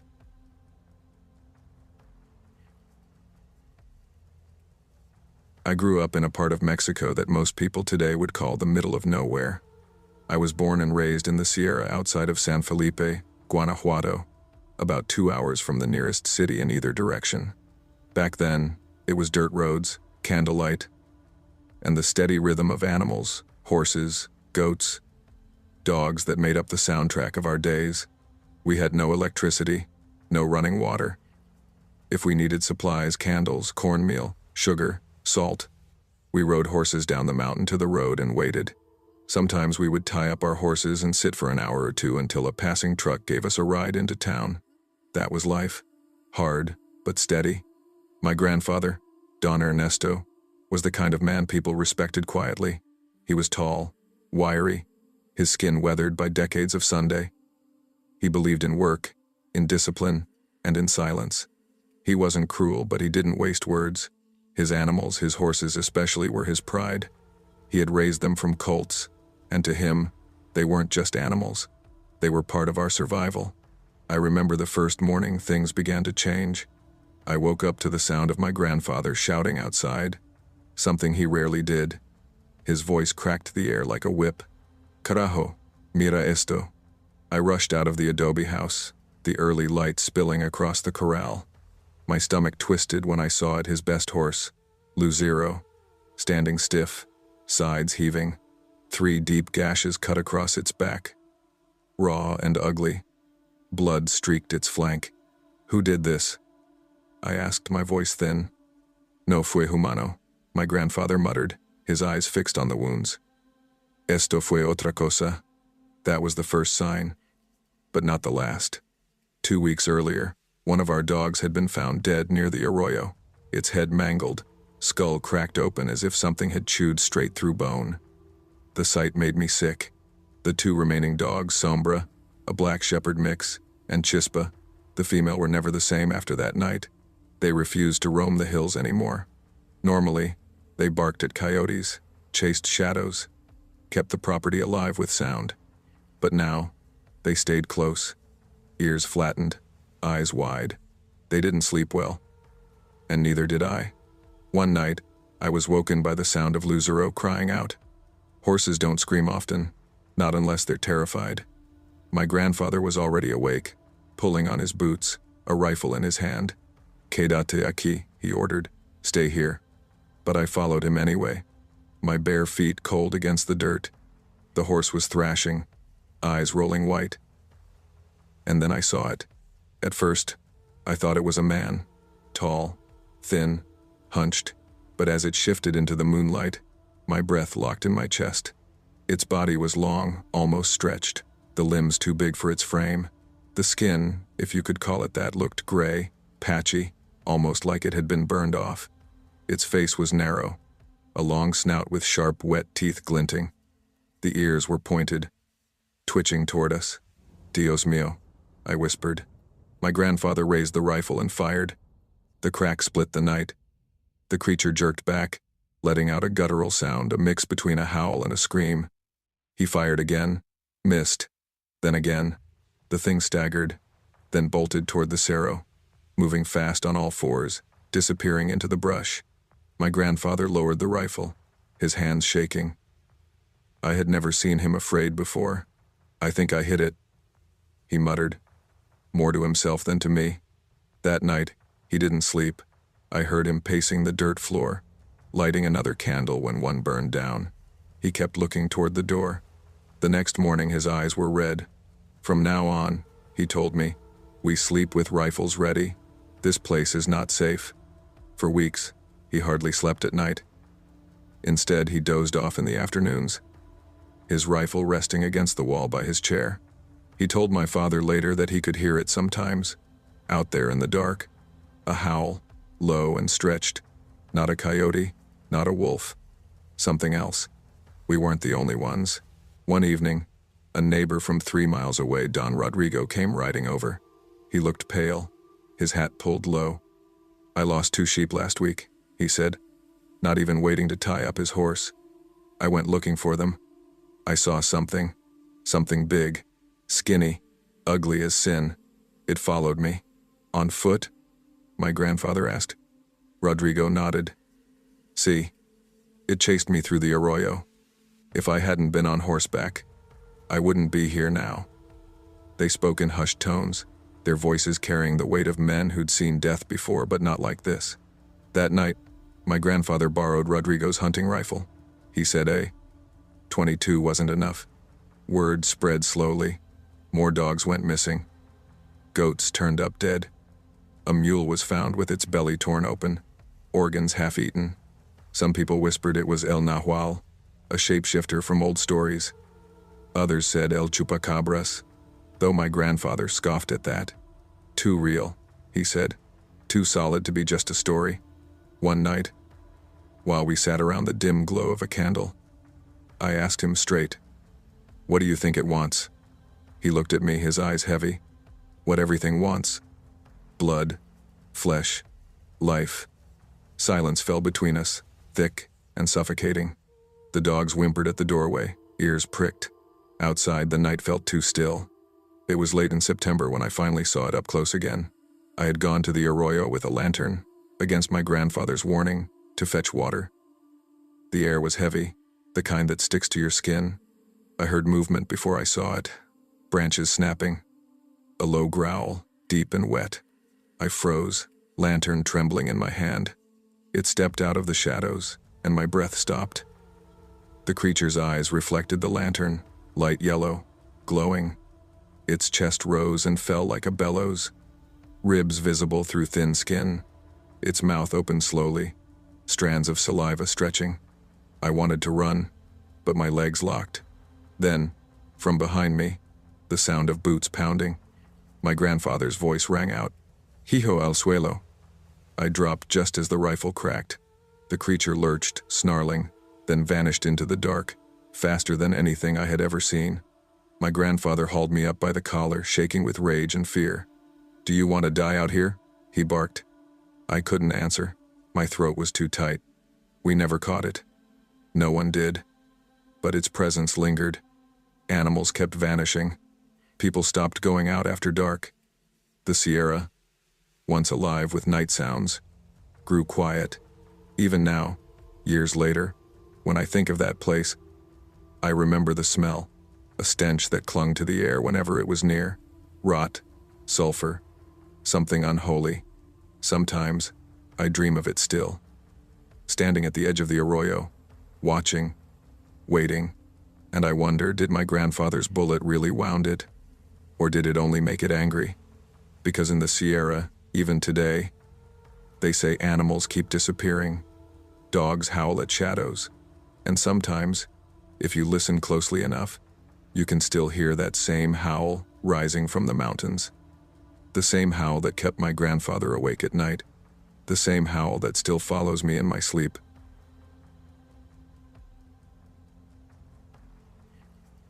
I was 4 years old the first time I saw it. Back then, my mom and I lived in a small pueblo in northern Mexico, tucked somewhere between the dust of Chihuahua and the winding hills that seemed to go on forever. The whole village couldn't have been more than 100 people. Everybody knew everybody. And gossip traveled faster than the church bells on a Sunday morning. We lived in my abuelo's house, a square adobe home with clay walls that cracked in the heat and groaned in the cold. The place smelled of firewood, earth, and tortillas my mom made by hand every morning. Across from us, at the edge of a three-way intersection, stood an abandoned house that had once belonged to my aunt before she left for El Otro Lado, the U.S. To me, that house looked like it was born from a horror movie. Its wooden beams sagged like broken bones. Its windows had shattered into jagged teeth, and chunks of clay peeled away from the walls like diseased skin. I had never stepped inside. My mom warned me not to. "La casa está muerta," she'd say firmly. "Déjala en paz. The house is dead. Leave it alone." At 4 years old, I didn't argue, but I remember one night vividly, the night everything began. I had just fallen asleep in my tiny bed, the only warmth coming from the wood stove glowing faintly in the corner. My dreams started normal me running through the dusty road, chasing chickens, hearing my cousins laugh in the distance. But then something shifted. Suddenly, I was sitting on the roof of my abuelo's house. The world was too quiet, unnaturally so. My gut twisted with that rare primal unease that children don't have words for. I looked toward the intersection and my gaze locked on the abandoned house. Something moved inside. Through broken windows, I saw a figure gliding from room to room. My heart hammered. I blinked, desperate for it to vanish. But when I opened my eyes again, I wasn't on the roof anymore. I was inside the house. The air reeked of rot and damp earth. Torn clothes hung limply on cracked furniture. Cobwebs curled in every corner. The sun outside was gone. Night pressed against the walls, thick fog drifting past the windows. Moonlight bled into the room, painting shadows that seemed alive. That feeling, that weight of being watched, returned heavier than before. I crept across creaking floorboards until a strange odor cut through the musk. It was sharp, sour, fresh, unlike the staleness of the house. This smell didn't belong. Drawn to it, I stepped over a faded rug. It gave a hollow thump beneath my feet. Curiosity outweighed fear. I tugged at the rug with tiny hands until I uncovered a wooden hatch. My muscles strained, body trembling, but eventually the hatch gave way with a groan. Beneath was only darkness. I leaned forward, peering into the abyss. My breath slowed. The world went silent. I couldn't look away. And then 2 yellow eyes blinked open from within the black. Before I could scream, something yanked me down into the hole. I woke up in my bed gasping. The nightmares never left. They came and went like storms, sudden, violent, unforgettable. By the time I was 8, we had moved to the U.S., where my mom cleaned houses and I went to school learning English as best as I could. Life felt safer, different, but the yellow eyes followed. One weekend, I stayed at my cousin's house. They were older, louder, always teasing me for being the baby. That night, their parents went out, leaving us alone. With no adults around, we decided to play hide-and-seek in the dark. Their living room had a wide window that faced the street. Only one streetlight lit the entire block. After an hour of hiding in closets and under couches, we collapsed on the sofa, laughing and breathless. Rain began to fall outside, soft at first, then steady. Out of nowhere, the streetlight flickered and died. Power outage? My cousin Luis muttered. No, I whispered, pointing to the hallway. The nightlight in his bedroom still glowed. Electricity was fine, so why was the street outside pitch black? That feeling crawled up my spine, the one I remembered too well from my dreams. And then I saw them, 2 yellow eyes, floating in the darkness beyond the glass, staring directly at us. I froze. Do you see that? My voice cracked. Both cousins followed my finger. The silence was suffocating until Luis whispered, "What the hell is that?" We bolted, slamming the bedroom door, locking it, turning every light on we could find. We huddled together on the floor, saying nothing. We never spoke of it again, but I knew. It wasn't just in Mexico anymore. It was here. By 12, the nightmares had started to fade. Weeks, sometimes months passed without them. I convinced myself it was just my imagination, a leftover fear from childhood. Then came the night it returned in a new form. I stayed up late playing on my Game Boy, Mario's music chirping through tiny speakers until my eyelids drooped. I finally shoved it under my pillow and rolled onto my side. Sleep took me. And then I woke, except I couldn't move. Panic surged as I realized my body was paralyzed. A crushing weight pressed me into the mattress. My eyes darted desperately around the room, searching. Sweat ran down my neck. And then I saw it. The figure was in my room. Its outline was massive, distorted, human but wrong. Shoulders too broad, head too small, arms corded with muscle but skinless, raw, and in that warped face, those eyes glowed like fire. It leaned closer, pressing heavier on my chest. I couldn't scream, couldn't breathe. My mind thrashed, praying to any god that would listen. Then, without warning, sleep dragged me under again. When I woke, I bolted upright. My arms ached. In the bathroom mirror, purple bruises wrapped my biceps. I wasn't alone that night. As years passed, I learned to live with it. I avoided telling people, afraid of being called crazy. But deep inside, I knew. It wasn't a dream. It wasn't imagination. It was real. And it wanted me. Sometimes, when the nights are quiet and I let myself remember, I think back to that hatch in Mexico. That abyss in the floor. Those eyes waiting in the dark. And I wonder, did I open a door I was never meant to open? If you ever see them, those yellow eyes, pray. Because once it finds you, it doesn't let go.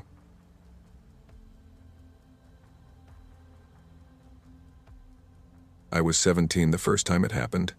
Back then, I was just a regular high school kid from San Antonio, half Mexican, half American.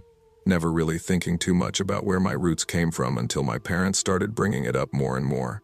My mom, especially, always said, "Mijo, you don't know your family until you've spent a Christmas with them in Mexico." She'd say it in Spanish sometimes, "No conoces tu familia hasta que pases una Navidad con ellos." I used to brush it off, but that winter, something was different.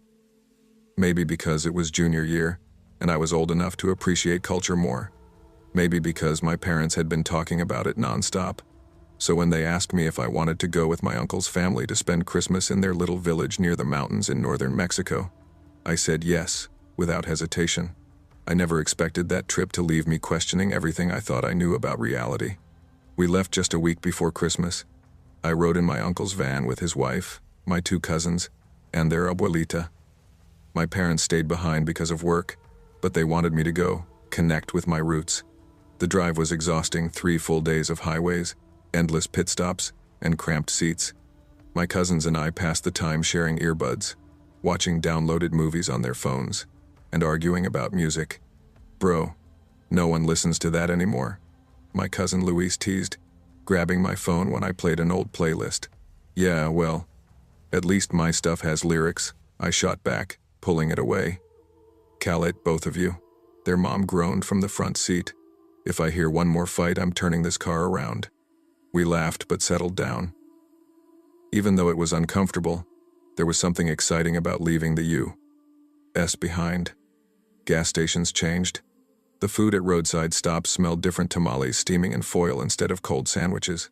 The landscape slowly shifted too, from wide-open Texas roads to winding mountain passes. By the time we finally pulled into the village, I was sore, tired, but weirdly, full of adrenaline. The village Santa Lucia looked like it had been frozen in time. Dirt roads cut between low houses with red-tiled roofs. Kids ran around barefoot. Old men sat outside tiny tiendas smoking and watching the cars that came through. Chickens wandered freely. When I stepped out of the van, my relatives swarmed me. Hugs, kisses on the cheek, endless, "Mira, que grande estás," and "Ya casi hombre." I smiled through it all, overwhelmed but also weirdly touched. These people hadn't seen me since I was a little kid, yet they treated me like family right away. That first night, everyone crammed into my great-aunt's house for dinner. We sat around long wooden tables, passing bowls of pozole and stacks of tortillas.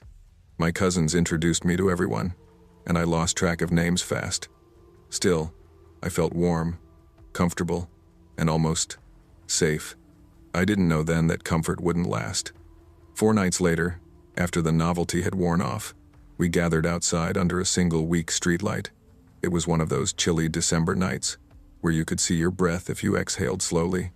The older cousins started telling scary stories, local legends about witches, spirits, and La Llorona. "Don't listen to them," Luis whispered to me. "They just want to freak you out because you're the American cousin." Still, the stories got under my skin. The one that stuck was about a shadow man who appeared in the mountains. "They say he stands taller than any man you'll ever see," one of my older cousins said, his voice low. "Always watching. Nunca habla. He just waits, like he's choosing someone." Everyone laughed nervously. I pretended to, but inside my chest, I felt a strange unease. I couldn't explain. That night, I slept in a small room with 2 twin beds. I shared it with my grandmother on my mother's side. She insisted she didn't want me sleeping alone. The walls were thin, and you could hear the rest of the family in the next room, talking until they drifted off. Around 2:30 a.m., I woke up cold. My blanket had slipped down to my knees. I sat up groggily, annoyed, and leaned over to pull it back. That's when I saw it. At the foot of my bed, in the corner where the dim moonlight couldn't quite reach, something darker than the shadows stood. A shape. Tall. Taller than any man, easily 7 feet. At first, I thought it was just a trick of the dark, my eyes adjusting. But then it moved. Not walking, just shifting, like the shadows rippled around it. My chest tightened. "Abuela," I whispered. No answer. She was snoring softly, completely unaware. I forced myself not to blink. The figure didn't move closer, It just stared. Or I think it did. I couldn't see eyes. Couldn't see a face, just the overwhelming sense that it was aware of me. Watching. My body screamed to yell, to run. But something inside me froze. Like if I made a sound, it would come closer. Then, without warning, it sank, straight down into the floor, vanishing as if the earth swallowed it whole. No sound. Just gone. I lay there trembling, clutching my blanket, staring at the spot where it had been. I don't know how long I stayed like that before exhaustion won, and I passed out again. The next morning, I didn't say anything. How could I? At breakfast, I sat quietly, pushing my eggs around on the plate. My cousin Sophia noticed. "You look pale, Primo," she said. "Bad dream?" "Yeah," I lied. "Something like that." Her grandmother gave me a knowing look. "The mountain spirits test outsiders sometimes," she muttered. "You should pray." I wanted to laugh it off, but her eyes were serious. It didn't feel like a joke. For the rest of the trip, nothing else happened. No more shadows, no more visits. But I couldn't stop thinking about it. What scared me wasn't the thing itself, it was the silence, the waiting, the way it didn't rush me, didn't try to hurt me. It just stood there, watching. And the thought that still makes me cold at night is this: how long was it there before I woke up? Was it watching me sleep for minutes? Hours? And why me? Out of all the people in that house, why did it choose to stand at my bed? I'll never know. But I haven't spent another Christmas in Mexico since.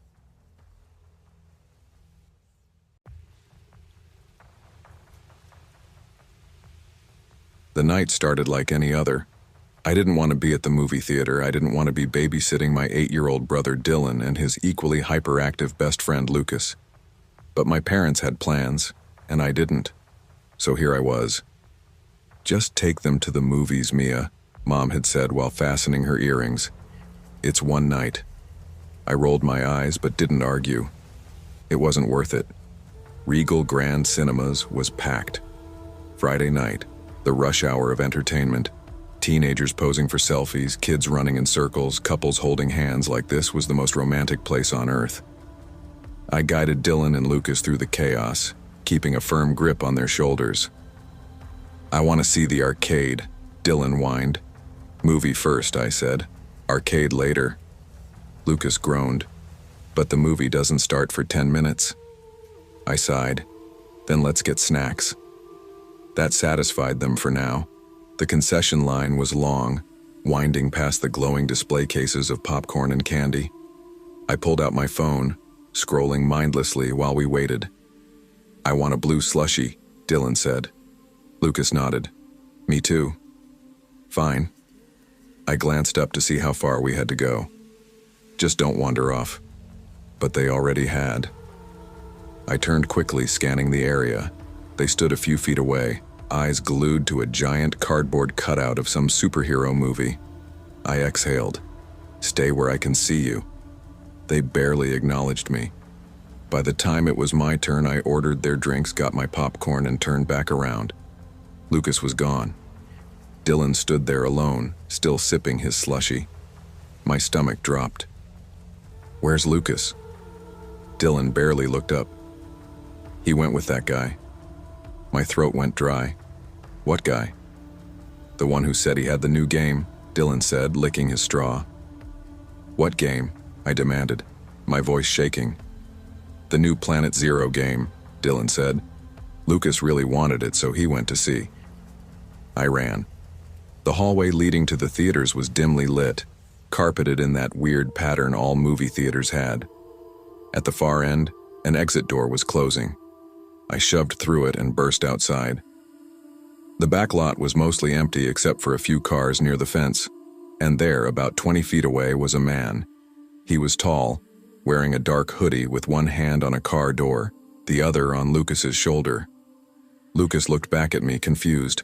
I screamed his name. The man flinched. Then, in a split second, he shoved Lucas to the ground, jumped into his car, and sped off, tires screeching. I ran to Lucas, shaking all over, my breath coming in gasps. "Are you okay?" I grabbed his arms, checking him over. Lucas sat up, dazed. Why did he push me? I swallowed hard. He was trying to take you. Lucas blinked like he didn't fully understand. I gripped his wrist. Come on, we're going inside. The next 20 minutes were a blur. I told an employee what happened. The manager called the police. People gathered in the lobby, whispering. Dylan stood off to the side, still slurping his slushie, while Lucas sat on a bench, shaken. I couldn't stop shaking. An officer arrived within 10 minutes, taking my statement. Did you get a license plate? The cop asked. I swallowed hard. Number had happened too fast. Lucas finally spoke up. I thought he was just being nice. The cop crouched in front of him. Did you know the man? Lucas shook his head. Number. But he said he saw me playing Planet Zero on my Switch last week. He said he had the new one in his car and I could have it. A sick feeling curled in my stomach. The officer frowned. Where was this? Lucas hesitated. Here, last time we came. I froze. This wasn't random. That man had been here before. Watching. Waiting. We were allowed to leave after an hour. The cops said they'd review security footage, but I knew the truth. That man was long gone. As I drove the boys home, the weight of what happened finally hit me. If I had taken even 1 minute longer, Lucas would have been gone. Gone. I gripped the wheel, my knuckles white. When we got to my house, I pulled Dylan aside. Why didn't you say anything sooner? He looked guilty. I don't know. I thought Lucas was coming back. I exhaled sharply. He was just a kid. He didn't understand. But I did. That man had been watching him for weeks, and he'd almost gotten away with it. I didn't sleep that night. And I never went back to that theater again.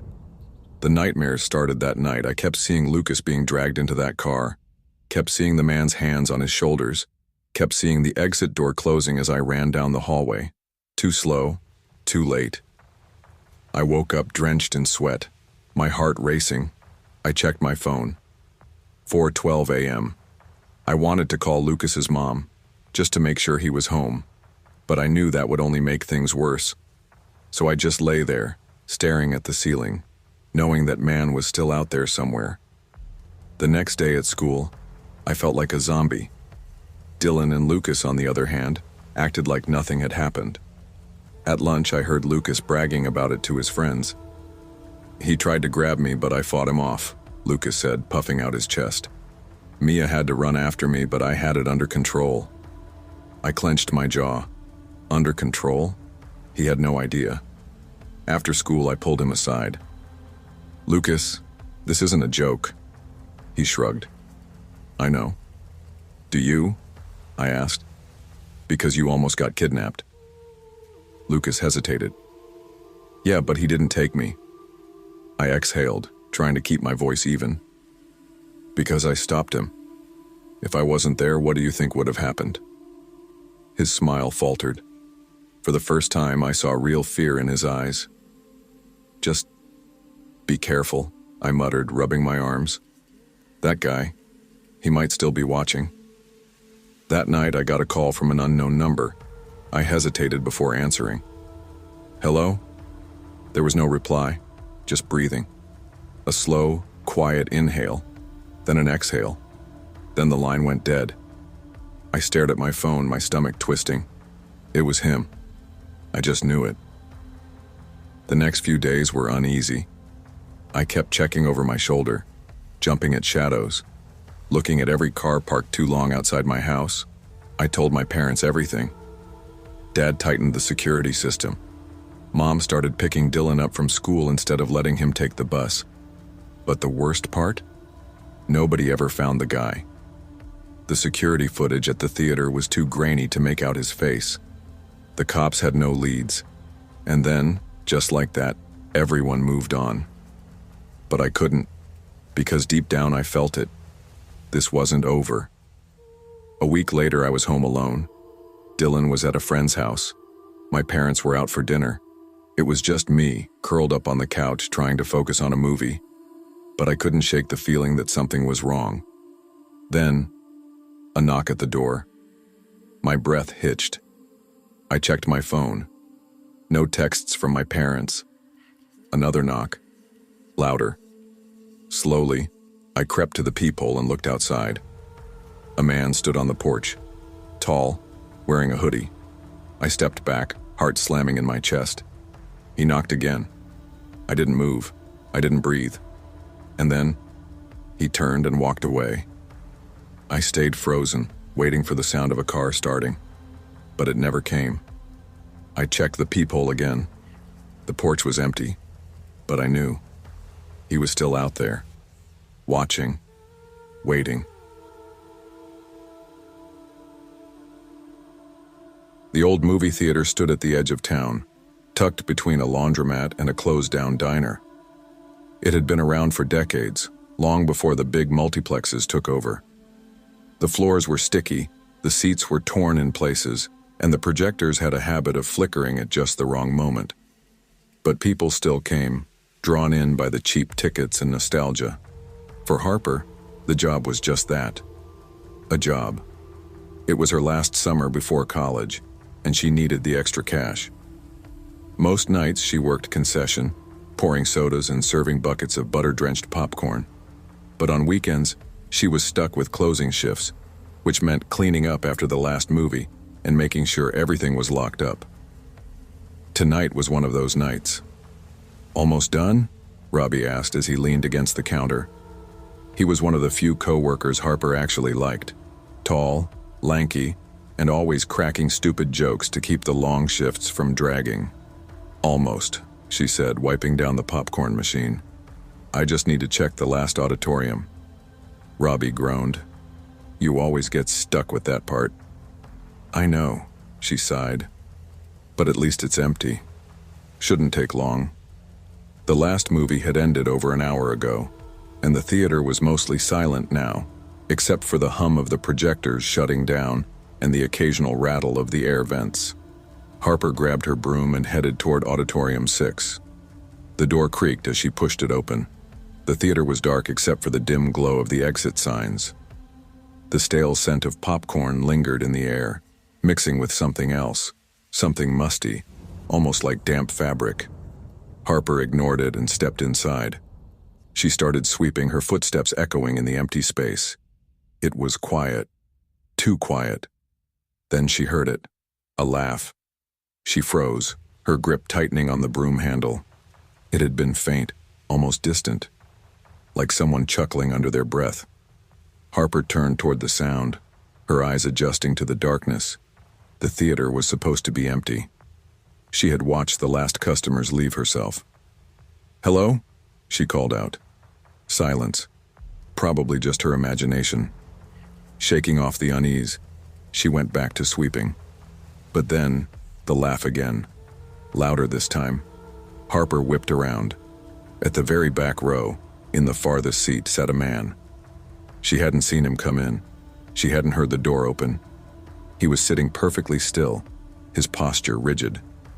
The dim red glow of the exit sign barely lit his face, but she could make out a grin, wide, unsettling. His shoulders shook slightly as if he was trying to hold in more laughter. Harper's stomach tightened. "Sir?" she forced out. "The theater is closed." The man didn't move, didn't blink, just sat there, grinning. Then in a slow, almost exaggerated motion, he raised his hand and pointed at her. Harper's breath hitched. Her heart pounded as she took a shaky step back. I'm sorry, but you need to leave," she said, her voice less steady than she wanted it to be. The man didn't answer. Then, the lights flickered. For a split second, the theater was completely dark. When the emergency lighting buzzed back to life, the seat was empty. Harper felt cold all over. She scanned the room, but the man was gone. The only exit was the one she had just walked through. There was no way he could have left without her seeing him. A chill ran down her spine. Something wasn't right. She gripped her broom tighter and forced herself to move toward the exit. She needed to find Robbie. "Robbie," she called as she stepped back into the hallway. Silence. The lobby was empty. She checked behind the concession stand, the break room, even the tiny office near the back. Nothing. Then, a noise. Footsteps. Slow, deliberate, coming from the hallway behind her. Harper turned, her pulse hammering. A shadow moved at the far end of the corridor. Not Robbie. Too tall, too still, just standing there, watching. Harper took a step back. The shadow twitched. Then, it lunged. Harper bolted. She ran blindly, her sneakers skidding against the polished floor. She turned a corner, nearly colliding with a stack of popcorn buckets. Where was Robbie? Where was anyone? She reached the emergency exit and shoved against it. Nothing. It didn't budge. Panic clawed at her chest. Something was wrong. She turned, her back pressed against the door. The hallway stretched before her, empty now. But she knew he was there. Somewhere. Watching. Waiting. And then, the laugh. Right behind her. She barely had time to scream. The next thing Harper knew, she was on the floor. Her head throbbed, her vision swimming. The hallway was empty. Had she fallen? Someone had grabbed her. She remembered the rough grip on her wrist, the sharp pull. But now, nothing. Harper scrambled to her feet. She needed to get out. She staggered toward the lobby, her breath ragged. And then she saw him, standing at the concession stand. Still, watching. But this time, he wasn't alone. Robbie was there, but he wasn't moving. Harper's stomach dropped. The man turned his head slightly, locking eyes with her. Then, without a sound, he stepped backward and vanished, right into the shadows. Harper rushed to Robbie, shaking him. "Hey, wake up." He groaned, blinking groggily. "What happened?" "I don't know," she said, her voice shaking. "We need to go, now." Together they stumbled toward the front doors. They burst outside into the cool night air. The street was empty, the theater behind them dark and silent. Harper turned, heart hammering. The windows reflected only darkness. No movement. No sign of him. But she knew. He was still there, waiting. And next time, she might not make it out. Harper quit the next day. She never stepped foot in that theater again. And late at night, when she thought about it, she could still hear the laughter.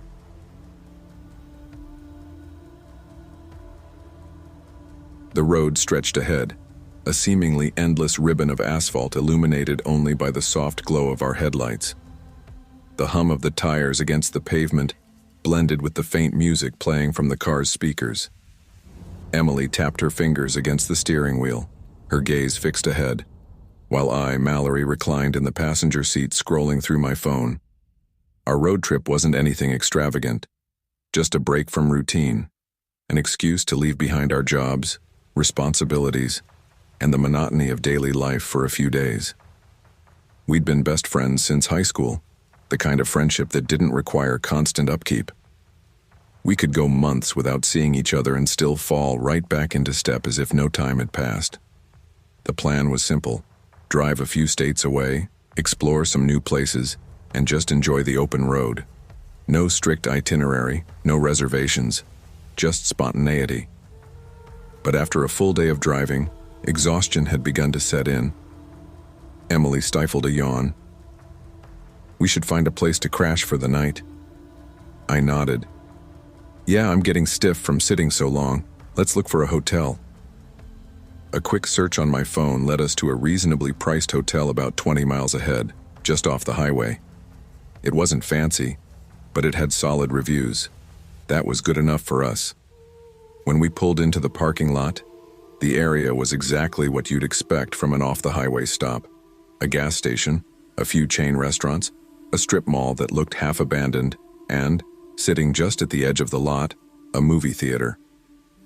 As we checked in, the hotel lobby was dimly lit, the receptionist barely looking up from her computer as she handed us our key.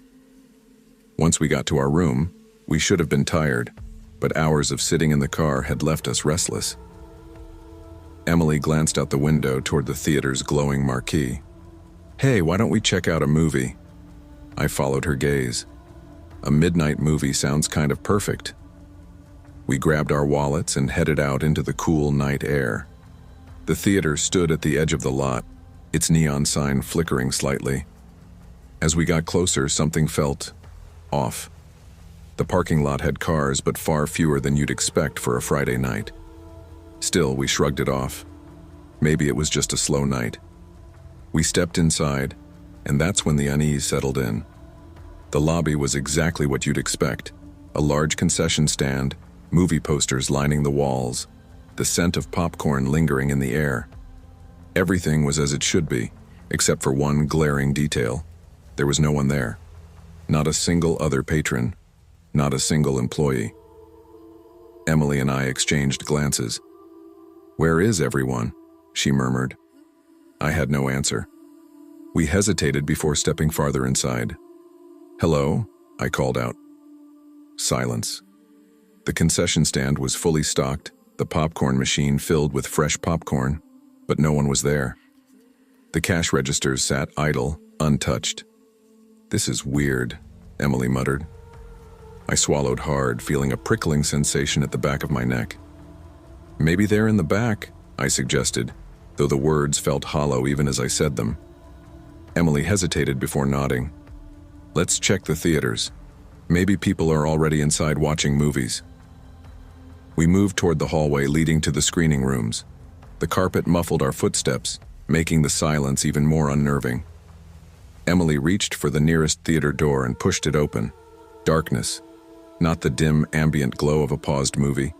Just pitch black. Goosebumps erupted along my arms. Emily let the door swing shut. "Okay, that's creepy." We tried another. Same thing. No screen glow, no sound, just a gaping void. The unease in my stomach grew heavier. "This isn't right," I whispered. We reached the end of the hallway where an emergency exit door led outside. By now, neither of us wanted to walk back through the empty lobby. Without speaking, we pushed through the exit, stepping into the night air. I exhaled in relief. But then Emily grabbed my arm, her grip tight. "Mallory," she whispered. "Look." I followed her gaze back toward the theater. My stomach dropped. The entire building was now completely dark. Every light, every sign, gone. We hurried to the front, pressing against the glass doors. The lobby, which had been brightly lit just minutes ago, now looked abandoned. Dust coated the floor. The posters were faded and peeling. The concession stand was empty. My heartbeat pounded in my ears. Emily yanked the door handle. Locked. Panic clawed at my throat. "How?" she whispered. "We were just in there." I shook my head, my mind racing. Had we imagined it? Number. We had walked through that lobby. We had smelled the popcorn. We had seen the posters. So why did it now look like it had been deserted for years? Neither of us spoke. We just turned and hurried back to the hotel, locking the door behind us. We put on the TV, trying to distract ourselves, but I don't think either of us actually watched it. That night I barely slept. Every creak of the hotel walls, every distant car passing by, every faint sound set my nerves on edge. Morning came too slowly. As we checked out, Emily and I hesitated before getting in the car. Without really discussing it, we both knew we had to drive by the theater one last time. We pulled into the parking lot, and my stomach twisted at what I saw. The building looked abandoned, not just closed, abandoned. The windows were coated in grime, the doors shut tight, the marquee, which had been displaying movie titles just hours ago, was now completely blank. Emily pulled out her phone, her fingers trembling slightly as she searched for the theater online. Her face paled as she read aloud. "It says it's been permanently closed for months." Silence. I turned back to the theater, my mind screaming for a logical explanation.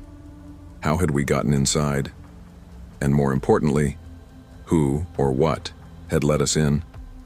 We didn't stick around to find out. Emily put the car in drive, and we left that parking lot behind, neither of us speaking until we were miles away. Even now, years later, I still can't explain what happened that night. All I know is that I never want to go back.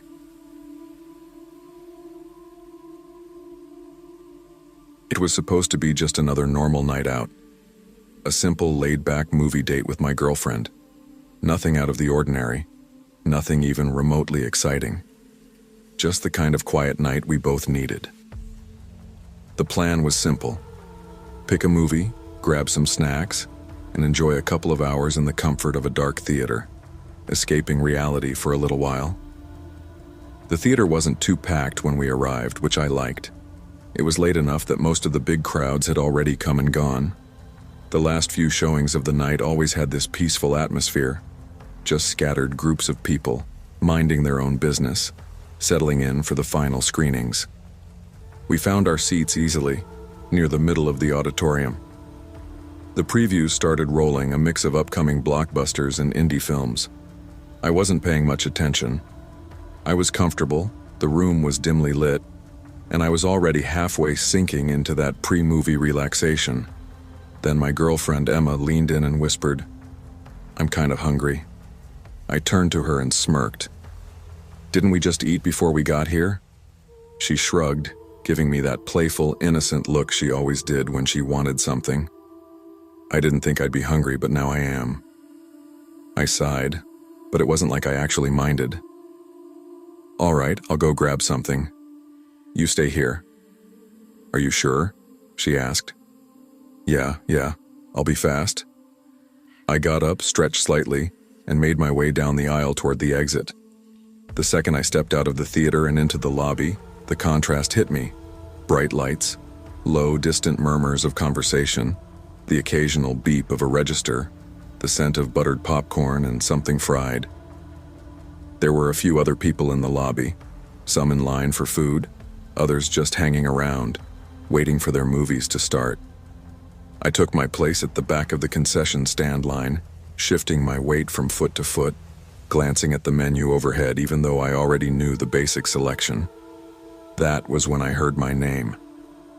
"Hey, Jake?" I turned automatically, caught off guard.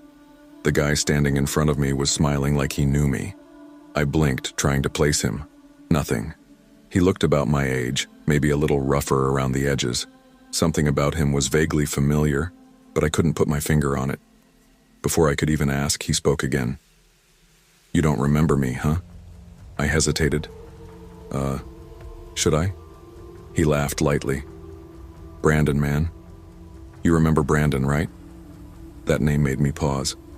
Brandon. Yeah, I remembered him. We'd been pretty good friends in high school, played football together, ran in the same circles. But after graduation, we drifted apart. He went one way, I went another. It had been a couple of years since I last saw him. Hearing his name made me relax a little. If this guy knew Brandon, maybe I did know him at some point. Maybe I had just forgotten. "He's here," the guy said, grinning. "Come on, he'd love to see you. Just around the corner." I hesitated again. I still needed to grab food for Emma. But catching up with an old friend? That didn't sound so bad. "Yeah, all right," I said. "But I gotta be quick." "Won't take long," the guy promised. He turned and led the way. I followed. We moved away from the main area of the lobby, heading toward the quieter side of the theater, the hallway leading to some of the smaller screening rooms. It wasn't a part of the building I'd normally walk through, and as we went deeper in, the noise of the lobby faded behind us. Something about that silence made the hairs on my arms prickle. We took a turn, then another. The lighting in this part of the theater was dimmer, more subdued. Fewer people, fewer exits. I started to feel the first real sliver of unease slide into my gut. Then I saw them. At the far end of the hallway, near a single theater entrance, a small group of guys was standing together. 3, maybe 4 of them. All of them were wearing ski masks. That was the moment everything in me tensed. Even with their faces covered, I knew one thing immediately. None of them were Brandon. I stopped walking. My pulse spiked. My body went stiff. The guys in the masks all turned, not toward the guy who had led me here, but toward me. I swallowed hard. My instincts were screaming at me now. Something was wrong. The guy in front of me turned slightly, gesturing for me to keep moving. "Come on, man, they're just over here." But I wasn't buying it anymore. I didn't say a word. I just turned around and walked away. Not fast, not panicked, just moving with purpose. I heard him call after me, his tone shifting slightly. "Yo, where you going?" I didn't answer. I walked straight back to the lobby, my heart hammering against my ribs. The second I was back in the bright, crowded space, I felt safer, but I still didn't stop. I got right back in line at the concession stand like nothing had happened. A few minutes later, I felt eyes on me. I glanced over, and sure enough, the same guy had reappeared at the edge of the hallway. He was peeking around the corner, scanning the crowd. His eyes landed on me. For a second, we locked gazes. Then, just as quickly, he disappeared back around the corner. I clenched my jaw, forcing myself to stay calm. I grabbed the food, made my way back to my theater, and slid into my seat beside Emma just as the movie was starting. I didn't tell her. Not yet. I wanted to believe that it was over, that I had dodged whatever was about to happen back there. But then toward the end of the movie, something made me look toward the entrance, and I saw them again. Two of them, standing just inside the doorway, wearing ski masks, not watching the movie, watching me. The moment my eyes met theirs, they turned and walked out. My blood ran cold. I checked the entrance several more times before the movie ended, but I didn't see them again. When the credits rolled, I finally turned to Emma and told her everything. She listened, wide-eyed, and when we left, I was hyper-aware of my surroundings. I scanned the lobby, the parking lot, everywhere. But they were gone. That night I called Brandon. He had no idea what I was talking about. But when I described the guy who approached me, he hesitated. "Yeah, I think I know who that is," he said slowly. "Who?" I pressed. Brandon was quiet for a long moment, then he just said, "Stay away from him." And that was it. I don't know what those guys wanted that night, but I know one thing for sure. I walked away, and I am damn glad I did.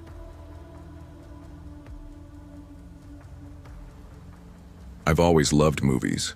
There's something about sitting in a dark theater, the hum of anticipation in the air, the flicker of light on the screen. It's comforting. Ever since I was a kid, the theater felt like a second home, a place where I could disappear into someone else's world for a little while. Even as an adult, that never changed. A couple of years ago, I lived just a few blocks from a small, independently owned theater called Ridgeview Cinema. It wasn't a big chain, but it had charm. The kind of place with a neon sign that buzzed softly at night, where the scent of fresh popcorn lingered in the air long after the last show. It was never too crowded, and best of all, I could walk there whenever I wanted. Most of the time I went with friends, but sometimes if no one was free, I'd go alone. That night was one of those times. A movie I'd been dying to see was playing, and since I had nothing else to do, I figured, why not? I threw on a hoodie, grabbed my bag, and stepped outside. The walk was peaceful, the streets mostly empty, just the occasional car passing by. It was late, but not too late. The air was crisp, carrying the distant sound of a dog barking somewhere down the block. By the time I reached Ridgeview Cinema, it was almost deserted.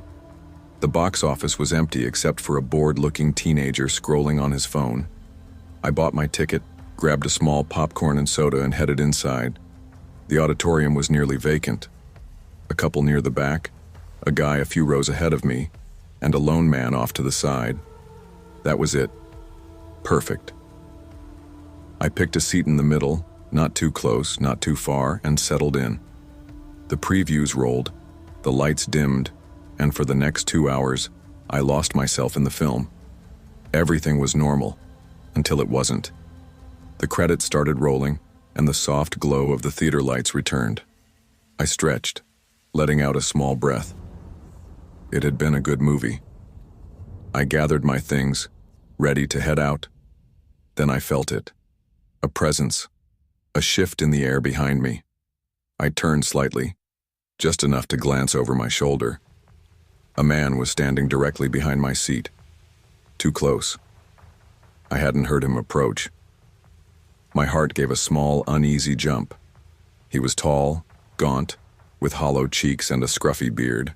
His clothes were wrinkled, mismatched, like he hadn't given much thought to them, and he smelled. A strong, stale scent of cigarettes and something else, something sour. He was smiling, a small, strange smile that didn't quite reach his eyes. And then, in a voice barely above a whisper, he said, "I watched you the whole time." My stomach dropped. I didn't react at first. I just stared, my mind scrambling to process what I'd just heard. Maybe I misheard him. Maybe he meant something else, but then he leaned in.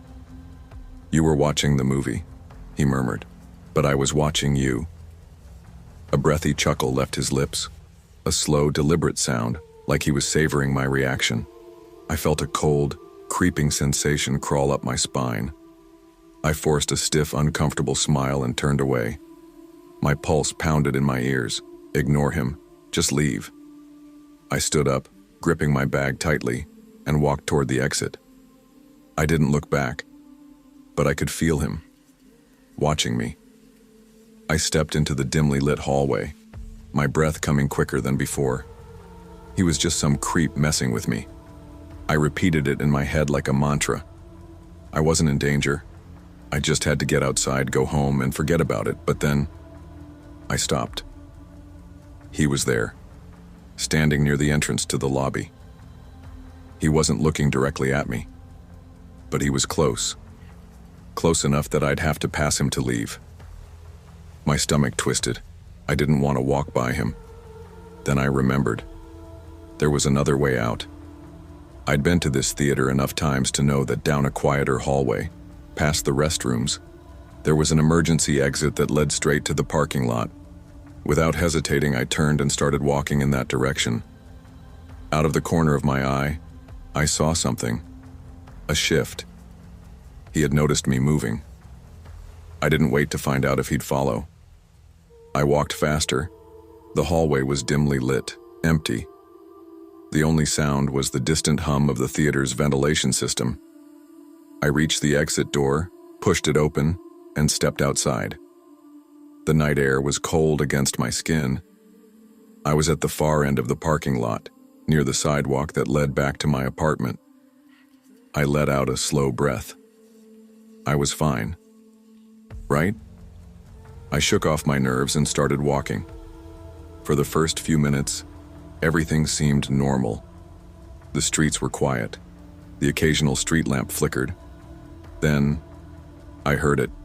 Footsteps, software distant, but unmistakable. My heart stuttered. I didn't turn around right away. I didn't want to be obvious. Instead, I kept walking, listening. The footsteps continued, and they were keeping pace with me. Finally, I stole a glance over my shoulder, and my stomach dropped. It was him, a good distance back, but there, following me. I forced myself to stay calm. Maybe it's a coincidence. Maybe he just happens to be going the same way, but my gut told me otherwise. I picked up my pace. So did he. I turned a corner. A minute later, I glanced back. He had turned too. At that point, I wanted to run. Every instinct screamed at me to sprint to my apartment and lock the door, but I didn't want to let him know I was panicking. I walked. Fast. My apartment building came into view. Relief flooded me. Just a little farther. I reached the door, fumbled for my keys, and quickly let myself inside. The door shut behind me, locking automatically. I turned. He was still outside, standing on the sidewalk, staring at the entrance. A tremor ran through me. He can't get in. I was safe, right? I took the elevator up, walked into my apartment, locked the door, and finally let out a breath. For a few minutes, I just stood there trying to shake off the fear. Then, a knock. A sharp, deliberate knock. My blood turned to ice. Slowly, I crept toward the door, peered through the peephole. Him. Somehow. He had gotten inside the building. I clamped a hand over my mouth. He tried the doorknob, locked. Then he took a step back and just stood there, waiting. My hands were shaking. I knew I had to do something. Summoning every ounce of courage, I cracked the door open, just enough to speak. "If you don't leave right now, I'm calling the police." My voice was firm. His expression didn't change. Then, slowly, he grinned. And after what felt like an eternity, he turned, walked away. I watched through the peephole until he was gone. That night, I barely slept. I never saw him again. But his words, his smile, the way he stood outside my door, I still see them. And I never walk home alone at night anymore. The thing about working night shifts at a movie theater is that it's eerily quiet once the last show lets out. During peak hours, the lobby bustled with life, people ordering overpriced popcorn, teens loitering near the arcade machines, couples sneaking in outside snacks. But by 11:30 p.m., the place turned into a ghost town. The neon glow from the concession stand still hummed, the digital movie posters flickered, but the life was gone. Tonight was one of those slow, dead nights. It was just me and Ryan, the only other employee scheduled to close. Ryan was a lanky guy, a couple of years older than me, who mostly kept to himself. We weren't exactly friends, but we'd worked together enough times to have an easy routine. He handled the projectors and I took care of final cleanup, wiping down counters, sweeping the auditoriums, making sure no one was still lurking around. Most nights I didn't mind. The quiet was nice, but sometimes when it was just the two of us, the silence pressed in too much. Tonight, that silence felt different, heavy, watching. I shook off the feeling and finished restocking the candy at the concession stand. The last movie, a 9:45 horror flick, had wrapped up over an hour ago, so all that was left was a final sweep of the theaters. Ryan had already shut down the projectors and left me to finish up. "I'll be in the break room," he'd said before disappearing behind the employee door. That left me alone. I grabbed a broom and trash bag and headed toward Auditorium 6, the last one on my list. The theater was dark except for the faint glow of the aisle lights. A few half-empty soda cups and crumpled popcorn bags littered the floor. But overall, it wasn't bad. I walked to the front row and started sweeping up popcorn, the familiar sound of the bristles scraping against the carpet filling the stillness. Then, I heard it. A door creaking open. I froze. The entrance to the auditorium was just out of sight behind a dividing wall. I expected to hear footsteps, a voice, anything, but there was nothing. I peeked over my shoulder. No one. Probably just Ryan grabbing something from the supply closet nearby. I exhaled, shook off the weird feeling, and kept sweeping. A few minutes passed, and just as I finished up, I heard it again, the door opening, closing. I whipped around, heart hammering. The entrance was empty. No movement, no sound. A sick feeling settled in my stomach. I forced myself to move toward the exit, scanning the rows of seats one last time, just to be sure. I reached the dividing wall and stepped through the doorway. That's when I saw him. A man, standing just inside the entrance, blocking the exit. He was big, 6 feet tall, broad-shouldered, dressed in dark clothes.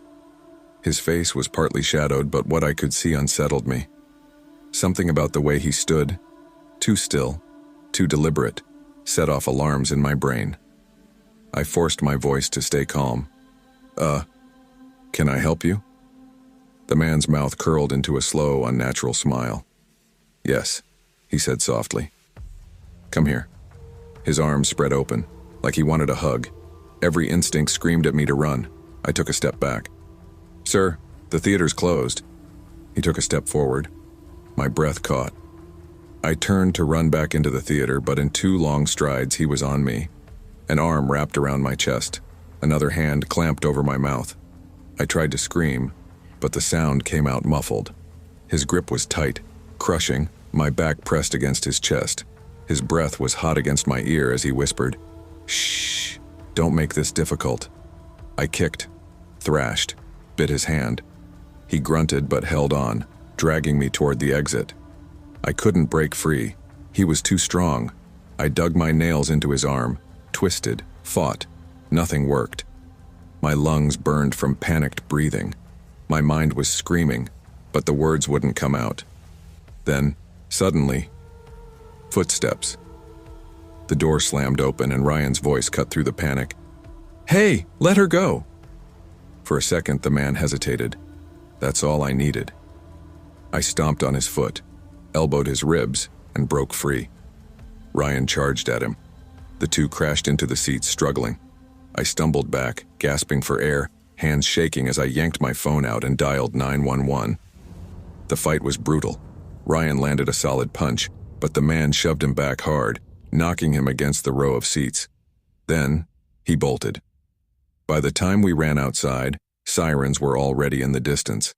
The man sprinted toward the side exit, but flashing red and blue lights flooded the parking lot. A group of officers jumped out, yelling for him to stop. He hesitated for half a second, then took off in the opposite direction. A cop tackled him. He hit the pavement hard, struggling, yelling something we couldn't hear. Another officer joined in, then another.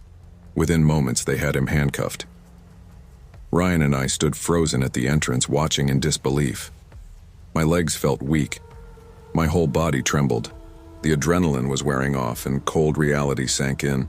If Ryan hadn't come when he did... I swallowed, shaking that thought away. A cop approached, his expression serious. "Are you both okay?" Ryan nodded. I did too, though I wasn't sure if it was true. The officer's gaze flicked toward the handcuffed man. "We've been looking for him." Something in his voice sent a chill through me. Ryan stiffened. "Who is he?" The officer glanced at me, then back at Ryan. "He's been following young women for weeks," he said, "but this is the first time he got his hands on one." That night changed everything. I quit the theater the next day. I still have nightmares about it, the way he stood there, waiting, that awful smile. And worst of all, I still don't know how long he had been watching me before I noticed, or how many nights before that he had been there, hidden in the dark, waiting. I never went to the movies in the afternoon. It felt unnatural, like stepping into a time that didn't belong to me. But that day, I had time off, and my 6-year-old son, Ethan, had been asking to see Galaxy Pals 2 for weeks. The theater parking lot was half empty when we arrived. Most people were at work or school. Inside, the lobby felt hollow, the usual nighttime rush replaced by a few scattered families and retirees. The smell of buttered popcorn and the hum of soda machines filled the air. Ethan bounced on his toes as we got our tickets. The teenage cashier barely looked at us, his focus locked on his phone. The overhead lights buzzed faintly. We found our seats easily, center row, 5 seats from the aisle. Ethan dug into his kid's snack pack while the previews rolled. I leaned back, relaxing in the plush seat. For the next 90 minutes, everything was normal. Just me and my son, laughing at animated characters on a massive screen. No stress, no worries. Then we left the theater, and she found us. We walked into the dimly lit hallway leading to the exit.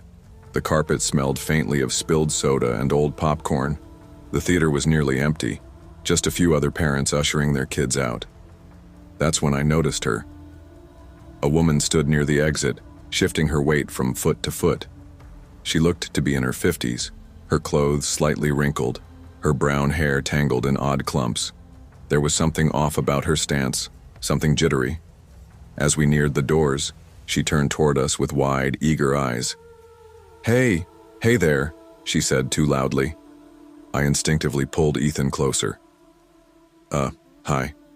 She stepped forward, too close. Her breath smelled sour like old coffee and something metallic. "Listen, I need a ride," she said, voice wobbling. "Just to my boyfriend's place. It's not far. I don't have any money, but..." "Sorry, I can't help," I said quickly. My gut screamed at me to walk away. She didn't back off. "Please, it's real close. I just need to get there, "I'm sorry," I repeated, firmer this time. Ethan fidgeted beside me. "Daddy, let's go." I nodded. "Yeah, bud, let's get to the car." We pushed past her and walked into the parking lot. I could feel her behind us, the weight of her presence sticking to my back. I glanced over my shoulder. She was following us. The air was warm but carried a slight breeze. Our car sat near the middle of the parking lot, surrounded by only a few other vehicles. I quickened my pace, gripping Ethan's small hand. Footsteps shuffled behind us. "Wait, please, I really need help," she called. I didn't respond. I unlocked the car, yanked the door open, and ushered Ethan inside. The woman kept walking toward us, her hands twitching at her sides. I slid into the driver's seat, locked the doors, and started the engine. My pulse pounded in my ears. Then, as I backed out, something shifted in my stomach. The woman was walking toward a car. Her car. She had a vehicle the entire time. She wasn't stranded. She never needed a ride. I watched in the rearview mirror as she climbed into a dark, gray sedan. My mouth went dry. Then she pulled out and started following us. I kept my face neutral for Ethan's sake. "Daddy, that lady was weird," he said from the back seat. "Yeah, buddy," I said, trying to keep my voice light. "But don't worry, we're going home." I checked the mirror again. The gray sedan stayed a few car lengths behind me. I took a right. She took a right. I turned left at the next light. She turned left. My hands tightened on the wheel. My heart beat too fast. Was she actually following me home? I tried to stay calm. Maybe she really did have a friend in my neighborhood. Maybe I was being paranoid. Then at a four-way stop, a car pulled out between us, blocking her. I exhaled slowly. By the time I reached our street, the gray sedan was gone. I felt stupid for worrying, until she found us again. Ethan ran inside, already talking about his favorite part of the movie. My wife Lauren greeted us with a smile. "How was it?" "Good," I said, trying to shake off the weirdness. Popcorn everywhere, but he loved it. I didn't mention the woman, didn't see the point in worrying Lauren. An hour passed, then two. I started to forget about it. Until the gray sedan pulled up in front of our house, my stomach dropped. Lauren noticed my face. "Who's that?" I swallowed. "I don't know." I knew. The woman sat in her car, staring at our house. I felt something shift in my chest, anger replacing fear. I wasn't letting her sit out there all night. I walked outside. The moment I stepped onto the porch, she rolled down her window. "Hey," she said, her voice oddly soft. "I'm real sorry, my friend lives over here." She gestured vaguely down the street. I took a step closer, keeping my voice steady. "Why did you follow me home?" She blinked too fast. "I didn't." I clenched my jaw. "You did." She gave a half smile. "You got a real nice house." Something about the way she said it sent a chill up my spine. Then she got out of her car. I took a step back, instinct screaming at me. She walked past me, down the sidewalk, disappearing around the corner. But her car stayed. For hours. By nightfall, I almost convinced myself she was gone for good. Then the pounding started. Loud, desperate fists slamming against the front door. Ethan screamed from the bedroom. Lauren grabbed my arm. "Call the police." I already was. Through the peephole, I saw her wild eyes, her face twisted in some unreadable emotion. "Let me in!" she shrieked.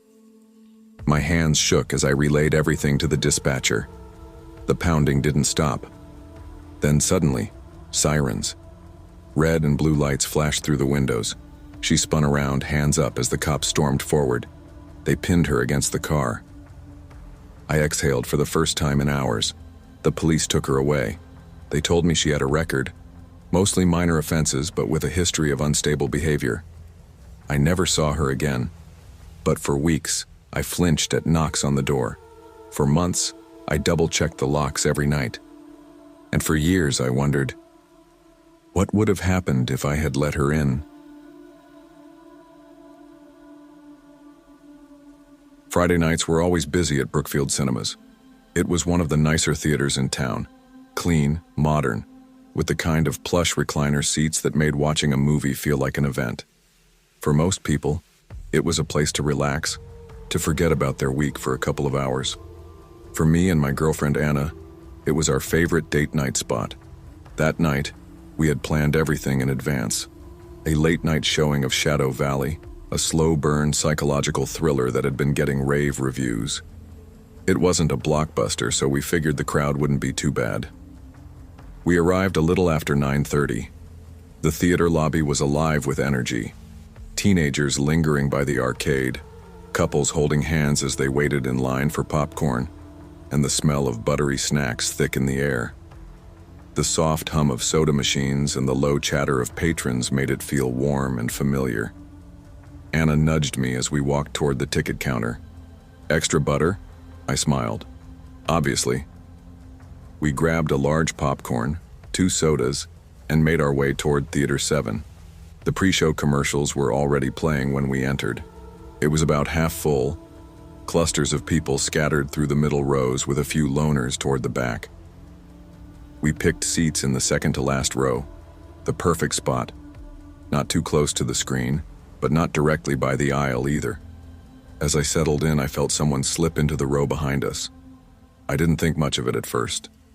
Just another late arrival. But when I glanced back, I noticed a guy sitting directly behind me. He looked to be in his early 20s, maybe a couple of years younger than me. He wore a dark hoodie, the hood pulled up over his head, casting a shadow over his face. His posture was relaxed, almost too casual, like he didn't quite belong there. I shook it off. The lights dimmed, and the movie began. For a while, everything was normal. First signs about 15 minutes in, something small hit Anna's shoulder. She flinched slightly but didn't react beyond brushing at her sweater. I barely noticed. Then another piece of popcorn landed on her lap. I frowned. Turning slightly, I glanced behind us. The guy in the hoodie was staring straight at the screen, motionless. If he had thrown anything, he wasn't showing it. Maybe an accident? I turned back around. Then another piece hit her hair. That was no accident. This time I twisted in my seat fully, making eye contact with him. He didn't look away, didn't speak, just smirked. I clenched my jaw and kept my voice low. "Knock it off." He didn't react, didn't apologize, just stared for another second, then turned his gaze back to the screen. I exhaled slowly and faced forward again. For the next 20 minutes, nothing happened. The guy stayed quiet. No more popcorn, no more weirdness. I started to relax. Then Anna leaned over and whispered, "I need to use the restroom." She stood up, carefully making her way past the other seats. As she passed, the guy let out a low, sharp whistle. My stomach twisted. I turned immediately, eyes narrowing. "What the hell is your problem?" He grinned. Didn't answer. Just made a slow, exaggerated talking motion with his hand, fingers opening and closing like a puppet. Mocking me. That was it.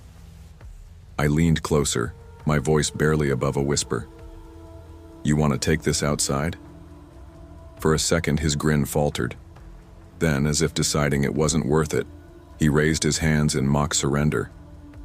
"Relax, man. Just watching the movie." I glared at him for another beat before turning back around. Anna returned a few minutes later, and I told her what happened. She frowned. "Let's just ignore him. We'll be out of here soon." I nodded, but something in my gut told me this wasn't over. The movie ended a little after midnight. People slowly filtered out, stretching and chatting as they made their way into the lobby. Anna and I lingered for a bit, waiting for the crowd to thin out before heading to the parking lot. Outside, the air was cool, and the once-packed lot had mostly cleared. Our car was parked near the back, under one of the dim streetlights. As we walked, I felt eyes on us. Then I saw him, the guy from the theater. He was leaning against a car with 3 other guys, all roughly the same age. They were talking and laughing, but the moment they saw us, their conversation slowed. Then the guy smirked and called out, "Hey, tough guy." I ignored him.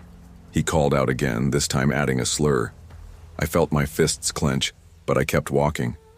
Then, just as we reached the car, I heard footsteps behind us. Fast. I turned just in time to see him closing the distance. I barely had time to react before he stopped a few feet away, hands in his pockets. "Relax," he said, smiling. "Just wanted to chat." I didn't buy it. Anna grabbed my arm. "Let's go." I unlocked the car, keeping my eyes on them as we got in. But as soon as I started the engine, the guys got into their own car, and they followed us. At first, I hoped it was a coincidence, but as we pulled onto the street, their car stayed right on our tail. Too close, too intentional. Then they started swerving slightly, jerking their car forward as if trying to intimidate us. Anna's grip tightened on the seat. "What do we do?" My mind raced. "I think we should go back to the theater," I said. She nodded quickly. I took a sharp turn. They followed. No more doubt. They weren't just messing around. They were chasing us. I pushed the speed limit, my heart hammering. But no matter how fast I went, they stayed right behind us. Then, up ahead, I spotted a gas station. It was well lit, a few cars parked near the pumps. "Hold on," I muttered. I swerved into the lot and parked right by the entrance. For a second, I thought it worked. Their car slowed down. Then they pulled into a space nearby. Anna exhaled shakily. "They're waiting." We sat there for what felt like forever. Then, one of them got out. Not the guy from the theater, one of his friends. He walked slowly toward our car, hands in his pockets, like he had all the time in the world. I knew then, if we stayed, this wouldn't end well. I made a snap decision. As soon as he got close, I slammed the car into reverse. Then I floored it. The guy jumped back, startled. Their car revved up, but I was already peeling out onto the main road. I didn't stop until we reached the police station. We reported everything. The harassment, the chase. The officers took it seriously. They found the guy's car on security cameras, tracked them down. Turned out the guy from the theater and one of his friends had been banned weeks ago. Suspicious behavior, harassing customers. But this was different. This was targeted. They were given a warning. No arrest, just a warning. That was months ago. We still go to that theater. But every time I park in that lot, I can't help but look around, half expecting to see him again. So far I haven't, and I hope I never do.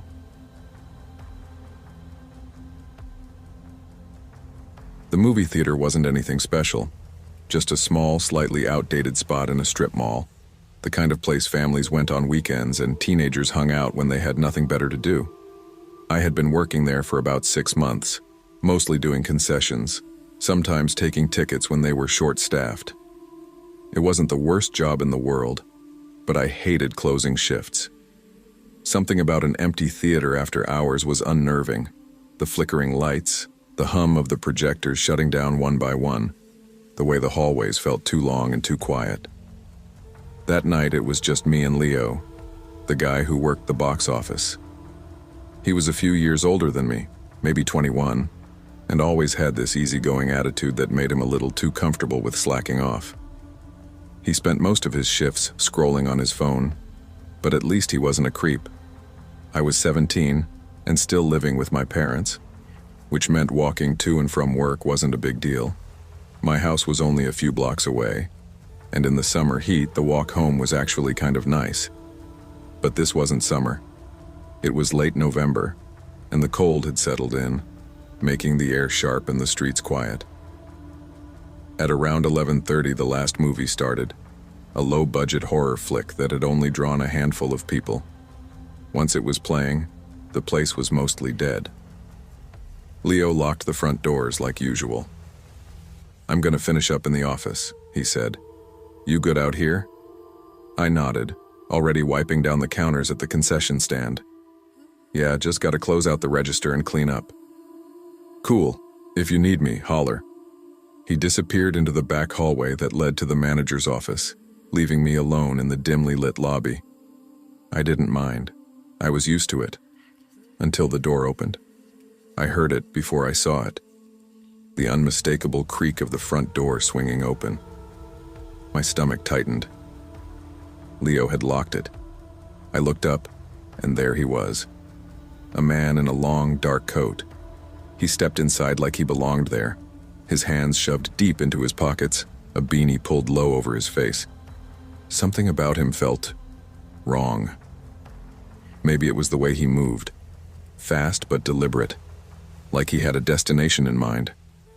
Or maybe it was the way he ignored me completely, not even glancing toward the counter as he strode past. He didn't stop at the box office, didn't check the show times, didn't hesitate. He just walked straight into the hallway where the theaters were. I felt a shiver crawl up my spine. "Sir?" I called after him. My voice was steady, but my heart was racing. No response. I leaned over the counter, watching as he disappeared into the dimly lit corridor. A second later, he was gone. I exhaled, trying to rationalize it. Maybe he had a ticket already. Maybe he had stepped outside for a smoke and Leo forgot to relock the door. Still, something about it gnawed at me. I grabbed my phone and texted Leo. Me. "Hey, did you unlock the door? Some guy just walked in." A few seconds passed. Leo. "What? Number who?" Me. "IDK. Some guy in a coat just walked past me. Didn't say anything. Went into the hallway." There was a longer pause. Then, "Leo. Stay put. I'll check it out." I swallowed hard, glancing toward the hallway again. It was too quiet. The air felt heavier, like the theater itself was holding its breath. I gripped the edge of the counter, waiting. Leo came out a minute later, frowning. "There's no one back there," he said. I stared at him. "What do you mean?" "I checked the halls. No one's in there."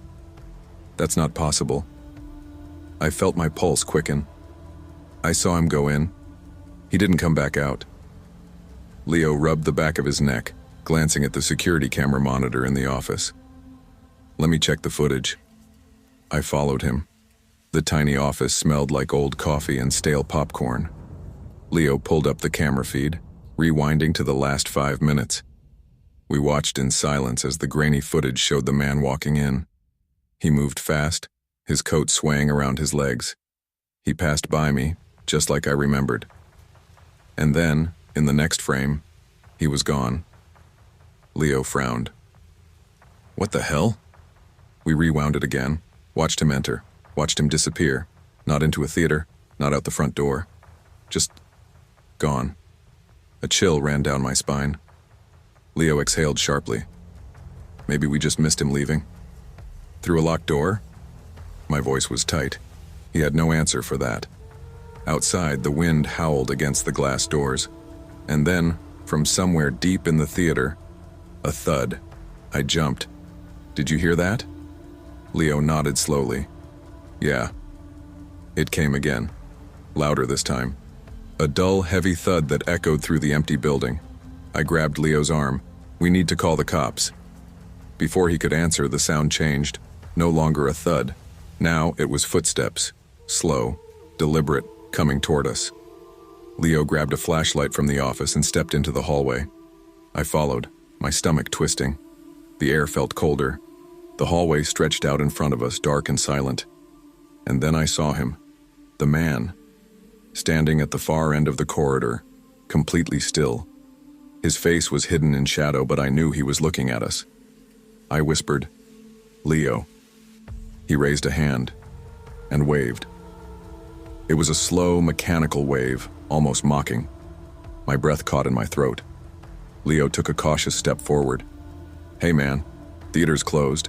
You can't be here." The man didn't move. Then without a sound, he turned and walked straight into Theater 5. Leo hesitated, then sighed. "I'll get him out." I grabbed his sleeve. "Leo, don't..." But he was already moving. I had no choice but to follow. Inside Theater 5, the screen was blank. The seats were empty. The dim aisle lights cast eerie shadows along the carpet. The man was gone. Leo swore under his breath. "Where the hell?" And then, directly behind us, a whisper, so close I felt the breath on my neck.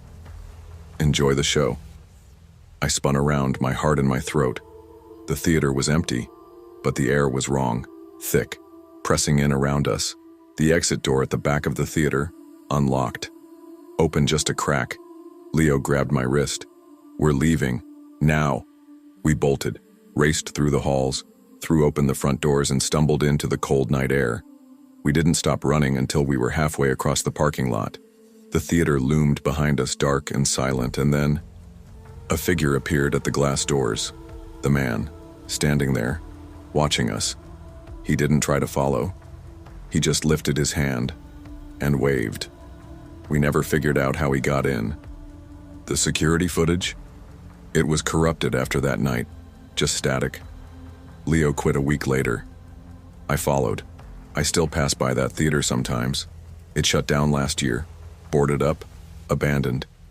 But sometimes when I drive past at night, I swear I see a figure standing behind the glass doors, just standing there, watching and waving.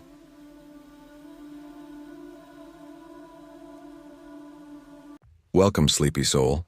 I'm your storyteller tonight, here to help you drift into deep, peaceful sleep. Before we begin, don't forget to like the video and subscribe for more bedtime stories. Let me know in the comments where you're watching from and what time it is. And if there's a story you'd like to hear next, I'd love to know that too. I wish to God this wasn't real. But I swear on my mother's grave, everything I'm about to tell you happened exactly the way I remember it. It started the week after my best friend Riley died. She'd been flying back from Seattle after visiting her folks, and the plane went down somewhere over the mountains. They said it was a storm, some kind of mechanical failure, but I don't care what they said. Nothing about it felt real. Riley wasn't supposed to die. We'd been friends since freshman year. She was loud, always late, and had this dumb laugh that could pull me out of any bad mood. After the funeral, I couldn't eat, couldn't sleep. I'd moved into a small studio in Portland, trying to start fresh after a bad breakup and a worse job, but now every corner of that apartment felt hollow. That night, it was a Thursday, I think, I decided to take a walk. My therapist had told me to get out, breathe some air, so I did. It was almost midnight when I left my building. The city was half asleep. The streetlights buzzed, and a light drizzle coated everything in silver. I shoved my hands into my hoodie and just walked. Normally I take the long way around, but something about that night made me cut through Bellamy Alley, a narrow graffiti-covered stretch between two old warehouses. It smelled like rot and wet cardboard. I was halfway through when I heard a faint, hollow giggle. I stopped, looked around. Nothing. Then, near a dumpster overflowing with trash bags, something caught my eye. A toy, half buried under junk. It was one of those Labubu dolls that had gone viral on TikTok a few months back. Big teeth, wide glassy eyes, creepy little smile. Everyone was obsessed with them for a while, then moved on to the next trend. Who the hell throws one of these away? I muttered, kicking a soda can aside. The doll's fur was filthy, soaked from the rain. Something about it made my skin crawl, but I crouched anyway, brushing the dirt from its face. "Damn thing looks haunted," I whispered. Its button eyes glinted under the alley light. I should have left it there. I knew I should have. But something in me, curiosity, grief, whatever, made me pick it up. It felt disgusting, damp, greasy, like touching wet carpet. I gagged. "Ew, okay, that's gross." I almost threw it back, but instead I tucked it under my arm. Don't ask me why. Maybe I just didn't want to think about Riley anymore, and this stupid toy was a distraction. When I got home, my phone started buzzing nonstop. I answered without looking. It was Harper, Riley's roommate. Her voice was shaking. "Jess, oh my God, Jess, they found her body." I froze. "What?" They found it. The crash site. She didn't make it. I couldn't breathe. My knees gave out and I dropped the phone. I don't even remember hanging up. I just remember crying until my throat burned, until I couldn't feel my face. At some point, I passed out on the couch. When I woke up, everything was dark. My apartment was dead silent except for the faint hum of the fridge.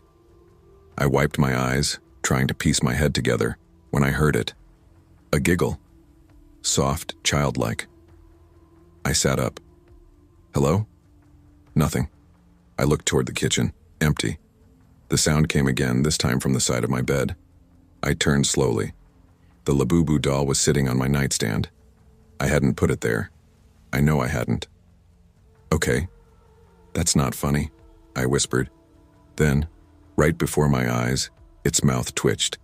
The stitches started to pull apart, threads snapping one by one. And then, in this raspy, broken voice, it said, "Harper's crying." My blood turned to ice. What did you just say? The doll's head tilted. Riley screamed when the plane fell. You miss her, huh? I stumbled back, knocking over a lamp. My heart was hammering. You're not real, I whispered. The doll laughed again, a low, metallic sound like nails on glass. Then it moved. One jerk, then another. It fell from the nightstand and crawled toward me, its limbs bending at impossible angles. I screamed, kicked it across the room. It hit the wall with a thud. I scrambled for the door, fumbling with the lock. Behind me, I heard that voice again, only deeper this time. Don't be sad, Jess. You'll see her soon. I bolted out of my apartment, barefoot, into the rain. I must have looked insane, running through the parking lot in pajamas soaked to the bone. I didn't stop until I reached the 7-Eleven down the street. The clerk just stared as I stood there shaking. I stayed there until sunrise. When I went back home, everything looked normal. The doll was gone. I checked every corner, under the bed, behind the couch. Nothing. I almost convinced myself I'd imagined it. 2 days later, I was scrolling through the news when I saw it. A headline. Teen hit by bus in downtown Portland. Witness says she picked up a toy moments before. My stomach dropped. There, in the grainy photo attached to the article, lying near the crash site, was a small doll. Dirty fur. Glassy eyes. Labubu. I couldn't breathe. That night I drove straight back to Bellamy Alley. I had to see for myself. The air smelled the same. Wet trash. Burnt rubber. I walked up to the same dumpster, half expecting to see it waiting for me. Nothing. I was turning to leave when I heard soft footsteps behind me. A little girl, maybe 10, 11, stood there holding a small shopping bag. Her mom was a few feet ahead, scrolling her phone. The girl smiled. Hey, did you lose this? And there it was. That same damn Labubu doll. My heart nearly stopped. No, put it down, I yelled. The girl flinched. It's just a toy, lady. Drop it. Please, just drop it. Her mom looked up, startled. What the hell's your problem? But before I could explain, the girl laughed, the same laugh I'd heard in my room, and stepped backward toward the street. Then came the sound of screeching brakes, a blaring horn, and then, impact. The world froze. The bag went flying. The doll rolled onto the pavement, landing in a puddle, face up, smiling. I stood there, numb, as people screamed and called for help. I couldn't move, couldn't blink. When the ambulance arrived, I finally turned to leave, but something made me glance back one last time. The doll was gone. No one had touched it. No one even noticed it was there. Just gone. Now I don't go out after dark anymore. I sleep with my lights on. I've deleted every video, every post, every picture of that damn toy. But sometimes, late at night, I still hear it, faint, somewhere in the walls, that giggle, and a whisper that crawls under my skin. Don't be sad, Jess. You'll see her soon.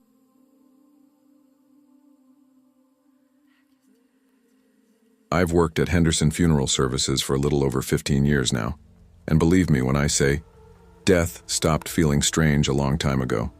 You get used to it.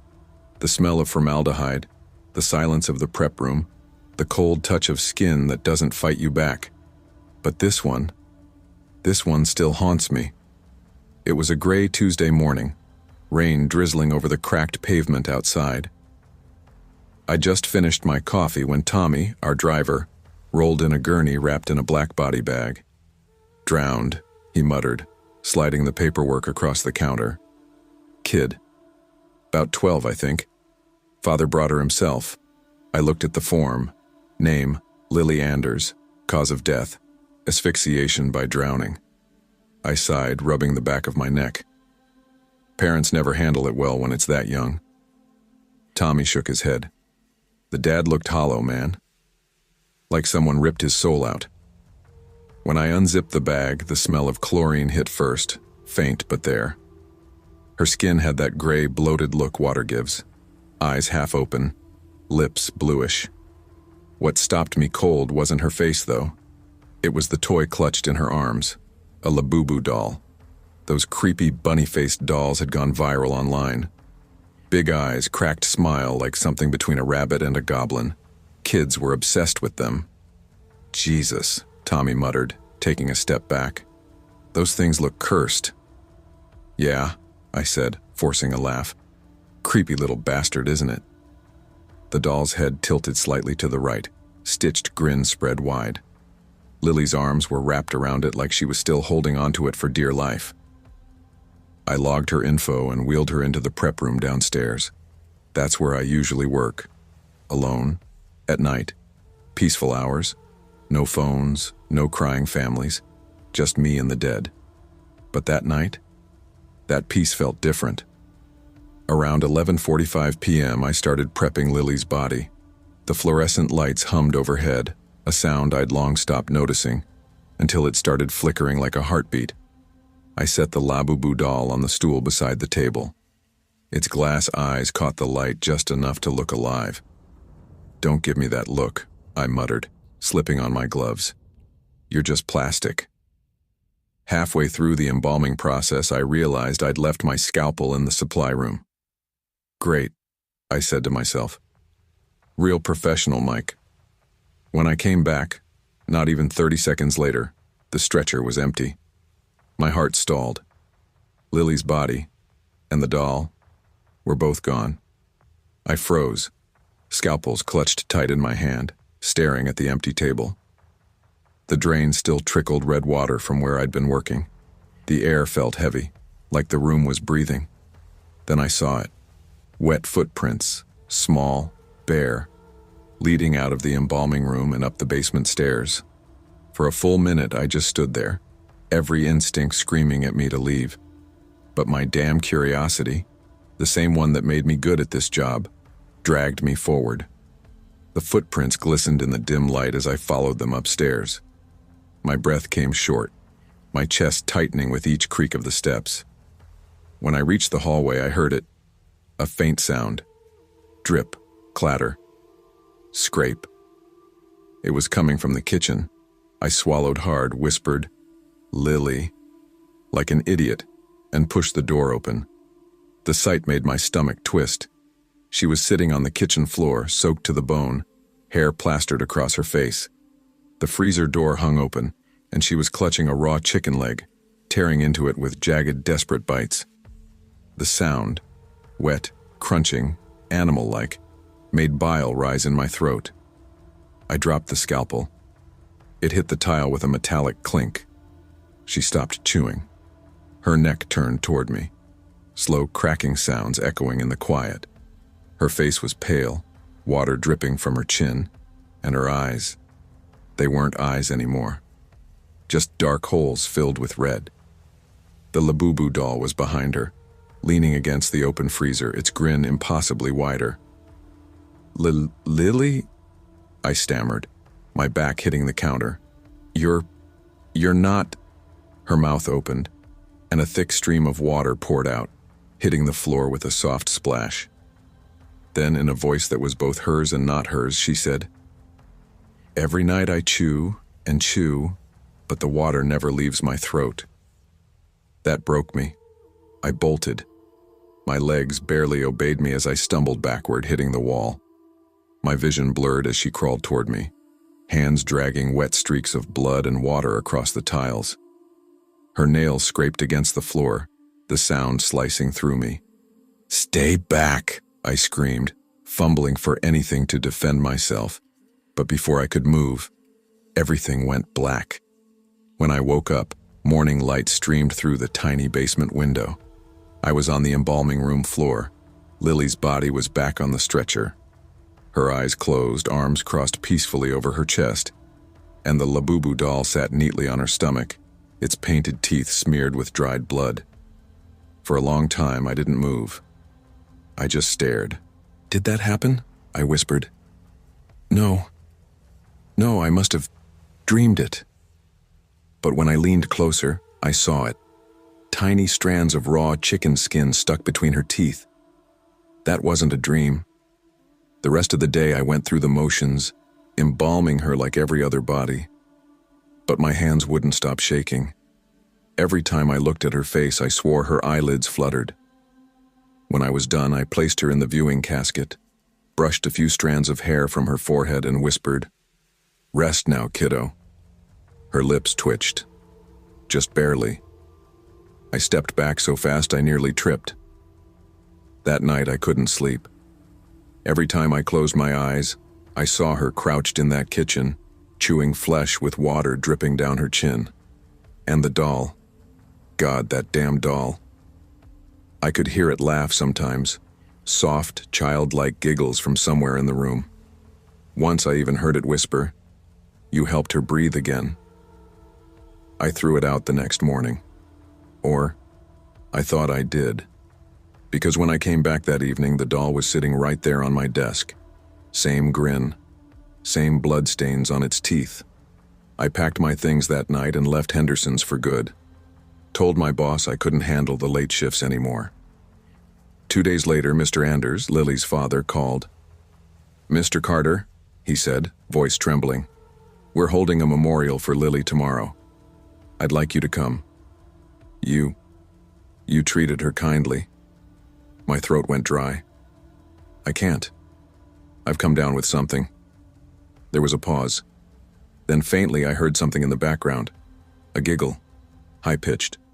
Familiar. "Mr. Anders," I said, heart pounding, "is there someone else there with you?" He didn't answer. Only that same childlike laughter filled the line. And a whisper so faint, it barely sounded human. "Every night I chew and chew." The call cut off. It's been 3 nights since then. I haven't slept. My hands shake when I touch metal. The air in my house smells faintly of chlorine no matter how much I clean. Sometimes when I close my eyes, I see her reflection in the bathroom mirror. Sometimes I hear the squeak of little wet feet on the floor. And once I swear I heard the freezer door open on its own. The Labubu doll sits on my nightstand now. I've tried throwing it out, burning it, even smashing it to pieces. But every morning it's right back where I sleep, smiling that crooked, blood-stained grin. I used to think the dead couldn't move, couldn't hurt you. Now I know better, because some things don't stay buried. Some things cling to what they loved most. And every night, when the house goes still, I hear her whisper right next to my ear. I still feel the water in my throat.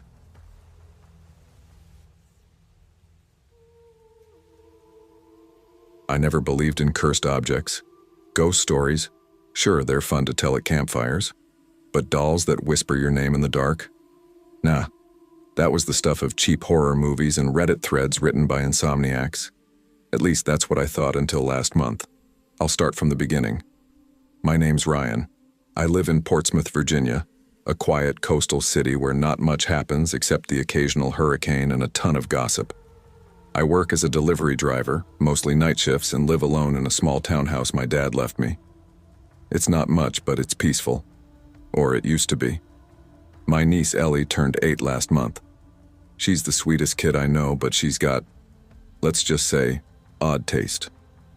While most girls her age want unicorns and Barbie dolls, Ellie's obsessed with creepy toys. The weirder, the better. I'm talking plush skeletons, porcelain dolls with missing eyes, and one of those monster babies that cry when you touch them. So when I saw this limited edition Labubu doll online, bright blue fur, huge black eyes, stitched grin like something out of a nightmare, I figured, that's her thing. It was rare, apparently imported from Japan, and the website said only 50 made. Perfect birthday gift, right? The package arrived 3 days before her party. I was home that evening scrolling through TikTok when I heard the UPS guy knock. "Package for Ryan Carter?" I signed, took the box, and set it on the counter. It wasn't heavy, maybe a pound or two, but something about it made my stomach twist. The air around it just felt wrong. I laughed at myself.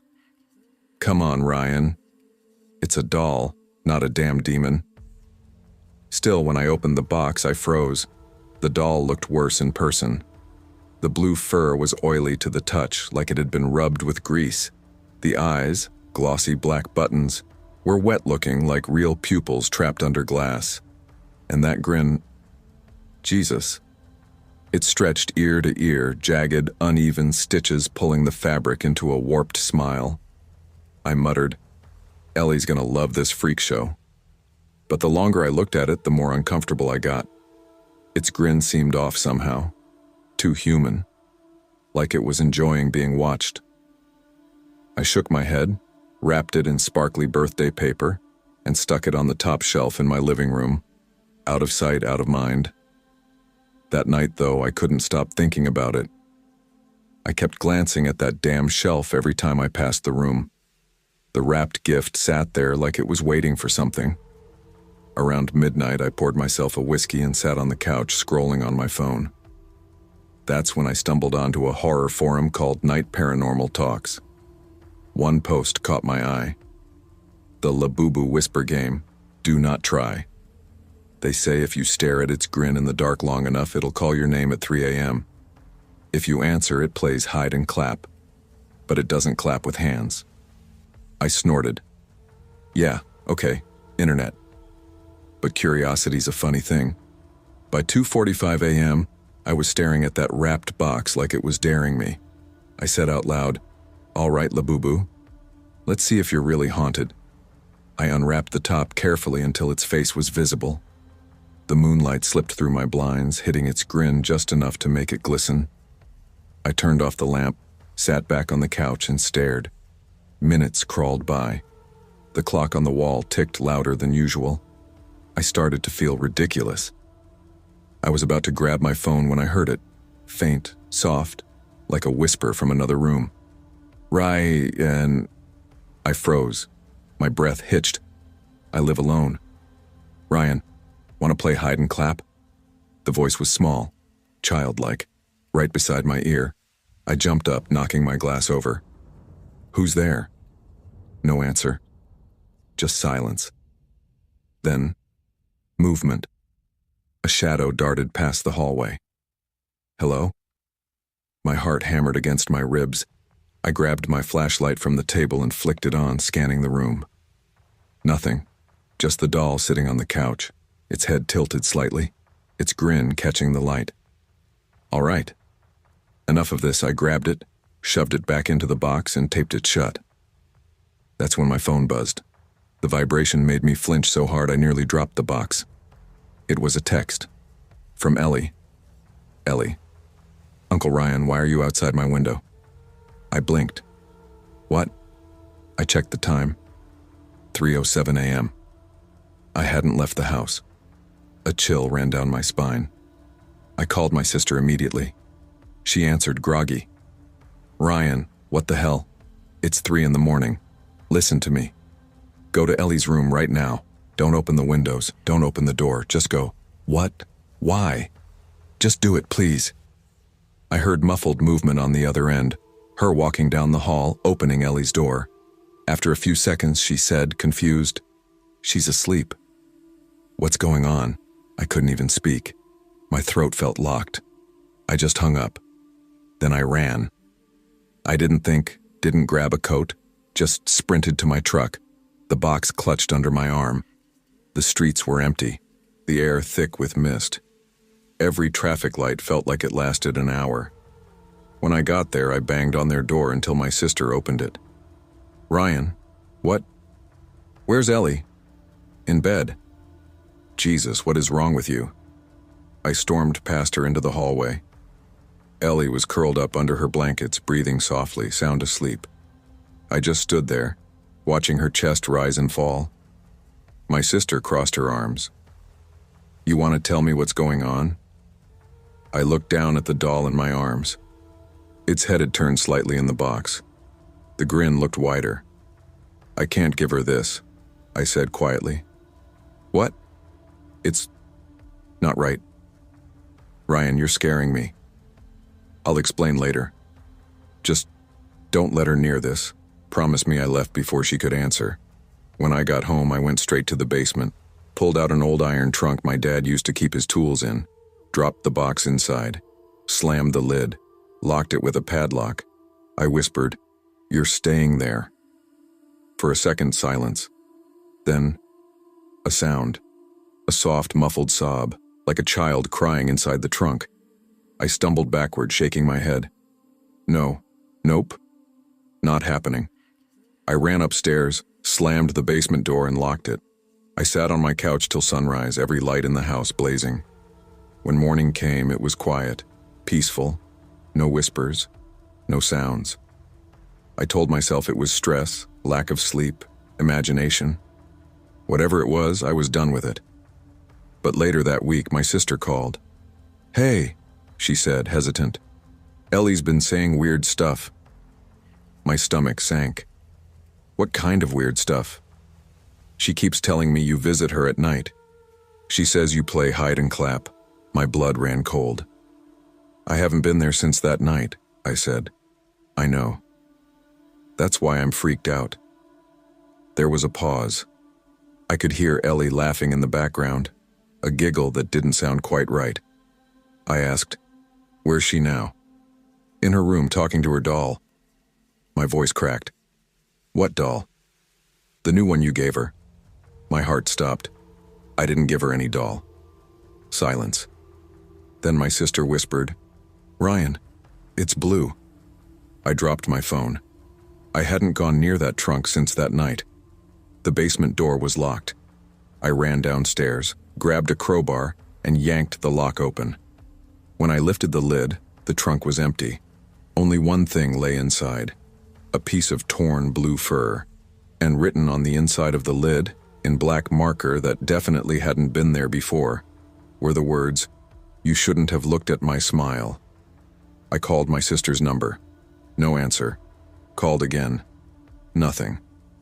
Finally, after what felt like forever, she picked up. But the voice that answered wasn't hers. "Want to play hide and clap?" Click. I haven't heard from them since. The police found their house empty 2 days later. No sign of struggle. Just Ellie's window open and a faint trail of blue fibers on the floor leading out into the yard. It's been 3 weeks now. I've moved out of my dad's place, staying with a buddy in Chesapeake. But sometimes when I wake up around 3 a.m., I swear I hear it. Soft, distant, almost sweet. "Ryan, want to play?" I never answer, because I know if I do, that smile will find me again. And this time, I won't wake up.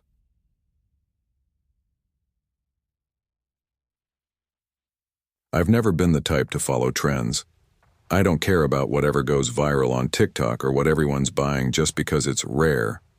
But when you keep seeing something everywhere, on your feed, in stores, even hanging from people's rearview mirrors, it kind of gets under your skin. That's how the whole Labubu thing started for me. At first I thought they were ugly. Creepy little things with rabbit ears, huge teeth, and this greasy-looking fur that always seemed damp. But people online were obsessed. Some called them collectible art toys. Others treated them like emotional support creatures. There were thousands of videos of people dressing them up, customizing them, talking about Labubu energy. I thought it was ridiculous, until I saw one in person. It was at this tiny comic shop in Portland, down near Burnside. I'd gone in to grab a vinyl figure for my nephew's birthday, but there it was. This glass case at the counter with a bunch of Labubu dolls lined up like they were on display at a museum. One in particular stood out. It wasn't cute like the others. Its fur was a darker blue, matted down in places like it had been wet and left to dry wrong. The teeth were sharper, almost realistic, and the eyes were a little off-center, one slightly higher than the other. But that's what made it look real. The guy behind the counter caught me staring and grinned. "That's a rare drop, man," he said. "You won't find another one like it. It's called the Night Wanderer edition." "How much?" I asked. He paused, smirked, and said, "You sure you want to know?" I wasn't, but I asked anyway. 300. I laughed. 300 for that thing? Hell no. But for the next few days I couldn't stop thinking about it. Something about that crooked little smile stuck with me. I'd be driving to work and I'd see it in my head, those glassy eyes, that twisted grin. So, when my birthday came around a week later, I decided, screw it, I'll treat myself. When I went back, the guy at the shop was gone. Some younger girl was working instead. She said it was their last one and rang it up without saying a word. When I got home, I opened the box carefully. The doll was smaller than I remembered, about the size of a grapefruit. It smelled weird, like wet cardboard and metal. The tag said, "Handcrafted in Hong Kong." Handle with care, I set it on my desk, staring at it for a good minute. "Creepy little bastard," I muttered, half smiling. That night, I posted a pic of it on Instagram with the caption, "Finally got one #Labubu #Nightwanderer." Within an hour, it blew up. People were commenting like crazy. "That one's haunted of, don't sleep near it." "Where'd you find that?" They stopped making those, I laughed it off. People online say anything for engagement. The next morning, I hung it from my rearview mirror. I figured it'd look cool swinging there while I drove. That's when things started to get weird. First day, nothing major. But I did notice people looking at my car at stoplights, not like curious glances, more like disgust. Some even frowned, like they were offended. I thought maybe I'd cut someone off or something. By the end of the week, it got worse. Cars started drifting into my lane. People flipped me off for no reason. I almost got sideswiped twice on the freeway. Every time I looked up and saw the Labubu bouncing from the mirror, smiling like it was enjoying the chaos. I even tried moving it to my dashboard, but it wouldn't stay upright. It kept turning toward me, no matter how I positioned it, always facing me, always smiling. One night, while driving home from work, I felt this strange pressure behind my eyes, like someone was staring right at me from the back seat. I glanced in the mirror. Nothing there, just that damn doll hanging and swaying. Still, I said out loud, "Quit staring, freak." Then I laughed at myself. Great. Now I'm talking to a plush toy, but when I said that, it rocked. Not from the car moving, not from wind, just moved. It swung once, twice, then stopped, dead still. I brushed it off, told myself I was tired. A few days later, I was late leaving work. It was close to midnight, and the parking lot was empty.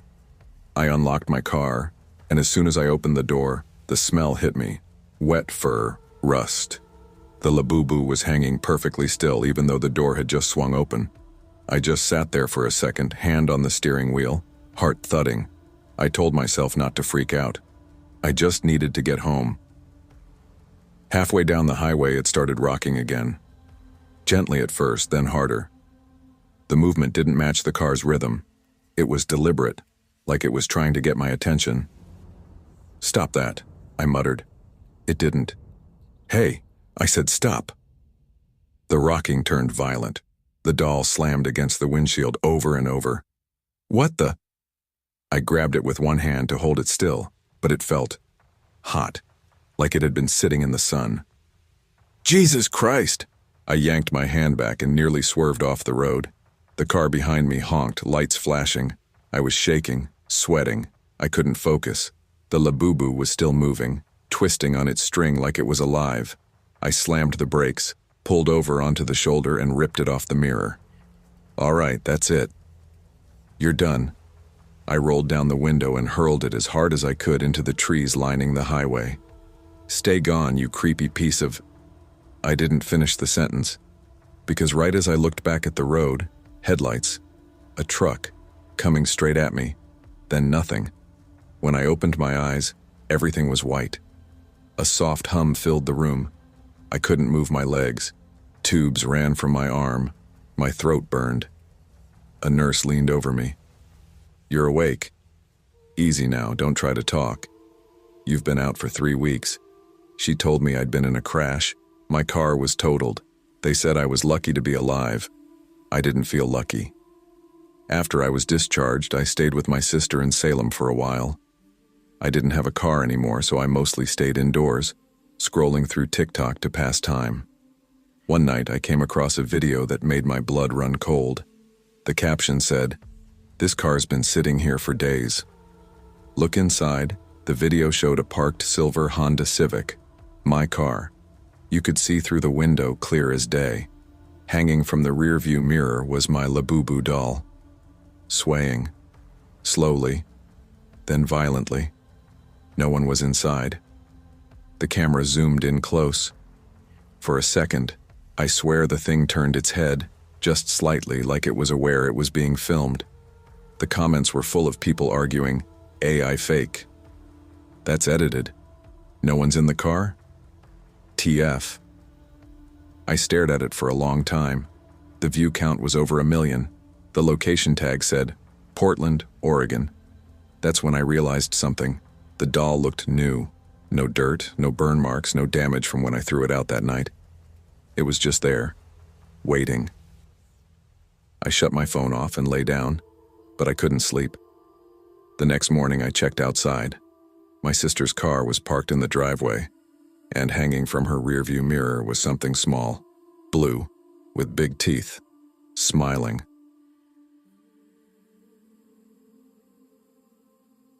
I've always been a collector of soft things. When I was little, my room was full of plush animals, rag dolls, and hand-sewn creatures from thrift shops. My mom used to joke that my room looked like a daycare for stuffed toys. I never saw it as childish. I just liked the comfort of having them around. When I got older and moved into my own place, the habit followed me. I live alone in a small one-bedroom apartment on the east side of Indianapolis.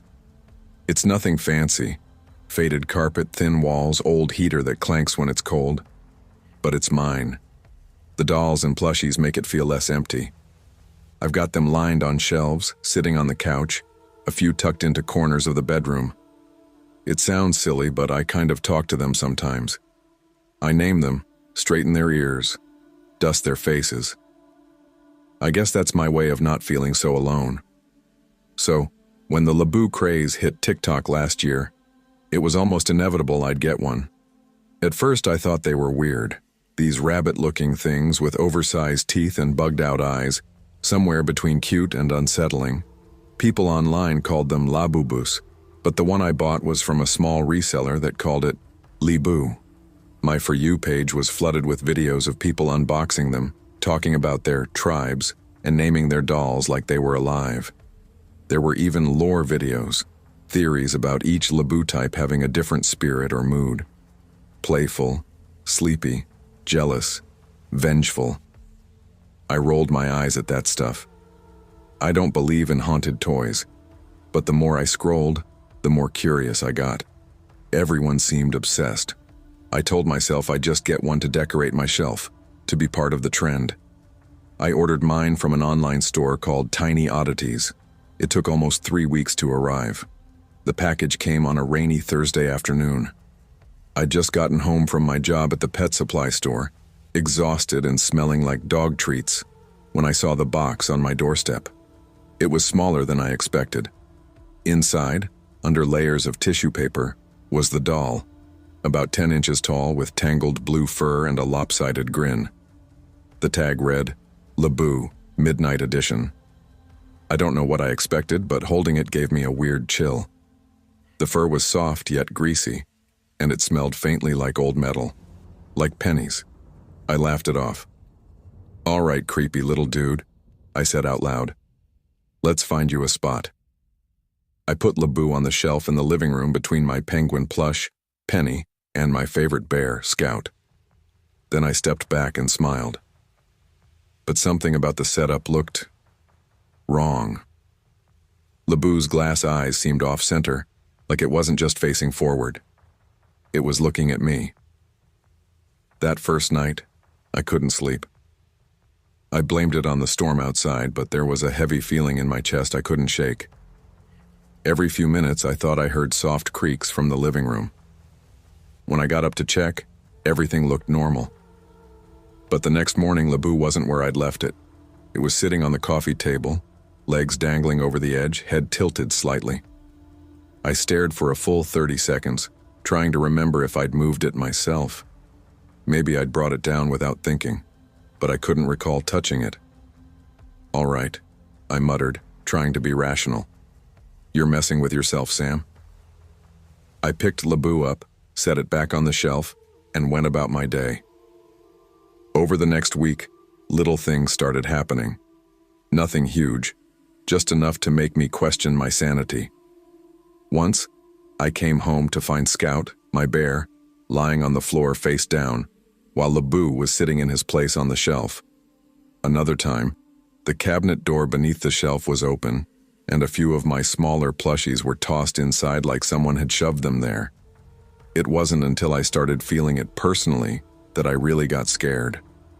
At night, I began waking up around 3 a.m., heart pounding, certain I'd heard something moving in the living room.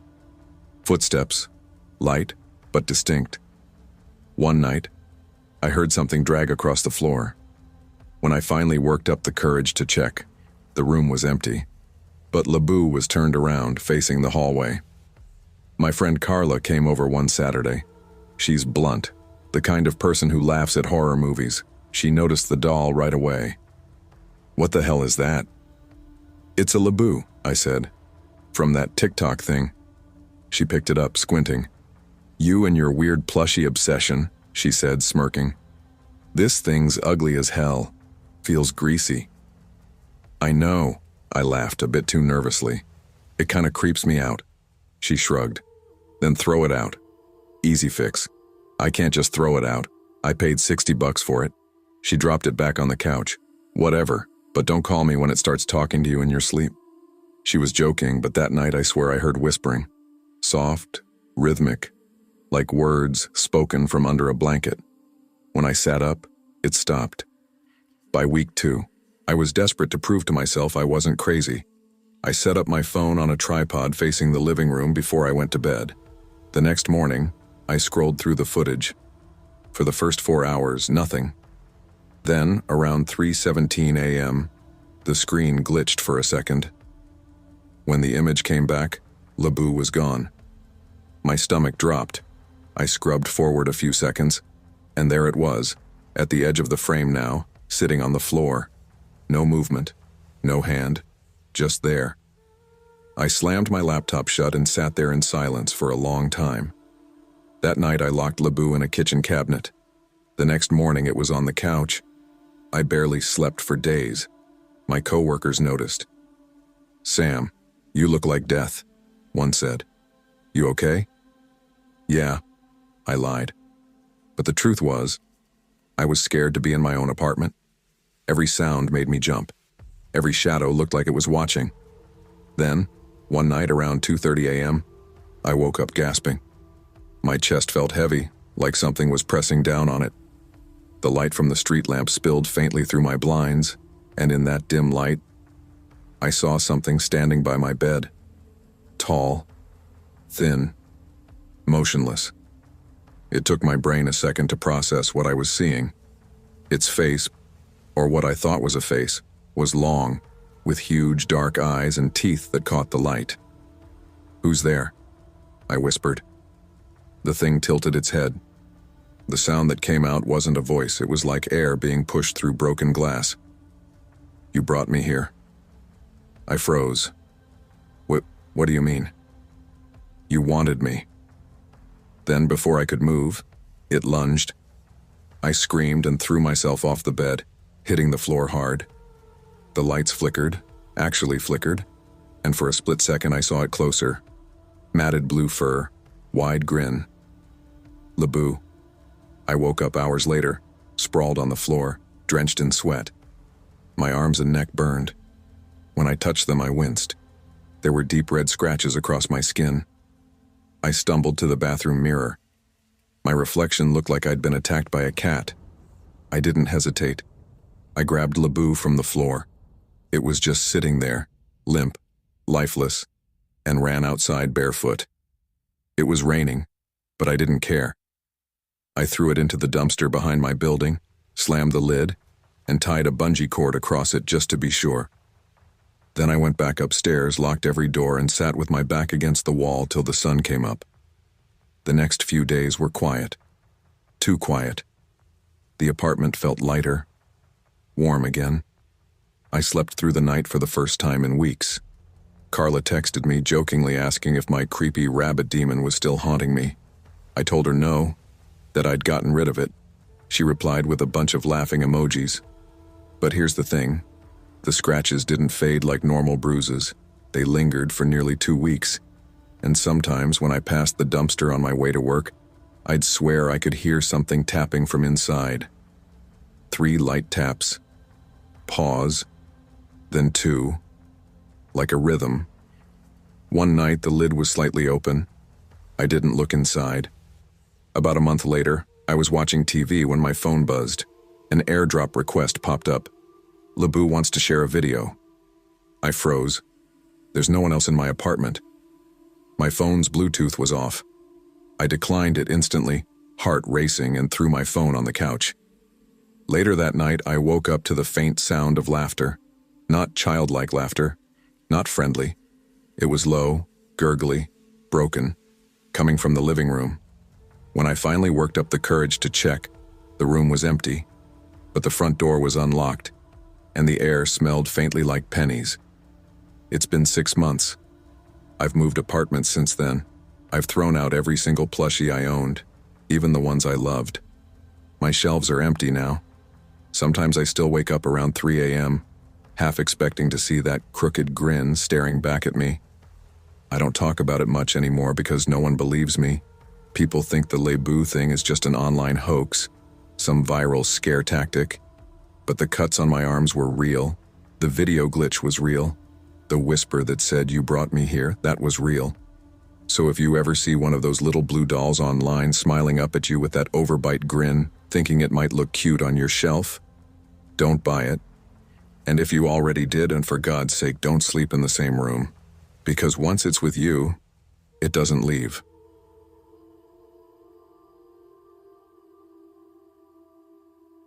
I never thought my life would spiral this far out of control. If you'd asked me a year ago, I'd have told you I was just an average guy, worked part-time at an auto shop, lived alone in a cheap apartment, barely got by but never really complained. I wasn't some hardened criminal. I wasn't even tough. I just had the wrong friends. Their names were Trevor, Lance, and Jaden. We'd all known each other since middle school, played ball together, got into stupid fights, skipped class, the usual dumb stuff. But somewhere along the way, I started trying to straighten out, while they doubled down on trouble.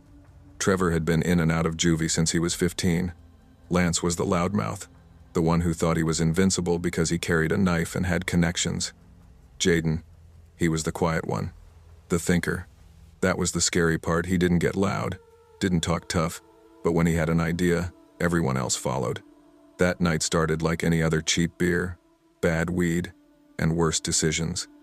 We were in Jaden's garage, sitting around a busted-up poker table, the air thick with smoke and that faint metallic tang of gasoline.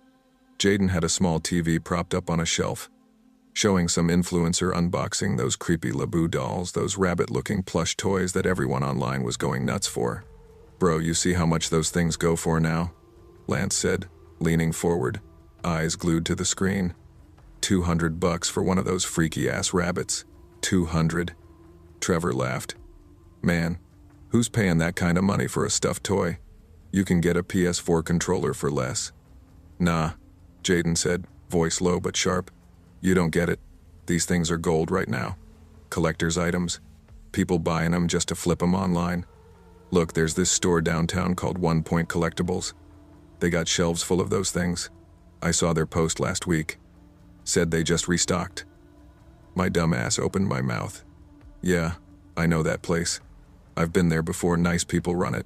Family business. They're cool. That's all it took. The second I said that, all three of them turned and looked at me. And I knew right then that I shouldn't have said a damn thing. Trevor grinned first. So you know the layout? What? No, I bought some trading cards there, that's all. Jaden sat back in his chair, tapping his finger against the table. Nah, that's good. Real good. You said they're a family shop, right? Small business. Probably no security guards. Probably got a simple alarm system. Yo. I cut in, shaking my head. I didn't say. Lance interrupted, his tone dropping cold. Come on, bro. Don't play stupid. You're already in it now. In what? I asked, even though I already knew the answer. Jaden smirked. We hit the store. Take the dolls. Sell them online before anyone catches wind. Easy money. No one gets hurt. I froze. My stomach knotted up. I looked around the table and saw they were dead serious. You guys can't be for real, I said. That's robbery. That's... Trevor slammed his hand on the table. You in or out? I'm out, I said immediately. Hell no. I'm not stealing from anyone. Lance leaned forward, his voice dropping to a whisper. Then maybe you don't walk home tonight. I looked at him, then at Trevor, who was cracking his knuckles like he was warming up for a fight. Jaden just stared, unblinking. There was no way out that didn't end with me in the ER. Fine. I muttered. I'm in. Trevor slapped my back. That's my guy. I wanted to puke. That night, we made the plan. Gloves, masks, crowbars, duffel bags. Jaden already had a stolen truck sitting in his garage, a white Ford Ranger with half a plate missing. He'd swiped it from an apartment complex a few nights earlier. Perfect getaway car, he said. We'd hit the store around 2 a.m. when the streets were dead quiet. It was on the corner of Monroe and Lark, right next to a nail salon and an old bakery. I knew the area well. Too well. When the time came, we parked 2 blocks away, cut the headlights, and put our masks on. My hands were shaking so bad I could barely tie my gloves. Trevor noticed. You good, man? He asked. Yeah, I lied. Let's just get it over with. Jaden stayed in the driver's seat, engine running, ready to bail if things went south. The rest of us ran across the street, ducking under the flickering streetlight. The padlock on the back door wasn't much. Trevor popped it open in seconds with the crowbar. And just like that, we were inside. The smell hit me, first plastic and new cardboard. Like a toy aisle in a department store. Rows of figurines, cards and plushies stacked neatly. It would have been almost peaceful if we weren't there to rip it apart. Lance went straight for the glass display cases, smashing them open and sweeping shelves clean. Trevor tore through boxes with wild energy, tossing Laboo dolls into bags like he was racing against time. I just stood there for a second, watching everything happen in slow motion. The sound of glass breaking, shelves clattering, it didn't feel real. I was in a nightmare I couldn't wake up from. Move your ass, Lance barked. You just gonna stand there? I snapped out of it and started grabbing whatever was left, limited edition ones. The rare black and gold ones people were crazy about. That's when I heard it, the distant wail of sirens. Yo, I shouted, we gotta go. Trevor cursed, slamming one last box into his bag. Go, go, go. We ran out the door and sprinted for the truck. Jaden was pounding the steering wheel. What the hell took you so long? Drive, Lance yelled. Jaden floored it. Tires screeched, engine roared, and just as we hit the corner, a police cruiser sped past the opposite direction. Sirens screaming, lights flashing. We barely missed them by seconds. We didn't say a word for the next 10 minutes. Just heavy breathing and the hum of the road. When we finally got back to Jaden's garage, we unloaded everything, duffel after duffel of Laboo dolls stacked on the concrete floor like trophies. Trevor whooped. Man, we did it. We freaking did it. Lance cracked open a beer. We're gonna be rich, boys. Rich, but I couldn't celebrate. My chest was tight, my stomach twisted. "We're screwed," I said. Jaden turned toward me. "You worry too much. They got cameras, Jay. Cameras. You think they don't have footage of us?" He shrugged. "We wore masks." "And the truck?" I said. "That's stolen, man. What if someone saw it? What if—" He cut me off, calm as ever. "Relax. No one's gonna trace anything back to us. Just lay low. We sell them in a week, maybe 2. Then it's over." It wasn't over. Not even close. By morning, the robbery was all over local news. Police investigating break-in at Monroe Collectibles. Over $10,000 worth of merchandise stolen. The footage showed 3 masked suspects and a white truck parked in the alley. My stomach dropped. I texted Jaden. "Me. We're on the news." "Jaden, chill, they don't got names, we're good." But we weren't. 2 days later, the cops found the truck abandoned behind a strip mall. The serial numbers on the dashboard had been scratched off, but it wasn't enough. They traced the VIN. Then they traced the neighborhood. Then they traced Jaden. It happened fast. I was sitting in my apartment, TV on low, when my phone blew up. "Trevor, Jay got popped. They raided his house. Took all the labus." "Me. You serious?" "Trevor. Dead serious. Cops found everything. News said they recovered like 14 boxes, worth 30 grand. That's when panic set in. For the next few nights I barely slept. Every sound outside made me flinch. Every knock on the door made my blood run cold.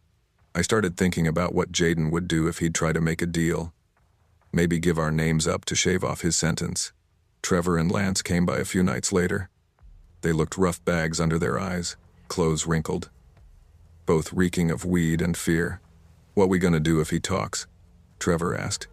Lance spat on the ground. "He ain't talking. Jay's solid." "You sure about that?" I said.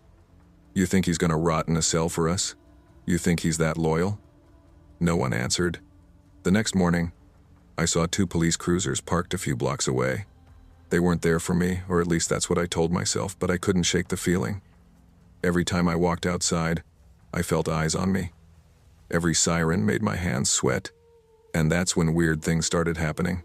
I came home one night and found my front door slightly open. Nothing was missing, nothing looked broken, but my stomach twisted when I saw what was on the kitchen counter. A Laboo doll. The same kind we'd stolen. Blue fur. Huge buck teeth. Its glassy black eyes stared right through me. I hadn't brought one home.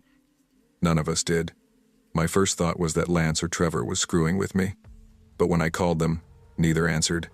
I threw the doll in the trash, locked every door, and sat up all night with a baseball bat across my lap. The next morning it was back on the counter. Same doll. Same expression. That's when I knew something was wrong, really wrong. I tried calling Jaden's number, even though he was locked up. It went straight to voicemail. That's when I realized I didn't have anyone to turn to. The police were circling. My friends were vanishing. And the Laboo? It kept showing up on my bed, on my couch, even once in my goddamn shower. The last time I saw Trevor, he looked like hell. He told me Lance had gone missing. Just gone. His apartment door kicked open, blood on the floor, no body. Trevor swore he'd seen something moving in his house at night. Said he heard little scratching noises in the walls. "I ain't sleeping no more, bro," he said, trembling. "Those dolls, they ain't right. We shouldn't have touched them." I didn't believe him until that night. Around 3 a.m., I woke to the sound of something soft dragging across my floor. I turned on the lamp and there it was. A dozen Laboo dolls lined up at the foot of my bed, all staring at me. I screamed, grabbed my bat, started swinging, but no matter how many I hit, they didn't tear, didn't break. They just laughed. Not loud, but this faint, sick giggle, like static through a speaker. The lights flickered. I dropped the bat, and in the dark, I heard whispering. Dozens of tiny voices. "You took us. You stole us. Now you're ours." When I woke up, it was daylight. My room was empty. No dolls. Just one message written in marker on the wall. "Check the news." I did. Jaden was dead. They found him in his holding cell, eyes open, Smile carved into his face. Trevor's name came up 2 days later, missing, presumed dead. And Lance? They never found him. Now it's just me. Every night, I hear those soft footsteps again. Every morning, there's another Laboo waiting for me, somewhere new. I tried burning one once. It screamed, "If you're reading this, don't buy those dolls. Don't touch them. And for the love of God, don't steal them. They don't belong to anyone. They belong to themselves."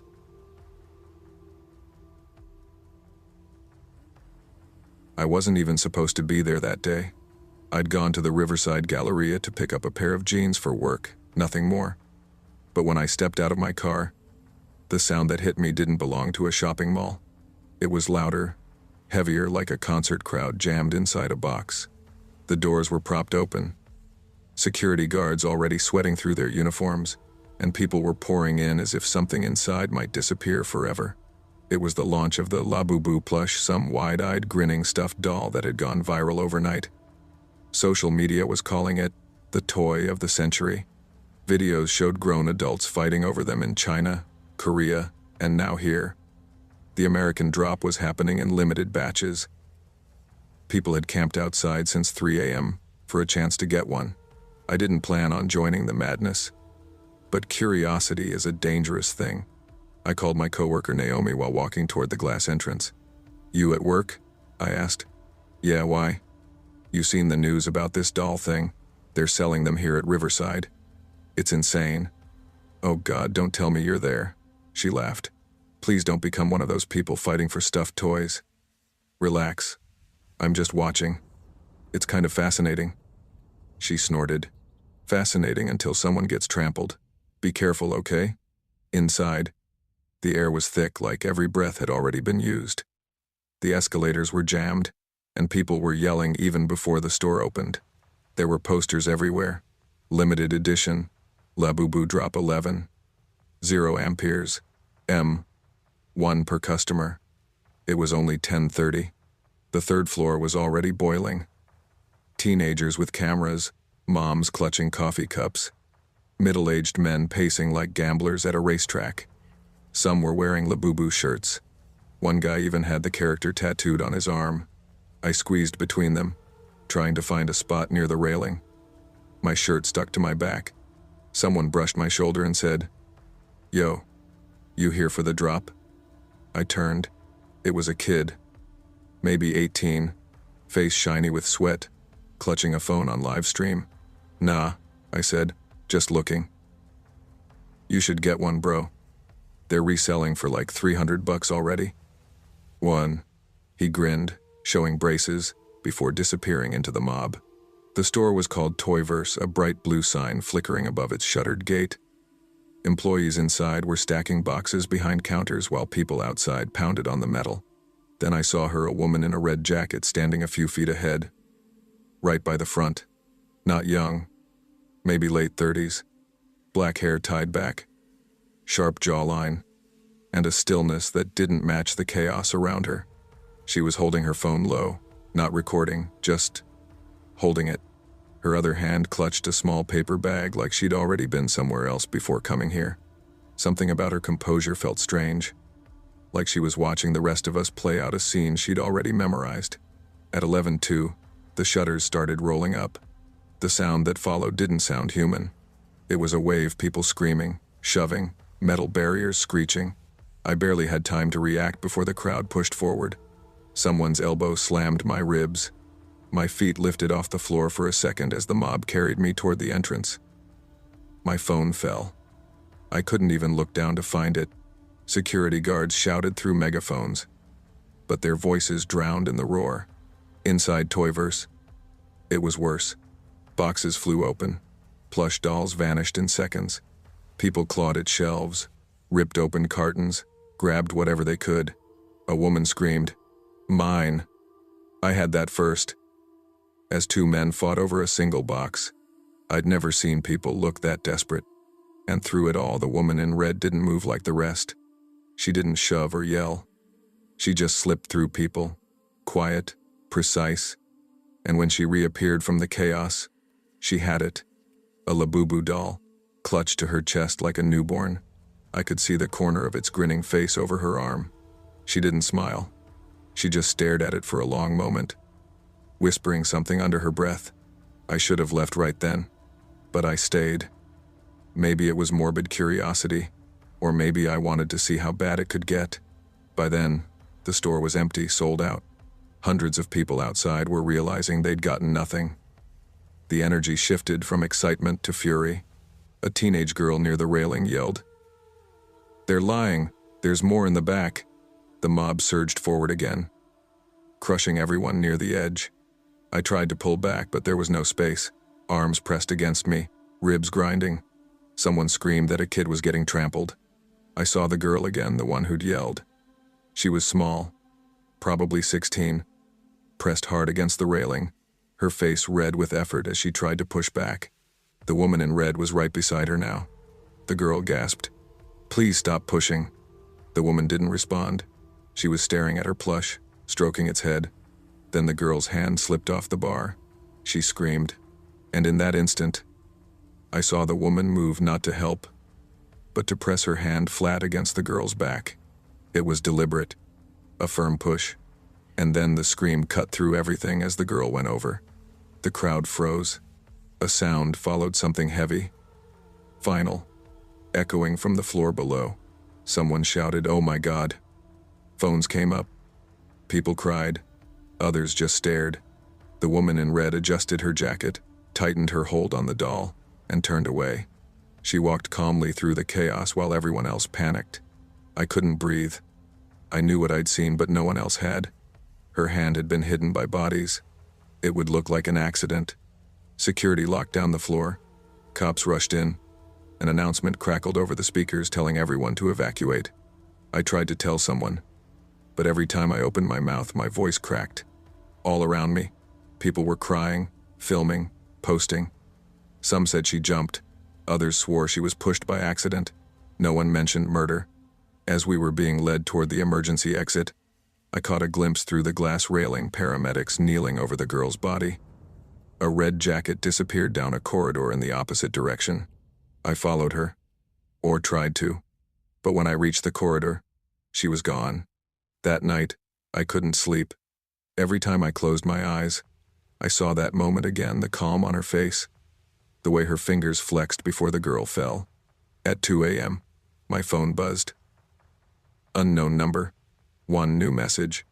"You didn't see anything." I stared at it for a full minute before replying. "Who is this?" No response. When I checked again, the message had disappeared. The story made national headlines. Teenager dies during toy launch stampede at Riverside Galleria. Every channel showed the same shaky footage. The crowd, the fall, the panic. But from the angle, you couldn't see the woman's hand. It just looked like the girl lost balance. No suspects, no arrests. The mall issued a statement calling it a tragic accident. I tried to tell the police what I saw.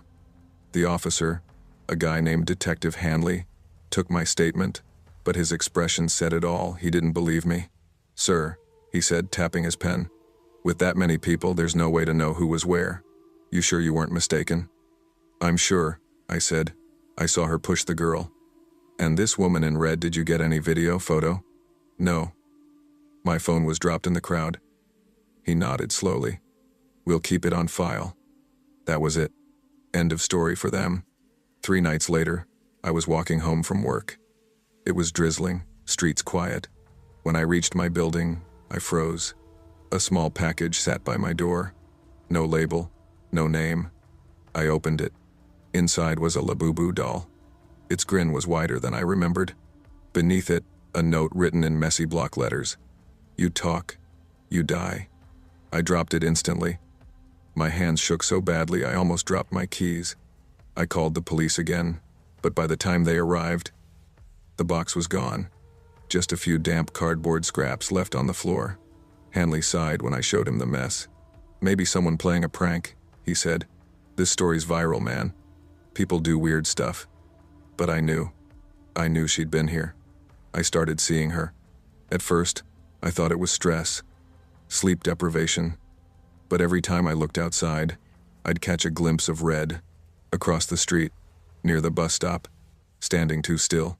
Once, I saw her reflection in the window of the cafe where I turned, no one was there. Another time, I came home and found footprints on my balcony, faint, wet from rain. I lived on the 5th floor. I told Naomi. She thought I was losing it. "You need to stop watching that footage, man," she said. "It's messing with your head." "Do you?" "It's not just in my head," I said. "She's coming after me." "Who?" "The woman in red." Naomi hesitated. "You mean that suspect you think you saw? Maybe it's guilt, you know. Survivor's thing." I wanted to believe her, but that night, when I came home, there was another doll waiting on my kitchen counter. I hadn't left the door unlocked. It was past midnight when I heard the footsteps. Slow, measured, right outside my apartment door. Then tap, tap, tap. I didn't move. Another tap. Then the door handle twisted slowly. Metal scraping. My voice barely came out. "Who's there?" Silence. I grabbed the kitchen knife and waited. The sound stopped, replaced by something softer. A thump, like fabric dropped on the floor. When I finally opened the door, the hallway was empty. Only the flickering light overhead. Then I looked down. A Labubu plush sat against my doormat, its grin smeared with something dark, dirt or maybe blood. There was another note. "Now you know how it feels to be pushed." I slammed the door, locked it twice, and sat on the floor shaking. My phone battery was dead.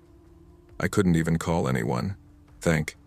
That was the last thing the camera ever captured. 2 days later, neighbors complained about a smell coming from apartment 5B. Police broke the door. They found Evan on the living room floor, no signs of struggle. No forced entry, just a toppled camera, a cracked phone, and a single Labubu plush sitting on his chest, its stitched grin facing the ceiling. The last message on his phone was unsent. Drafted at 2:48 a.m. She's here. No fingerprints on the doll. No trace of the woman in red. But the surveillance footage from the hallway showed something. At 2:45 a.m., the door handle turned on its own. Then, for one brief frame, a red sleeve crossed the lens before the camera died. The case was ruled undetermined. But if you drive past Riverside Galleria today, you'll still see the flowers near the railing on the 3rd floor, where the girl fell. And every year on the anniversary of the stampede, people say a woman in a red jacket stands by that same railing holding a Labubu doll watching. Sometimes she smiles. Sometimes she waves. And sometimes, if you stand too close to the edge, you'll feel a hand on your back. I was never the kind of person who believed in curses, or haunted things, or anything that couldn't be explained. But that changed the night I brought home the Labubu. It was a Sunday afternoon, right before closing time at the old Ridgeview flea market. The place had this faint smell of dust and fried dough, with narrow aisles packed full of junk old toys, rusted tools, broken lamps. I wasn't even planning to buy anything. I'd gone there just to kill time, walking between stalls, sipping from a cheap coffee cup that had already gone cold. That's when I saw it. The vendor was this older woman with wiry gray hair and a cigarette that never seemed to leave her mouth. Her stall was mostly porcelain dolls, cracked faces staring in different directions.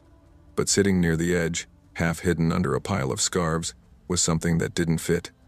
It was small, maybe a foot tall, with patchy fur the color of old snow and these huge teeth carved into a grin that didn't feel right. The tag on its chest said, Labubu. When I picked it up, the fur stuck to my fingers. "You can have that one cheap," the woman said without even looking up. $3. "3?" I laughed a little. "Kinda ugly, don't you think?"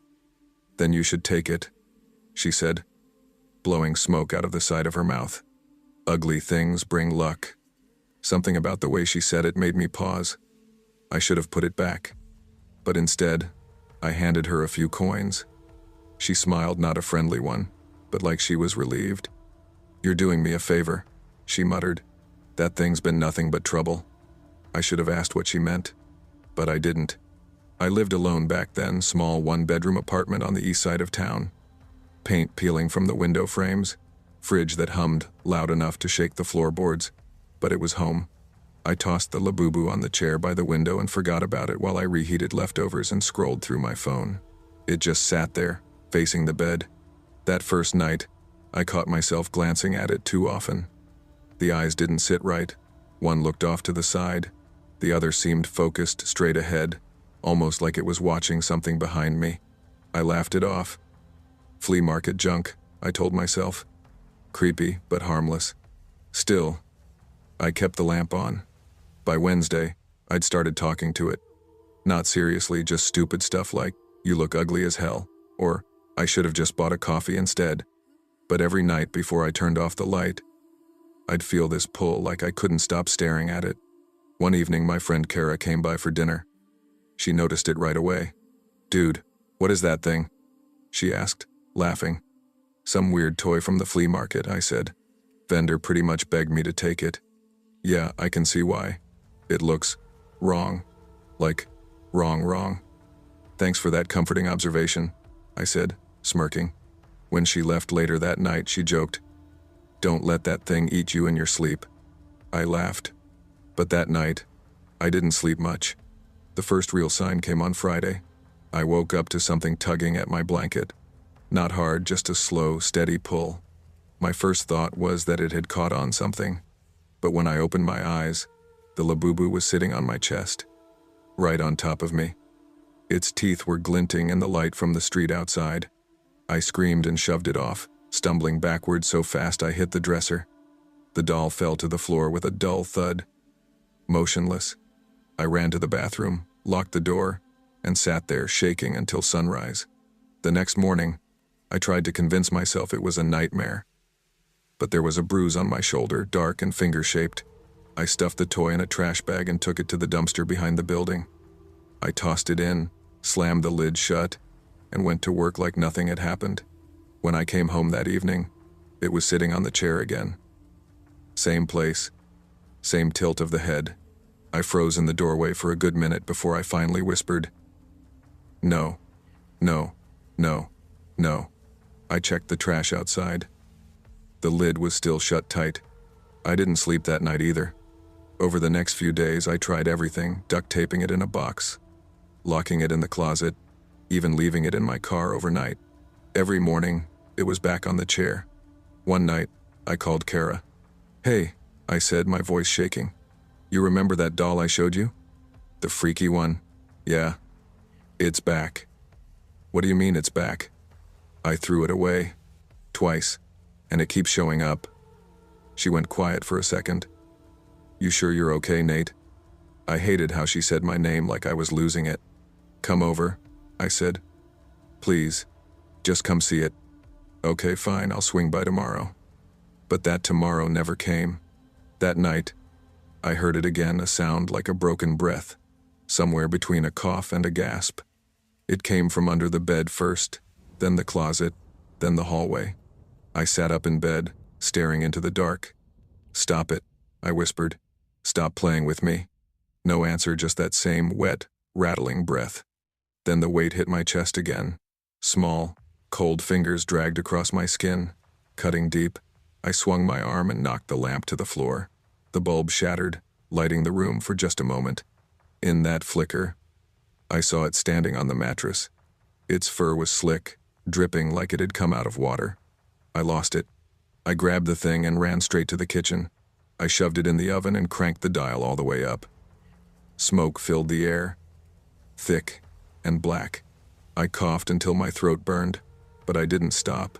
I kept that door shut until the smell of melting plastic made my eyes water. When the fire alarm finally went off, I opened it. The toy was nothing but a black, shriveled lump. I thought it was over, but when I turned around, it was sitting on the counter.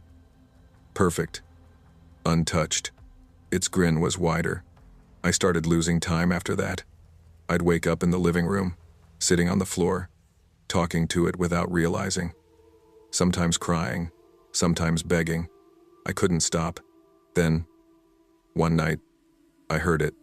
Not from the doll, from somewhere else. A voice. Heavy. Inside my head. Give. Just one word. I covered my ears, But it didn't matter. The voice wasn't in the air. It was inside me. I tried to ignore it, but every day it got louder. Give, give, give. I didn't know what it wanted, something from me, something of me. The night I finally understood was the worst one of all. I'd been sitting on the couch with a half-empty bottle, eyes fixed on the hallway light. The labubu was gone from the chair. For the first time in weeks, it wasn't there. I got up, searching. "Where are you?" I muttered under my breath. The spare bedroom door was open a crack. When I pushed it open, I froze. The labubu sat in the center of the floor, head tilted back, staring at the ceiling. The air was colder than outside. Then, behind it, the wall darkened. A stain spread upward, like ink bleeding through paint. It stretched, twisted, until it wasn't a stain anymore but a shadow pulling itself free. A man-shaped thing, but longer. Wrong. Limbs dragging, fingers scraping the floor. The head brushed the ceiling, mouth stretching open where eyes should have been.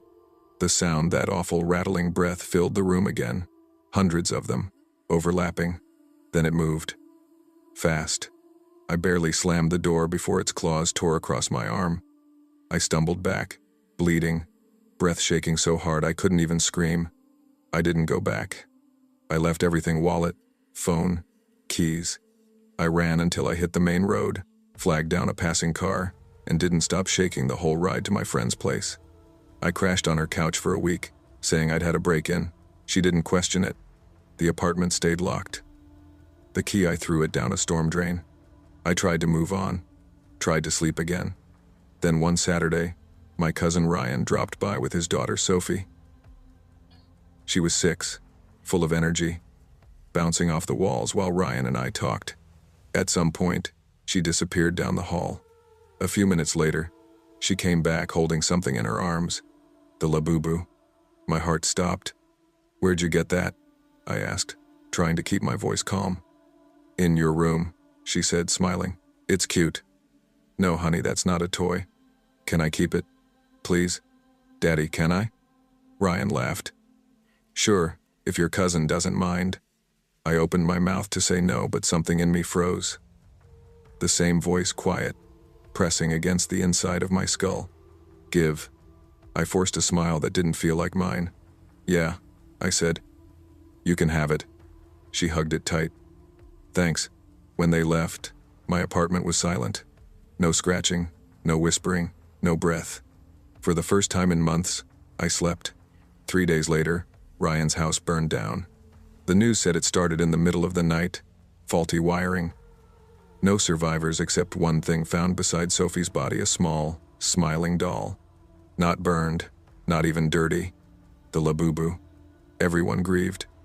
I stayed silent.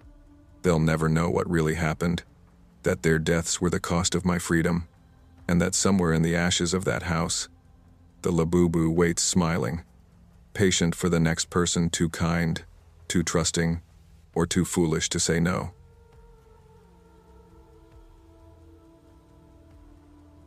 I never thought working at a toy store would lead me to one of the scariest nights of my life. I started at Playtown Toys about 6 months ago, a mid-sized shop tucked inside a quiet plaza in Ashbury, a little town somewhere between nowhere and nothing. I took the job to help cover rent after my roommate bailed. It wasn't exciting, but it paid the bills. My shifts were mostly closing ones, the quiet hours after parents stopped dragging their screaming kids around. I didn't mind. The silence helped me think. That night started like any other. It was a Friday, just past 8 p.m. The store smelled faintly of plastic and lemon cleaner. I was restocking plushies on the back shelf, humming to whatever song was faintly playing over the speakers. The glow from the fluorescent lights made everything feel sterile, too bright for how empty it was. I remember thinking how peaceful it felt, that calm before you lock up, turn off the lights, and finally head home. Then the door chimed. I turned, expecting some last-minute parent, but instead, I saw her. She looked ordinary, maybe late 30s, long brown hair tied back in a low ponytail, wearing a beige coat and scuffed-up sneakers. Her face was pale, lips cracked, eyes tired but sharp, like she hadn't slept, but her brain hadn't stopped running. "Evening," I said, forcing a polite smile. We're closing in about 20 minutes. You looking for anything specific? Her eyes darted to the shelves. You still got any Labu dolls left? Her voice was flat. Calm. Too calm. I sighed quietly, not because of her, but because those damn things had been the bane of my existence for weeks. They were the hot craze of the season, a limited edition collectible rabbit doll with bulging eyes and a weird grin. There were even different versions, happy, sleepy, angry, rare, shadow ones, all with their own price tags and madness attached. People had camped outside the store before shipments. I'd seen grown adults scream at each other over which one they got. One guy even offered me $200 cash to check the back room. I didn't care about them. To me, they were just stuffed toys. But to others, they were an obsession. Yeah, I said. I think we've got a few left. Follow me. I led her toward the back corner, where the last 3 Labu dolls were lined neatly on the top shelf. She stood beside me quietly as I brought them down. One had a goofy smile. One looked sleepy. The third had that weird scowl, the angry face. She didn't say anything at first. She just stared at them, like she was comparing souls. When she finally spoke, her tone dropped lower, almost a growl. Not these. I blinked. These are the only ones left, ma'am. We're not expecting another shipment till next month. Her hand twitched. No. You had one yesterday? The gray one. The one with the cracked smile. I frowned. The cracked smile? You mean the limited gray variant? That one sold out the same day we unpacked them. Her eyes snapped toward me. Sharp. No. I saw it online. Someone said this store had one left. Don't lie to me. Her calm cracked a little.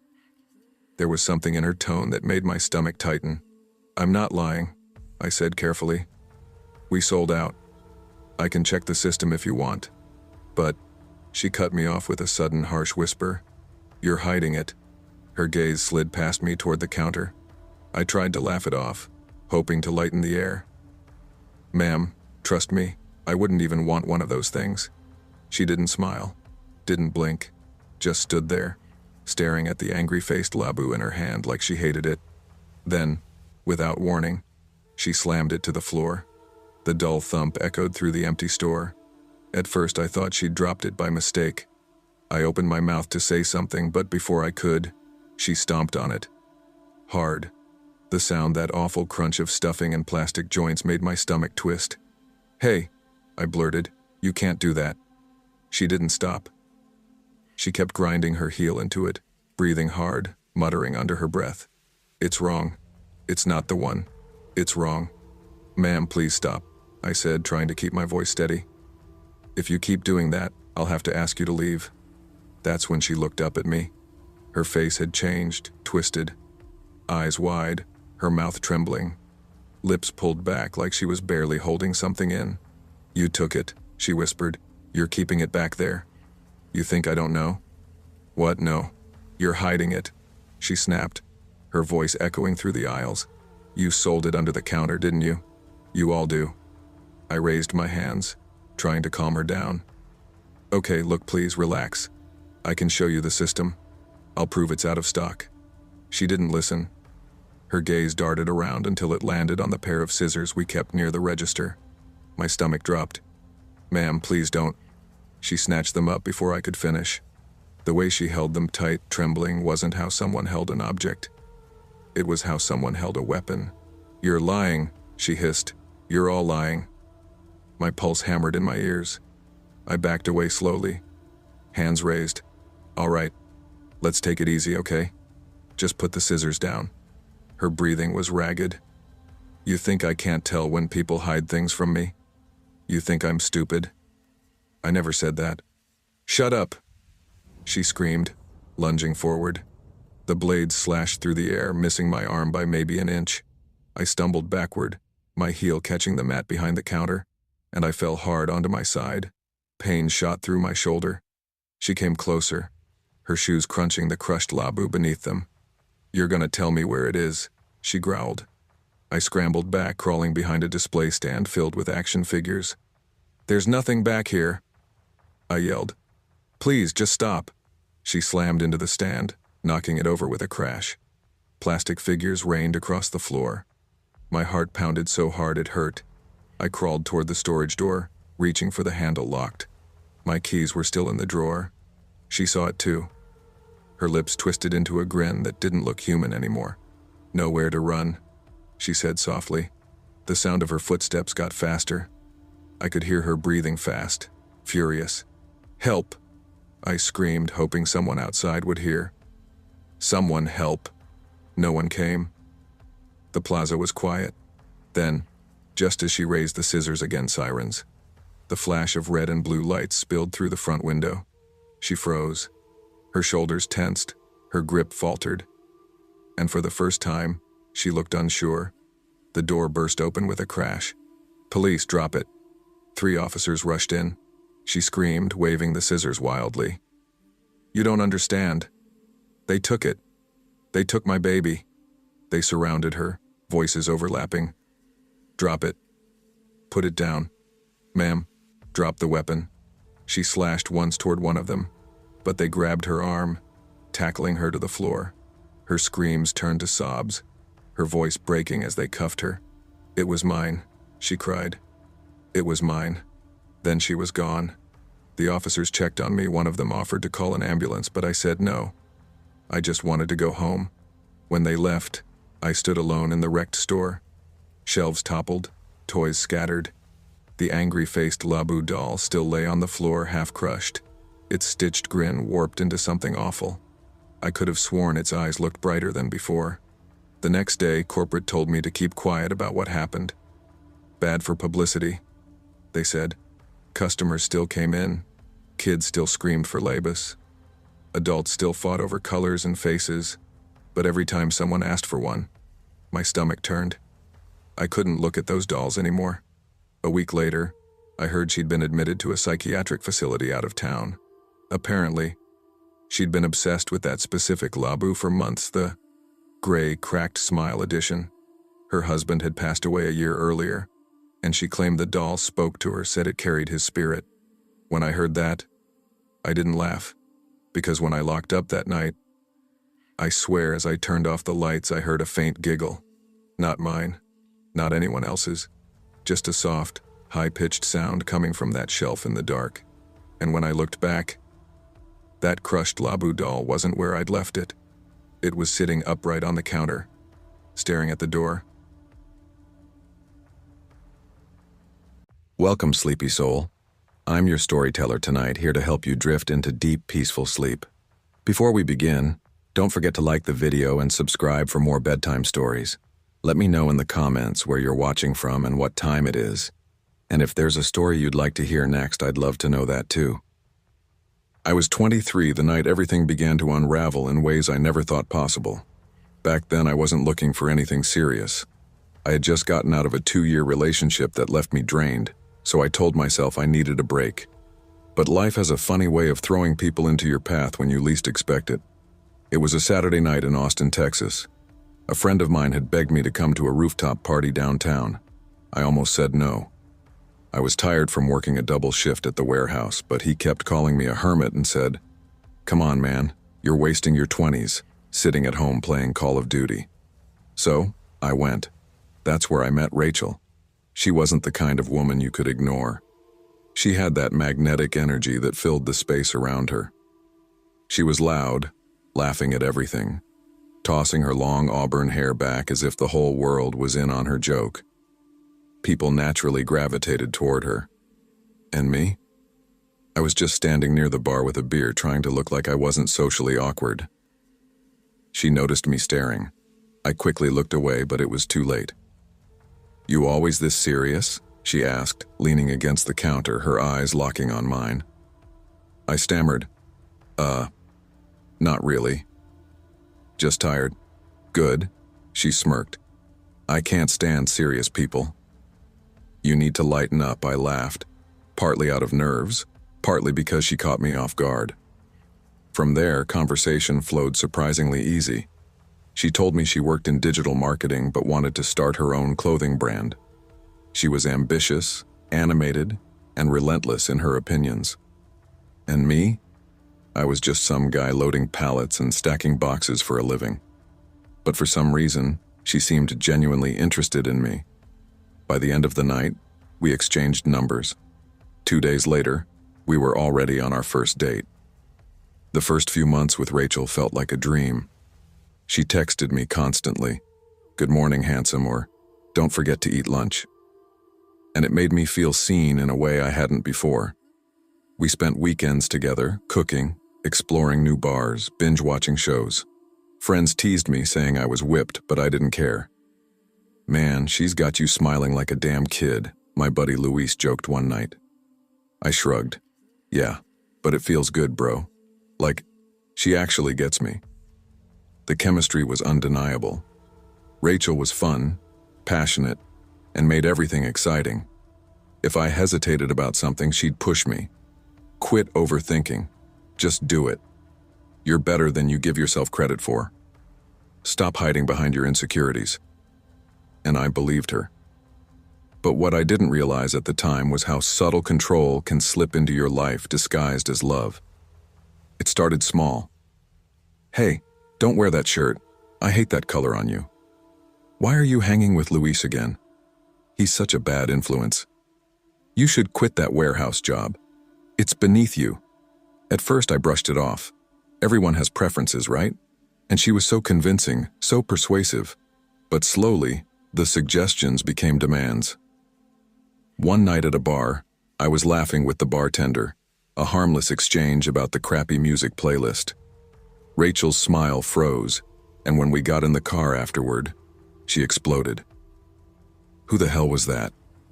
Don't you dare flirt with someone in front of me." "Babe, what?" I wasn't flirting. We were literally talking about Nickelback. Don't gaslight me, Aaron. I know what I saw. That was the first fight, but it wasn't the last. Soon everything I did was under her microscope. My phone, my social media, even how long I took to respond to texts. She demanded explanations for every minute I wasn't with her. Still, every time she broke me down, she built me back up. I only get jealous because I love you so much. You're mine. That's how deep this is. I just need to know you'll never leave me. And because I wanted to believe in us, I swallowed my doubts. About a year in, Rachel moved into my apartment. At first it was exciting. Cooking together, late-night talks, waking up next to each other. But soon, it stopped feeling like my place. Her clothes filled the closet.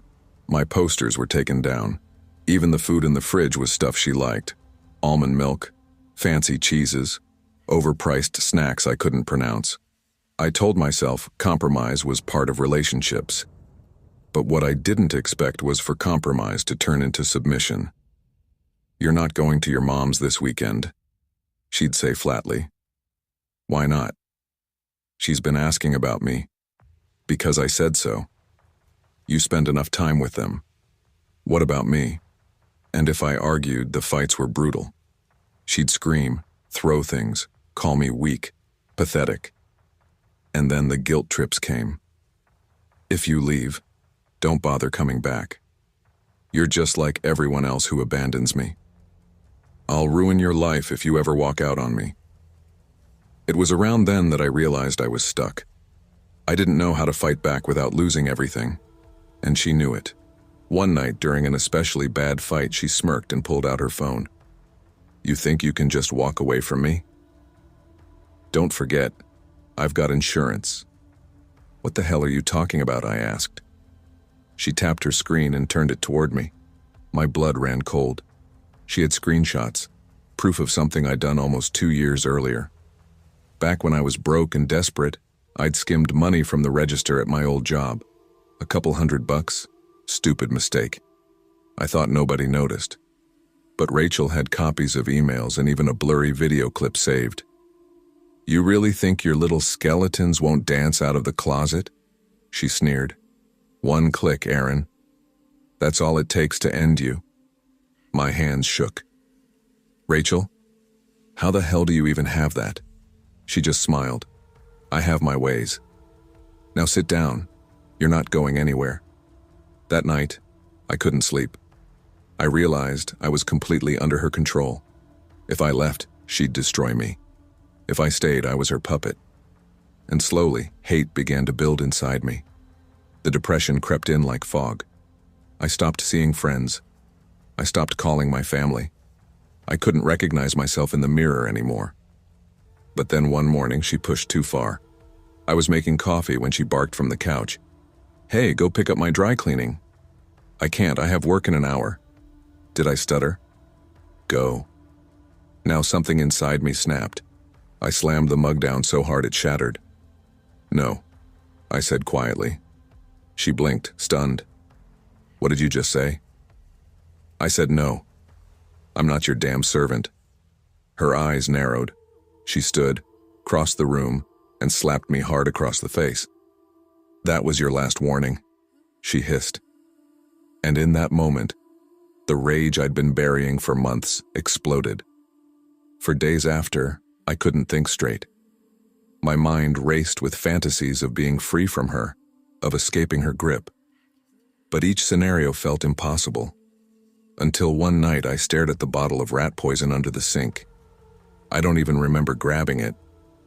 I just remember standing in the kitchen, holding it, shaking. "This is insane," I whispered to myself. "What the hell are you doing?" But the thought kept gnawing at me. I couldn't go on like this. She'd destroyed everything inside me. And if it came down to her or me, I wasn't ready to die. I woke up earlier than usual, heart pounding. She was upstairs sleeping. I went to the kitchen, made her favorite: scrambled eggs, bacon, orange juice. My hands trembled as I twisted open the poison and poured it into the glass. When she came down, she didn't even look at me, just sat and scrolled her phone. "You better not have overcooked the eggs again," she muttered. "Try the juice," I said, voice cracking. She sipped, frowned. "Tastes weird." Then she shoved the glass toward me. "You drink it." Panic surged through me. "I'm not thirsty." Her eyes snapped up. "Drink it." Now, when I hesitated, she lunged across the table, screaming. Something inside me broke. I grabbed the glass, grabbed her jaw, and forced it down her throat. She gagged, coughed, tried to claw at me, but I held on. And then she started convulsing. Her lips turned pale. Her eyes rolled back. She collapsed on the floor, twitching, gasping for air. I stood there frozen, heart hammering so loud it drowned everything else. When she finally went still, the silence was deafening. I didn't cry. I didn't scream. I just felt light, like a chain had been cut. I grabbed a bag, shoved clothes inside, and left. I didn't even look back at the apartment. By nightfall, I was already on the road north. By the next week, I'd crossed into Canada using contacts who helped me change my identity. Now, 7 years later, I live in a quiet mountain town under a different name. I have a wife who knows nothing of my past, 2 daughters who think I hung the moon. People here see me as a family man, the guy who grills burgers at block parties and waves at the mailman. And the truth? I don't regret it. Not for a second. If anything, I regret not ending it sooner.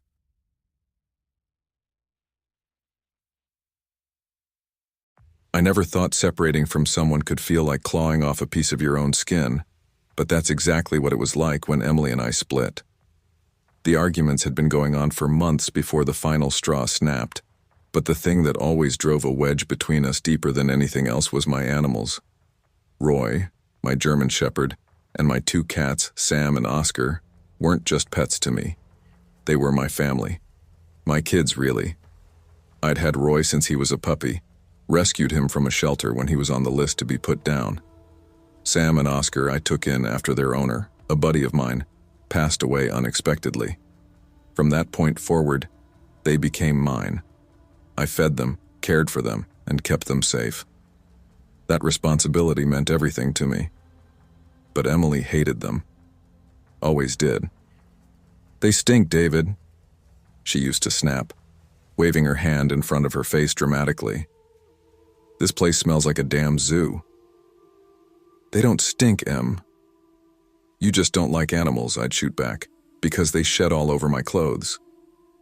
Because the dog slobbers on the floor. Because I can't even sit on the couch without cat hair getting on me." It was the same fight on loop day in, day out. And while I loved Emily, it got harder and harder to ignore the fact that she was never going to see my animals the way I did. To her, they were filthy intruders. To me, they were home. When she finally packed her bags and left, she didn't just walk out on me. She slammed the door on years of our history. And though the silence afterward felt like it should have been relief, it wasn't. It was suffocating. I didn't have much of a choice but to move. The house we'd been sharing was hers before I came into the picture. So I started searching for somewhere new, a place where it could just be me, Roy, Sam, and Oscar. Somewhere quiet, somewhere to start over. That's how I ended up in a 2-bedroom apartment on the edge of town, out past the busier streets where the gas stations fade into long stretches of empty road. The building was old, probably 1950s, with cracked brick siding and a stairwell that groaned every time someone walked up it. But the landlord didn't mind pets, which was all that mattered. The first night, though, I noticed something was off.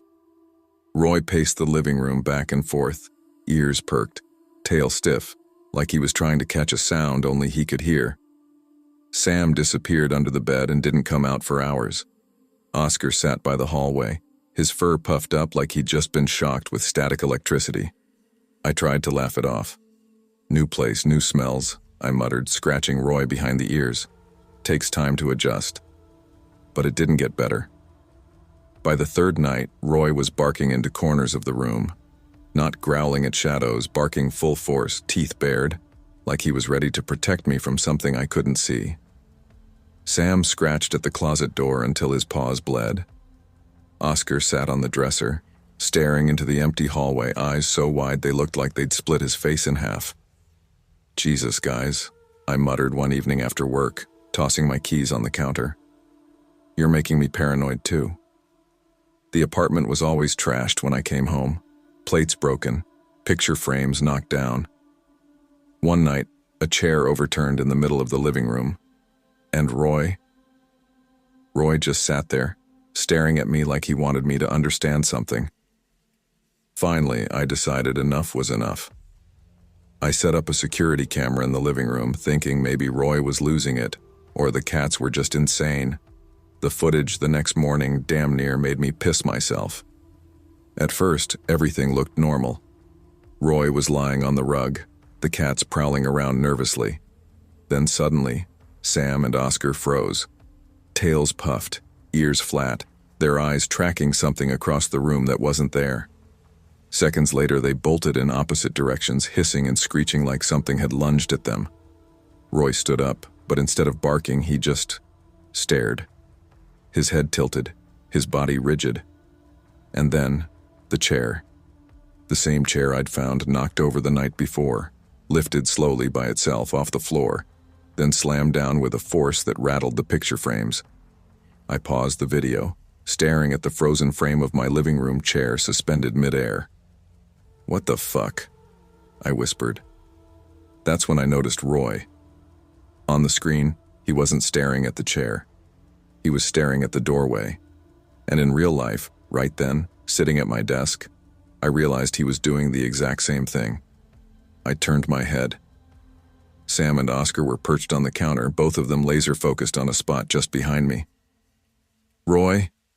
My voice cracked. He started barking. Not at the wall, at the space right next to me. Before I could even move, something shoved me hard. My back slammed against the wall, knocking the wind out of me. Then I felt it. Something wrapping around my ankles, dragging me across the floor. "No, stop!" I screamed, clawing at the rug, the coffee table, anything I could grip. My arms smacked against wood, my head hit the floor, and still I was pulled like a rag doll. Roy lunged, snapping his teeth at the empty air, but it didn't stop. My chest burned with pressure like a truck had parked on me. My lungs screamed for air. I thought I was going to die. And then, silence. It all stopped. Gasping, I scrambled toward the cats, shoving them into their carrier with shaking hands. "Come on, Sam, come on, Oscar," I panted. Roy circled me, growling, still locked on the invisible presence. I clipped his leash, grabbed the carrier, and bolted for the door. The stairwell creaked as I tore down it, my animals clinging to me for dear life. And that's when I saw her. At the landing stood an old woman, her skin charred black as if she'd been burned alive.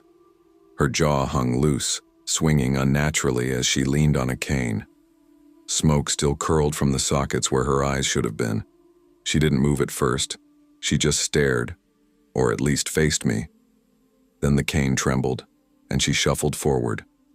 I bolted out of the building into the night air, not daring to look back. It wasn't until days later, when I returned during daylight to grab the rest of my things, that a neighbor stopped me, an older guy who'd lived in the building forever. "Hey," he said, lowering his voice. "I saw a woman come here with another woman a few weeks back. She had red hair, looked real angry. Sounded like she was arguing with her friend. This older lady, my blood ran cold." "Red hair?" He nodded. "Yeah. That your ex?" "Looked like her.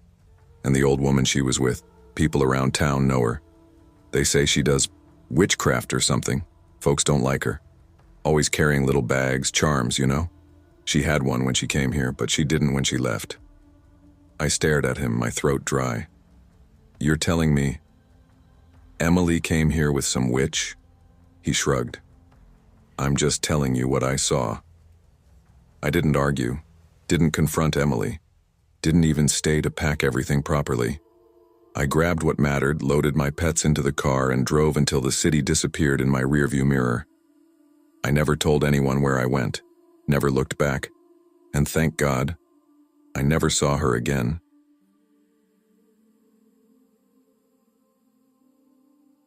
I never thought the end of my longest relationship would turn into something that felt more like a nightmare than a breakup. People always say you never really know someone until you see them under pressure. Looking back now, I think I always knew parts of Marissa that I didn't want to admit were there. But love has a way of covering the cracks until it's too late. We met in the spring of 2015 at a small coffee shop on the north side of Denver. I was 26 then, working at a logistics firm, just trying to keep my head above water in a job I didn't love. She walked in wearing this bright red hoodie, her hair tied back messy but still somehow perfect.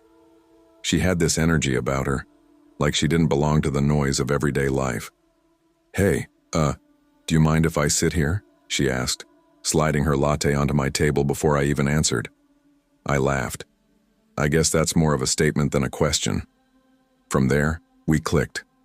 Conversations turned into dates, dates turned into weekends together, and within a year, we were living in a small apartment downtown. Marissa worked as a freelance graphic designer. She was good at it too, always showing me mock-ups of some edgy campaign or quirky logo.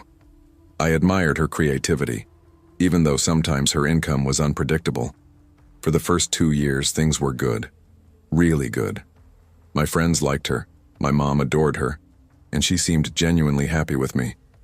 She'd curl up against me on the couch, whispering things like, "You make me feel safe, you know that?" And I believed her. But it was also around that time I started noticing the first signs of what my brother Alex later called the warning flares. Marissa hated when money came up. If I mentioned bills or savings, she'd shut down. "Why do you always gotta make everything about numbers?" she'd snap. I'd laugh it off, thinking maybe I just brought it up wrong. And then there was her jealousy. It started small. If my phone buzzed late at night, she'd ask, "Who's that?" Not playful, but sharp. Once, she found a photo of me at a co-worker's retirement party, standing next to a woman from accounting. She stared at the picture for 10 minutes before muttering, "She's too close to you." I brushed it off, told myself all couples have arguments. By the summer of 2018, we'd been together 3 years. That's when I proposed. We were at Estes Park, the mountains behind us glowing orange from the sunset. I was shaking when I pulled out the ring, but she cried and said yes before I even finished my sentence. For a while, everything felt perfect again. My family, though, They weren't celebrating the way I thought they would. My dad, who built his small construction company from nothing, sat me down one night. "Son, listen," he said, pushing a glass of whiskey toward me. "I like Marissa. I do. But I've seen too many marriages go south in this family. You need to protect yourself. You need a prenup." I groaned. "Dad, come on.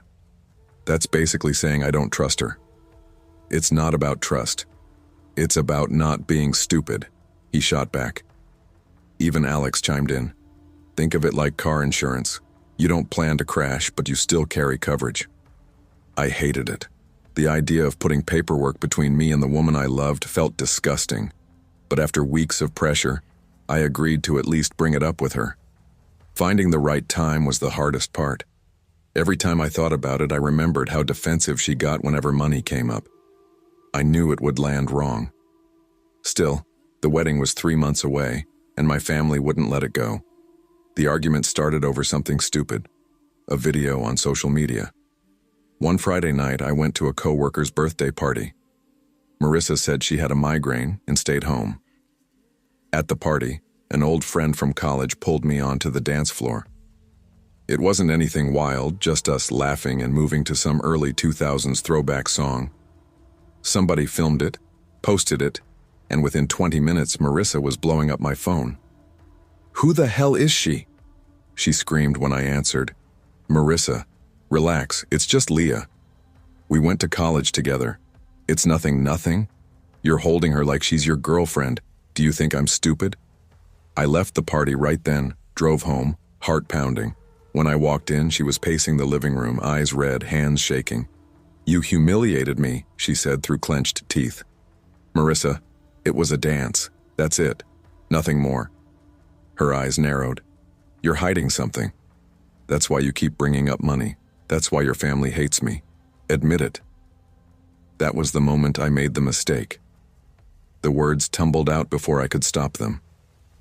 "Actually, I do need to talk to you about money. My dad and Alex, they think we should sign a prenup." Her face went white, then red. "A prenup?"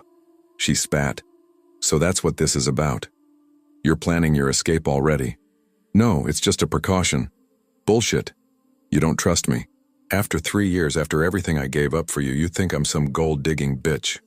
She stormed out, slamming the door so hard the frame rattled. I sat there until 2 in the morning, staring at the ring box on the coffee table. She came back the next morning, eyes swollen.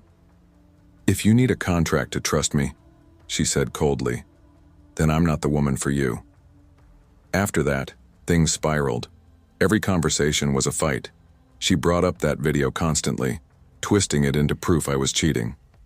My dad kept asking if I'd finalized the prenup. I felt like I was being ripped in 2 directions. The night everything exploded, Marissa had gone to her friend's bachelorette party. She drank too much.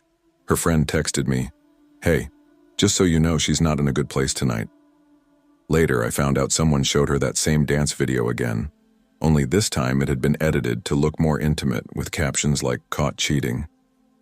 Around midnight, I was at my apartment with Alex, quietly discussing how to smooth things over, when the front door rattled from her pounding fists. "Open the damn door, Nate. I know you're in there."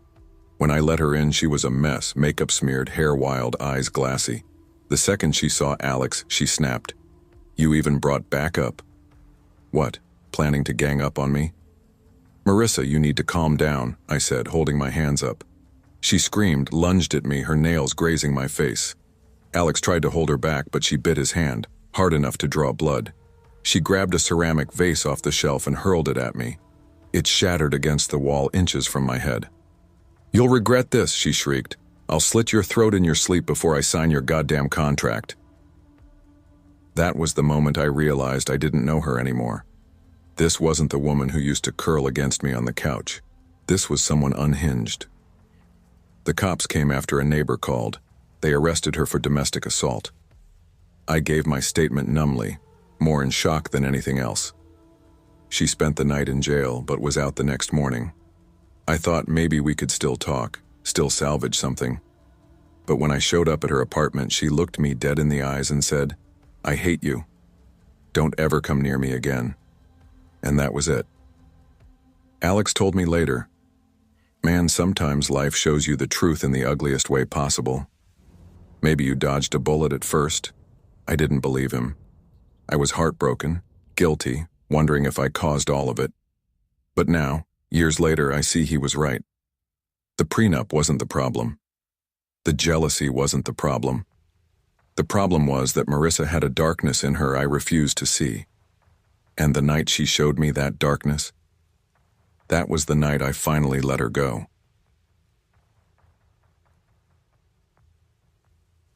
I never thought I'd be the kind of person who ended up with a story like this. You know how people sometimes talk about their crazy ex and everyone laughs, rolls their eyes, and moves on? Yeah, I used to do that too, until I met Aaron. And now when I hear people joke about those things, I don't laugh anymore. I just remember. Back then, I was 20 years old, a sophomore at Redwood State University in Northern California. I was studying psychology, balancing classes, and a part-time job at a campus coffee shop. Life wasn't easy, but it was good. I had my group of friends, a messy but fun roommate named Jenna, and a small circle of people I trusted. Aaron came into my life in a way that felt harmless at first. He was in my philosophy class, tall, funny in this dry, sarcastic way, and very persistent. He wasn't the type you noticed right away, but he had this intensity when he spoke, like he was really looking at you. The first time we actually talked was after class one day. "Hey," he said, jogging up to me outside the lecture hall. "You dropped this." He handed me a pen. "That's not mine," I told him. "Well, now it is," he grinned. "Call it destiny." Corny, right? But I laughed, and that's how it started. For the first couple of months, Aaron seemed normal. He'd walk me to my dorm, text me goodnight, buy me coffee before class. He said all the right things. "You're different from other girls. I feel like I can actually be myself with you." Those lines that, when you're young, feel flattering instead of recycled. But little by little, things changed. At first, it was small. He started quoting Bible verses in casual conversation. He wasn't religious when I met him, but suddenly he was bringing up light and darkness and saying things like, "People don't see the demons around them, but I do." I laughed it off at first, thinking it was some edgy metaphor, but he wasn't joking. One night while we were sitting in his car, he leaned close to me and whispered, "You don't hear them, do you?" "Hear who?" I asked. "The voices. They're in the walls, in the trees. They tell me things I remember shifting in my seat trying to play it cool." "Aaron, you're scaring me." His face broke into this strange smile. "Don't be scared. They like you." After that, his behavior spiraled. He became controlling, texting me constantly, getting angry if I didn't respond fast enough. If I laughed too long at another guy's joke, he'd sulk or accuse me of disrespect. The sweet gestures stopped. What replaced them was surveillance, always watching, always questioning. And then came the violence. Not towards me at first, but towards objects. He'd slam his fist into walls, smash bottles, throw chairs. The first time he did it in front of me, he shattered a picture frame and cut his hand. Blood dripped onto the carpet, and he didn't even flinch. "I don't feel pain," he told me, staring at the wound. "I'm protected." That's when I knew I had to leave. Breaking up with Aaron wasn't clean. He cried, begged, promised he'd change. Then, minutes later, he'd turn cold and call me ungrateful, accuse me of betraying him. I blocked his number. I thought that was it, but it wasn't. A couple weeks later, after a late-night study group, I decided to stop by the student center for ice cream. It was chilly out, and the campus was quiet. As I walked past one of those giant event billboards, I felt that unmistakable sensation of being watched. I turned my head, just for a second, and there he was, Aaron, half hidden behind the sign, staring at me. My heart jumped into my throat. I sped up. My sneakers slapped against the pavement louder than I wanted them to, and in the silence of campus at night, every sound seemed magnified, I didn't dare look back again, but I heard him. Footsteps, breathing, too close. By the time I reached the student center, my hands were shaking so badly I could barely pay for my ice cream. I sat down at one of the tables, hoping the bright fluorescent lights would make me feel safe. That's when my phone buzzed. A message from my friend Leah. "Where are you? We just saw Aaron outside your dorm. He's acting sketchy as hell." Before I could type back, my phone rang. "Stay inside." Leah's voice was panicked. "We think he has a gun. We're coming to get you." I nearly dropped the phone. Minutes later, Leah and two of my guy friends, Chris and Jordan, burst into the student center. Their faces were pale, eyes darting like cornered animals. Chris grabbed my arm. "We're not leaving you alone. Let's move." Now they flanked me on all sides as we walked back across campus. Jordan, who was usually the quiet joker of the group, was deadly serious, scanning every shadow. Chris shouted into the night as we neared the dorm, "Aaron, cops are on the way. Don't even try it." He wasn't bluffing, but it sounded convincing. Inside my dorm, Jenna immediately called the police. The rest of us crowded at the window. And that's when we saw him, Aaron, standing beneath a tree, staring up at my window. The streetlight caught the metal glint in his hand. A gun. I froze. Every muscle in my body locked up as his eyes met mine. They were wild, unblinking, filled with something between rage and conviction. Chris muttered, "Jesus Christ," and pulled me back from the window. We waited, terrified, until sirens finally filled the air. Police cars screeched onto campus, lights flashing. Officers poured out, weapons drawn. Aaron bolted into the woods. They found him hours later, crouched in the bushes near my dorm. He was still holding the gun, a .22 caliber pistol. When the officers cuffed him, he reportedly muttered, "I wasn't going to shoot her in front of the others. Just her. She belongs to the devil now." I had to save her soul, hearing that sent a chill through me deeper than anything else. Aaron was taken into custody and later transferred to a psychiatric facility. I moved out of that dorm within the week. My parents drove up and helped me pack. I couldn't sleep, couldn't eat, constantly checking the corners of every room. For months, paranoia followed me everywhere. Even now, years later, I still wake up some nights from the same nightmare. Aaron standing under that tree, staring, the gun in his hand. I remind myself it's over, that he can't hurt me anymore. But deep down, I know those kinds of scars don't really fade. What started as a relationship full of sweet words and promises ended as the darkest chapter of my life. And that's the truth about my ex.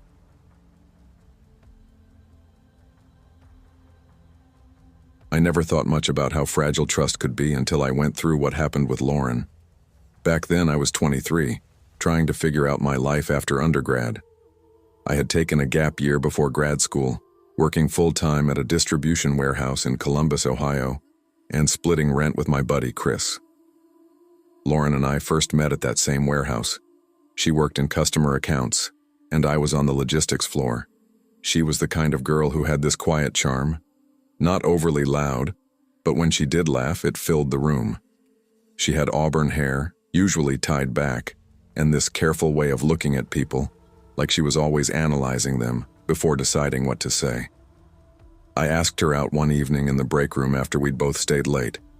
I'd made some dumb joke about how the vending machine probably ate more money than we made in overtime, and she cracked up. After that, I just went for it. "Hey, I remember stammering, "Do you maybe want to grab dinner sometime? I know this little Mexican spot down the road, nothing fancy." She tilted her head like she was weighing me, then smiled. "Sure, I'm off Friday night. Just don't let that vending machine hear you or it'll start charging us interest." From there, things moved fast. Within 2 months, we were officially dating. I lived with Chris, but Lauren had her own small one-bedroom about 15 minutes from me. We'd go back and forth between places, cooking together, watching shows, going out on weekends. She wasn't flashy, but I liked that. She'd curl up next to me on the couch, point out little things in whatever movie we were watching, and sometimes mutter jokes under her breath that were funnier than anything in the script. She told me she wasn't originally from Ohio. She'd grown up in Vermont, then moved around for a bit. New York, Pennsylvania, now here. She said her family was still back in Vermont, but she didn't visit much. "They don't get me," she'd said once when I asked. "I needed space, so I came here. New place, new start." At the time, I didn't think much of it. People moved. People had complicated families. I wasn't about to dig too deep. Around the 4-month mark, things started to shift. At first, it was subtle. She stopped coming into work as much, claiming she'd switched shifts I didn't know about. Then she suddenly quit altogether. When I asked why, she shrugged it off. "I hated it there, Nate." "You know I did. That place drains you. The only reason I stayed was, well, you." I didn't love that she quit without saying anything first, but I figured she'd land another job. Except she didn't, at least not one she ever told me about. She just became more distant. When I'd ask her to hang out, she'd say, "I'm busy tonight," or "not feeling great." Our nearly daily meetups turned into maybe twice a week. Then came the text. It was a Tuesday. I was finishing a long shift when my phone buzzed. It was Lauren. "Lauren, I think we should break up. I'm moving out of state for school. Sorry, that was it." No build-up, no face-to-face, just that. I called her right away. She answered after a few rings, her voice flat. "Lauren, what the hell? Where's this coming from?" I asked. "I told you. I'm going back to school. I can't do long distance. It's better this way." "Better? For who? For you? Can we at least meet and talk? I'll drive to wherever you're going if that's what it takes." "No, Nate. Don't. Please just let it be. You'll be fine." Before I could respond, she hung up. I sat there staring at my phone like it had betrayed me. We'd broken up on what seemed like decent terms, but it felt abrupt, unfinished. Still, I tried to accept it. People leave. Life moves on. About 2 weeks later, I left work late one night. The parking lot was mostly empty, just rows of cars under harsh sodium lights. I climbed into my old Honda Civic, tossed my bag onto the passenger seat, and was about to start the engine when something caught my eye. 2 rows over sat a car I didn't recognize. Black sedan, tinted windows rolled down halfway. Behind the wheel was a woman who looked exactly like Lauren. Same build, same face shape, except her hair was darker now, shorter, styled differently. She was wearing oversized sunglasses even though it was night. At first I thought, no way, not possible. Maybe it was just someone who looked like her. But the more I stared, the more certain I was. I opened my door, about to get out, when she adjusted her sunglasses, like she'd noticed me noticing her. Then, without warning, the car rolled forward and disappeared out of the lot. I sat there for a solid minute, heart pounding. When I got home, I pulled up her Instagram. Gone. Facebook. Gone. Snapchat. Gone. Even her number didn't work when I texted. Either she'd blocked me or deleted everything. I asked Chris if he could look her up. He shrugged, typed her name into Facebook, then shook his head. "Dude, nothing. She's wiped." The hairs on the back of my neck stood up. 3 nights later, it escalated. I left work around 9 p.m. and noticed a gray SUV pull out of the lot right after me. At first, I thought nothing of it, but every turn I made, it followed. When I switched lanes, so did he. By the time I was 2 minutes from my apartment, the knot in my stomach was tight. I tested him, took a random right turn down a side street. He turned. I doubled back. So did he. "Son of a bitch," I muttered, gripping the wheel. I pulled over suddenly, heart racing. The SUV slowed too, drifting like it might stop behind me. But then, almost like the driver realized I was onto him, it accelerated past and vanished. I sat there shaking, trying to memorize the license plate, but it was too dark and too fast. After that, nothing. No more sightings, no strange cars. For a while, I convinced myself I'd overreacted, that maybe it wasn't Lauren in the sedan, that maybe the SUV driver had just been coincidentally taking the same route. But deep down, it gnawed at me. The timing, The way she disappeared online, the way someone had clearly followed me home, it all felt tied together. Months passed, I dated other people, tried to move forward, yet every so often I'd feel watched. At the grocery store, in the library, on the bus. Just a flicker of someone too familiar disappearing into a crowd. One time, leaving a late movie with Chris, I swore I saw her reflection in the glass doors, a flash of auburn hair and those same sunglasses. But when I turned, no one was there. Last winter, curiosity got the better of me. I typed her name into Google, nothing. Not even an old yearbook or obit. It was like she'd never existed. That's what haunts me most. People don't just vanish. They leave some kind of trace. But Lauren? She was here, then she wasn't. Except for those fleeting moments when I swear she's still around, watching. Sometimes, late at night, I'll catch headlights pausing outside my apartment, idling just long enough to make me freeze. I'll look through the blinds, but by then they're already gone. I don't know what happened to her. I don't know if it really was her in that sedan or who was driving the SUV. But every so often, when I'm walking across a parking lot alone, I feel that same sharp chill at the base of my neck, the sense that I'm not as alone as I think. And that's when I remember. Some people don't break up with you. They haunt you.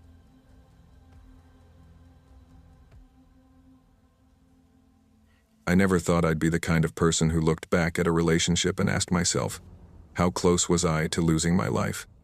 But that's exactly what I do every single time I think about Liam. Back then, I was 26, living in a one-bedroom apartment just off Jefferson Street in Cleveland, Ohio. It wasn't anything fancy, cheap carpet that curled at the edges, a drafty bathroom window, and a fridge that hummed louder than the TV, but it was mine. I'd been working as a medical billing clerk for about 3 years. Steady paycheck, decent hours, and for the first time I felt independent. Most of my friends were settling down, marriages, babies, buying houses out in Parma or Lakewood, but I wasn't there yet. My last serious relationship had ended 2 years prior, and I was dipping my toes into dating again. That's when I downloaded the app, and that's when I met Liam Carter. At first, he seemed perfect. I remember our very first date. It was a Saturday night in late April, cold enough that the wind made my eyes water. We met at a local bar called the Iron Horse. I spotted him immediately. Tall, dark hair that curled just above his ears. Leather jacket that looked worn in but expensive. He stood up when I walked in. "Harper?" he asked, flashing a grin that showed a chip in his front tooth. "Yeah," I said nervously, clutching my bag. "Damn, you're prettier than your pictures," he said, leaning in for a hug. It felt natural. Too natural. We sat in a corner booth, ordered drinks, and the conversation flowed in that easy, intoxicating way where it feels like you've known the person longer than an hour. He told me he was 30, worked in construction management, lived alone in a loft apartment by the river. He asked about my family, my job, what kind of music I liked. "I'm more into old school stuff," I said, "like Fleetwood Mac, the Eagles." "Good," he nodded. "Not that TikTok shit everybody listens to now." I laughed, flattered that he cared enough to agree with me. I didn't notice how quickly he turned everything into "we agree" moments. By the end of the night, I felt like I was floating. He walked me to my car, brushed my cheek with his hand, and said, "Text me when you get home, all right? So I know you're safe." Who wouldn't fall for that? The first month was a blur of late-night phone calls, weekend dates, and little surprises. He'd bring me coffee at work. He fixed the lock on my front door when it jammed. He even brought soup when I got the flu. My friends thought he was too good to be true. "You sure he's not love-bombing you?" my friend Rachel asked one night over drinks. "What's that supposed to mean?" I laughed. "Like being too much too soon. Guys who try to move fast, sometimes they're hiding something." I rolled my eyes. Rachel, not every guy is a walking red flag. But she wasn't completely wrong. By month 2, Liam had a key to my apartment. He said it was just in case, like if I locked myself out. But he used it often, showing up unannounced, waiting for me on the couch when I came home from work. "Babe, you scared me," I said once, clutching my chest when I walked in to find him sitting in the dark. He laughed. Relax. I wanted to surprise you. Well, maybe shoot me a text next time, I said, trying to keep it light. His smile faded just a little. What? You don't like me being here? No. It's not that, I just... Good. He cut me off, leaning in to kiss me. Don't overthink it. That was the first time I felt that little twist in my stomach. It wasn't just the visits. Liam had this way of asking about everyone in my life, where Rachel lived, what hours my boss worked, even what kind of car my neighbor drove. He said it was just curiosity. But his questions were so precise. One night, after a few beers, he leaned back on my couch and asked, "So, your dad ever hit your mom?" I froze. What? No. Why would you ask that? He shrugged. Just wondering. My old man was an asshole. Thought maybe you'd get it. He never brought it up again, but I couldn't shake it. Things escalated in small ways. He hated when I wore dresses to work, said they were too revealing. He didn't like Rachel. Called her a bad influence. He read my texts over my shoulder, pretending it was a joke. Still, he could flip back into Prince Charming at the snap of a finger, and I clung to that version of him. It all unraveled one Wednesday night in June. I was microwaving leftover pasta when there was a knock at the door. I wasn't expecting anyone. Liam usually texted before coming. When I opened the door, there he was, holding a bottle of red wine. Surprise, he said with that crooked grin. I forced a smile. Liam, it's a weeknight. I was just about to crash. He brushed past me into the apartment. Come on, one glass won't kill you. We sat on the couch, sipping wine, making small talk. But something was off. His energy was jittery, his leg bouncing. He kept checking his phone, then setting it down like he wanted me to notice. That's when my roommate showed up. Melissa had just moved in 2 weeks earlier. She was a childhood friend who'd finished police training and needed a cheap place while she figured out her next steps. She walked through the door in her uniform, badge still pinned to her chest. Her eyes landed on Liam, and froze. Hey, I said quickly. Melissa, this is Liam. Liam, my friend Melissa. They shook hands stiffly. Liam gave a charming nod. Nice to meet you. Melissa forced a smile, then ducked into the kitchen. I followed, wine glass in hand. What's up with you? I whispered. Her face was pale. She grabbed my wrist. Harper, you need to be careful. I heard about him at the station today. My stomach dropped. What do you mean? His dad came in. Filed a report against him. I blinked. Wait, what? That can't be right. I saw his picture, Harper. It's him, Liam Carter. His dad said he's been stalking his stepmother. He also stole jewelry from their house. The guy's not stable. My chest tightened. I shook my head. No, that maybe it's a mistake. Maybe it's a different Liam. Melissa's grip tightened. It's not. Trust me. Just then, footsteps echoed. Liam appeared in the doorway, tossing his cigarette butt into the trash. Everything good in here? He asked, smiling. I plastered on a grin. Yeah, just girl talk. Melissa mumbled something about making a call and disappeared into her room. I was left alone with him. The rest of the night, I couldn't stop staring at him, wondering who the hell I had let into my life. That Saturday, Liam took me out to dinner at a fancy Italian place downtown. Candlelight, white tablecloths, violin music drifting through the speakers.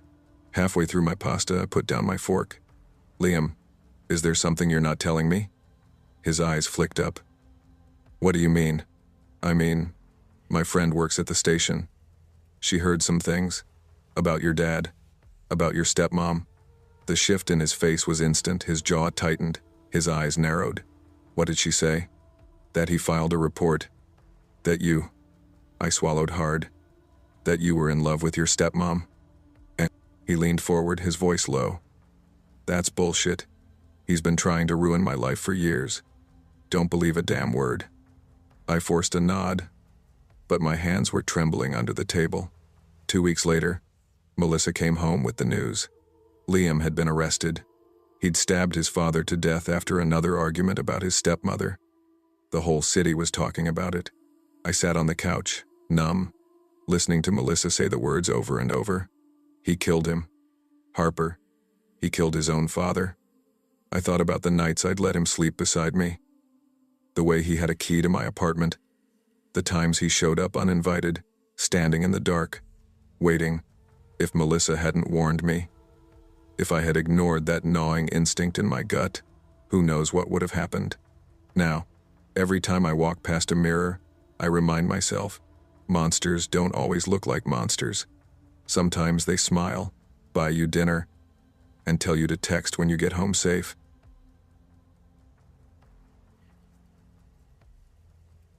I woke up that morning with a knot in my stomach. The kind that comes when you're nervous but excited at the same time. It was cold outside, the kind of gray November morning where the air bites when you breathe in, and for once, I didn't hit snooze. I got right out of bed. It wasn't just Thanksgiving, it was my daughter's 18th birthday. For months, I'd been circling this date on my calendar, whispering to myself like a mantra, just make it to November. She'll finally be of age. She'll finally be free to choose. My daughter's name is Lena, and she's the only reason I still keep myself going most days. I know that sounds dramatic, but it's the truth. My marriage to her mother, Renee, ended in flames a decade ago. And ever since then, I've been living in the shadow of a war I never wanted. A war for Lena's love, Lena's time, Lena's heart. Renee had custody all those years. Court saw me as the unstable one, because that's how she painted me. I wasn't perfect, God knows I made mistakes, but the way she twisted every argument, every disagreement, made me look like a monster. And for years, all I could do was swallow my pride and hope that when Lena grew up, she'd finally see the truth for herself. Today was supposed to be that day. I showered, shaved, and stood in front of the mirror for longer than I should have, holding two different shirts up to my chest. One dark blue, one white. The blue one made me look sharp, but the white one felt cleaner, safer. I wanted Lena to look at me and feel proud. Don't overthink it, I muttered to myself. It's just dinner with your daughter. But I knew better. It wasn't just dinner. It was the start of me having a real shot at being in her life again. I slipped on the blue shirt, buttoned up my gray blazer, and looked at my new car keys sitting on the dresser. I'll admit it, I'd bought the car a month ago, partly for Lena. Not to show off, but, well, maybe to show her I wasn't some washed-up loser like her mom had always said. Maybe she'd see I was doing fine. I grabbed a dessert basket I'd picked up from a little bakery downtown, pumpkin pie, apple crumble, the works, and headed out. I met Renee when we were both 22. She had this spark back then, a mix of humor and sweetness that hooked me fast. She wasn't flashy, but she was the type of woman you imagined building a life with. And for a while, that's exactly what we did. But years have a way of stripping people down to who they really are. Somewhere along the line, that spark turned into something darker, controlling, manipulative, self-centered in a way that could gut a person. I stayed longer than I should have, partly out of love, partly because of Lena. I wanted her to grow up with both parents under one roof. But the fighting, God, the fighting. I didn't even recognize myself anymore by the time I walked out. That's when the custody battles began. And that's when Renee became something I can only describe as poisonous. Still, through everything, I always showed up for Lena's birthdays. Renee never stopped inviting me. Why? I'll never understand, but every year I went, even when it ended in yelling, because it was the one day Lena deserved both parents in the same room. This year, I thought things might finally be different. Renee lived in a third-floor walk-up in Cedar Heights, a working-class neighborhood in the city. I'd been there countless times, but as I climbed those familiar stairs, my palms still sweated like I was stepping into enemy territory. The door flew open before I could even knock. Dad, Lena's arms wrapped around me, nearly knocking the dessert basket from my hands. I hugged her tight, burying my face in her hair for a second longer than she probably wanted. "Happy birthday, kiddo." "Thanks," she said, smiling up at me. Her eyes hazel, just like mine were shining. "I missed you. Missed you too, more than you know." For a brief, beautiful second, it was just us. No bitterness, no court orders, no walls. Just me and my girl. But then Renee's voice floated from the kitchen. Well, look who decided to show up. The sound of it made my chest tighten. She emerged, wiping her hands on a towel, wearing that fake smile I'd come to know so well. Hi, Eli. Renee, I said with a curt nod. She leaned in, gave me one of those quick, stiff hugs that's more performance than affection, and then turned back toward the kitchen. Dinner's almost ready. Don't just stand there, make yourself useful. Set the table. Lena rolled her eyes at me, muttering under her breath. Same old mom. Before grabbing the dessert basket and heading to the kitchen, I let out a slow breath. Here we go again. The table looked picture perfect. Turkey in the center, mashed potatoes, green bean casserole, stuffing, cornbread. Even the wine glasses caught the soft glow of the overhead light. We sat me at one end, Renee at the other, Lena in between like a buffer zone. At first, it was civil. Renee asked about my job, pretending to care, while I kept my answers short. Lena talked about her classes, her plans to maybe go to Chicago next year. And I couldn't stop smiling, just listening to her. But then the soup came out. I lifted the spoon to my mouth, and the moment it hit my tongue, I knew. Sour, spicy, a burn that didn't belong there. Déjà vu. She'd done this before. Did you do this on purpose? I said quietly, setting the spoon down. Renee smirked, never looking up from her plate. Do what? Come on, Renee. You think I don't remember? I don't know what you're talking about, she said, cutting into her turkey with surgical precision. Something inside me snapped. Years of resentment boiled over. Every damn time, I growled, pushing my chair back. You can't just let one day be about Lena, can you? You have to twist it, poison it. Dad, stop, Lena said quickly, her eyes darting between us. Renee's lips curled into that smug smile I hated. Maybe if you weren't so paranoid, you'd taste things the way they're supposed to taste. That's when I lost it. Before I knew it, I was on my feet, my hand gripping her arm harder than I should have. Enough, I shouted. Dad. Lena's voice cracked as she jumped up, grabbing my wrist. Stop it. The room erupted. Renee yelling, me yelling louder. Lena crying. All of it blurred together until Lena's voice cut through like a knife. You ruined it, she screamed. You ruined everything. Get out. Her words sliced me open. I let go, stumbling back, shame flooding me as tears filled her eyes. I grabbed my car keys, barely remembering to take my coat, and stormed out. I hadn't even driven 3 miles when my phone rang. It was Lena. Her voice was trembling. Dad, help me. Please, come back. Something's wrong. What do you mean? The line went dead. My heart pounded so hard I thought I'd pass out. I spun the car around, tires screeching on the wet pavement, praying I wasn't too late. When I pulled up outside the apartment building, a chill ran down my spine. The windows were dark, the whole place too quiet. I bolted up the stairs, shoved the door open, and froze. The smell hit me first. Metallic, heavy, blood. Then my eyes adjusted. Lena and Renee, hanging upside down from the ceiling beams, tied by their ankles, blood dripping from their throats onto the hardwood floor. Bruises covering their arms and faces. My knees buckled. No, no, no, no. I stumbled forward, screaming their names. Lena, Renee. Their hair dangled toward the floor, faces pale and lifeless. My hands shook so badly I couldn't even pull my phone out of my pocket. When I finally called 911, my voice cracked so much the operator had to ask me to repeat myself 3 times.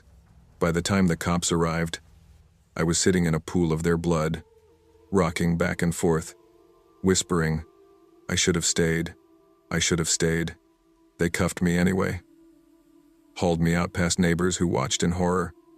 They let me go days later after confirming I hadn't been in the area during the murders. But it didn't matter. The damage was done. No one was ever arrested. No leads, no suspects, just an open wound that never closed. Every morning since then, I wake up seeing their faces, their bodies hanging, blood dripping like a nightmare on repeat. And every night I lie in bed replaying that moment at the table, knowing that if I'd just swallowed my pride, stayed put, and apologized, maybe they'd still be alive. Maybe Lena would still be calling me Dad. But instead, all I have is silence.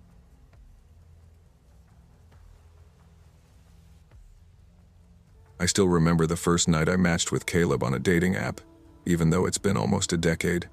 Back then, I was 24, living in a small one-bedroom apartment on the east side of Riverside, Ohio, trying to figure out my life after college. I had just started working full-time as a receptionist at a dental office, and I was spending most evenings alone, scrolling through my phone, half bored, half lonely. Caleb's profile stood out. His bio was short, almost careless, but his pictures gave off this confident, funny vibe. He had that easy grin, backward baseball cap, holding a beer at some backyard BBQ. He looked like the kind of guy who could walk into any room and make friends in 5 minutes. I swiped right without overthinking, and when it said, "It's a match," I smiled in that stupid, nervous way you do when you're half excited and half unsure. He messaged me first. "Caleb, so, are we telling people we met on here or making up a cooler story?" Me, "Depends. What's your cooler story?" Caleb, "That I bumped into you at a bookstore while you were judging me for buying a Monster energy drink." I laughed way harder than I should have. Something about him made conversation flow easy. Within 2 days, we were talking late into the night. Within a week, he asked if I wanted to grab dinner. Looking back now, I realize how quickly I rushed into things with him. At the time, though, it felt like finally catching a break. Our first date was at this casual Mexican place downtown La Hacienda. He showed up in dark jeans, a plain t-shirt, and that baseball cap again. He wasn't drop-dead gorgeous, but he had a presence. He was funny, made the waiter laugh, and the way he looked at me across the table made me feel like I was the only person in the room. The first couple of months with him were, honestly, good. Too good. He'd text me good morning, ask about my day, show up with takeout when I was too tired to cook. We went to concerts, cheap dive bars, spent lazy Sundays binge-watching The Office at his place. But slowly, subtly, things started to change. It started with small comments. "Caleb, you're really gonna wear that out?" Me, "What's wrong with it?"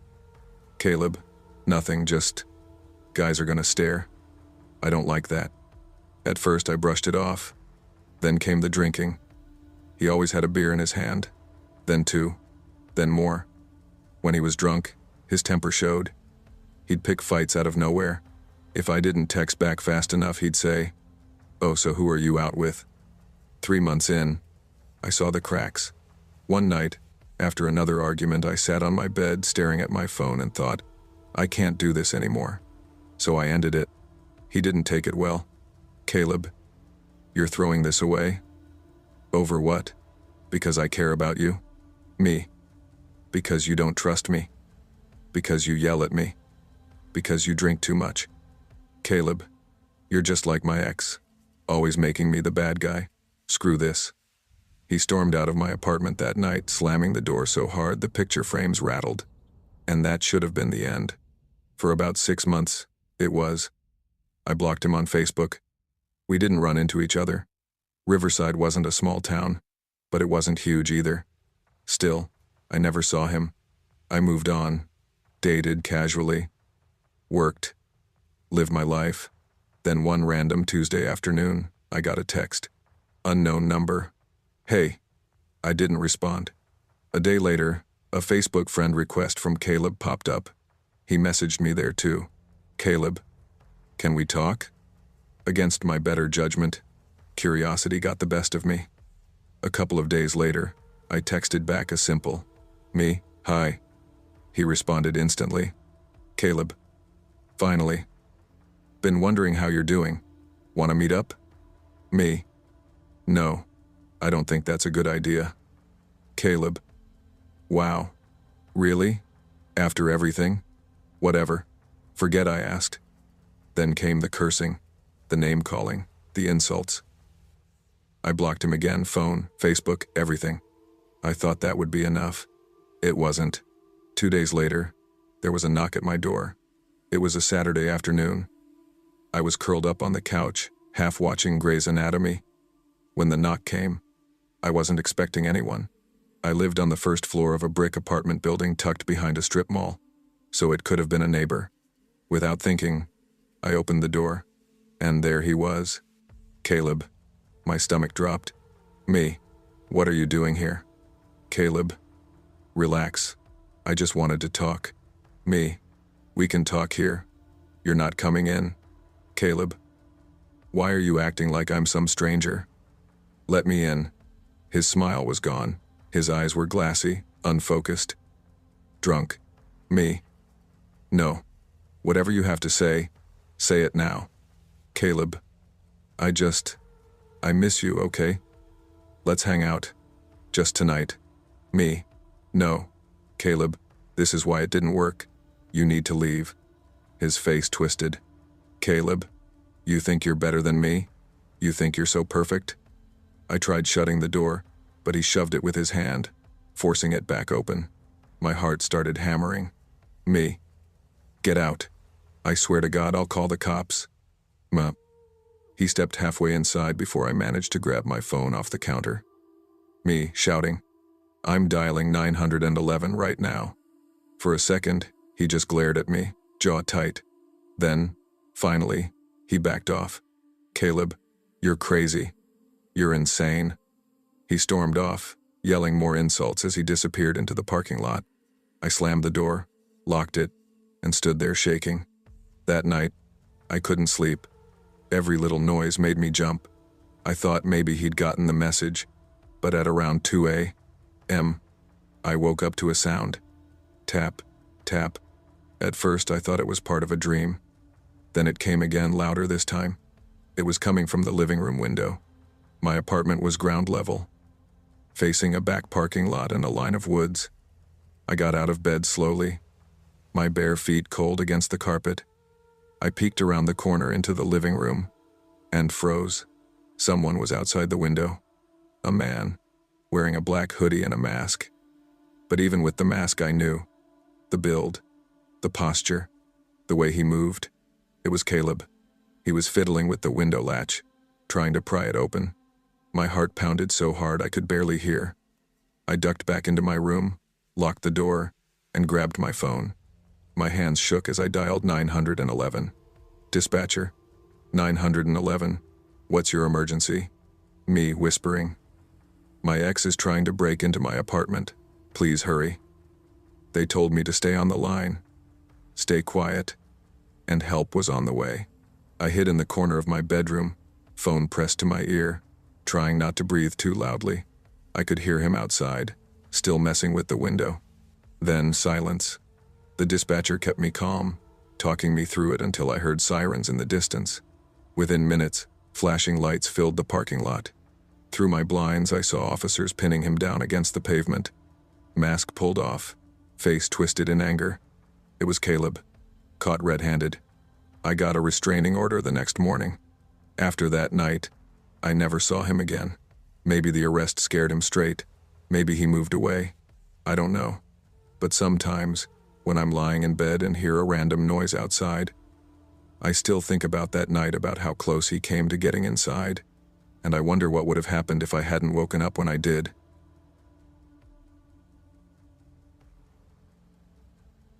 I never thought my past relationship would come back to haunt me the way it did.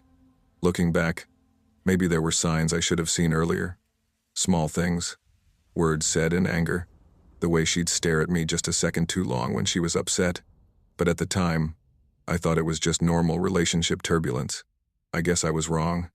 My name's Kyle Henson, and back in the late 90s, I lived in a small rental house on the outskirts of Dayton, Ohio. It wasn't much, just a one-bedroom place with a creaky porch and a patchy front yard, but it was mine. I liked the peace of being outside the city, away from the noise, away from the constant hum of people. I had been dating a woman named Rachel for about a year. She was sharp, stubborn, and had a wild side I thought was exciting at first. But as the months dragged on, that wild started feeling more like reckless. She drank too much, got into fights with friends, and had a temper that could flip at the drop of a hat. The relationship ended one chilly November evening after another argument, this time about something as stupid as me not wanting to go out drinking with her on a work night. She slammed the door, called me boring, and a week later told me she was done. Honestly, Kyle, you're just not what I need. You're too safe, she'd said, twisting the knife with that little smirk of hers. I wasn't crushed. Hurt, yeah, but not crushed. Deep down, I knew it wasn't working. Still, when I found out less than a month later that she was already seeing another guy, I felt a sting. Not because I wanted her back, but because it felt like I hadn't mattered much at all. So I did what most people do after a breakup.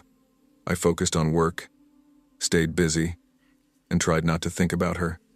Weeks went by, and Rachel faded into the background of my life. Or so I thought. It was a Saturday night in late January. I remember because the roads outside had that glassy shine from the cold, and the air felt sharp against my skin when I stepped out earlier to grab the mail. I had fallen asleep on my bed with the TV still flickering in the living room. Sometime in the middle of the night, I woke to a sound. Bang, bang, bang. Someone was pounding on my front door. I groggily rolled over, glanced at the clock, 1:57 a.m. My heart started to race. Who the hell would be at my door at this hour? I got up, pulled on a sweatshirt, and walked through the dark hallway toward the front room. The pounding had stopped by the time I reached the window.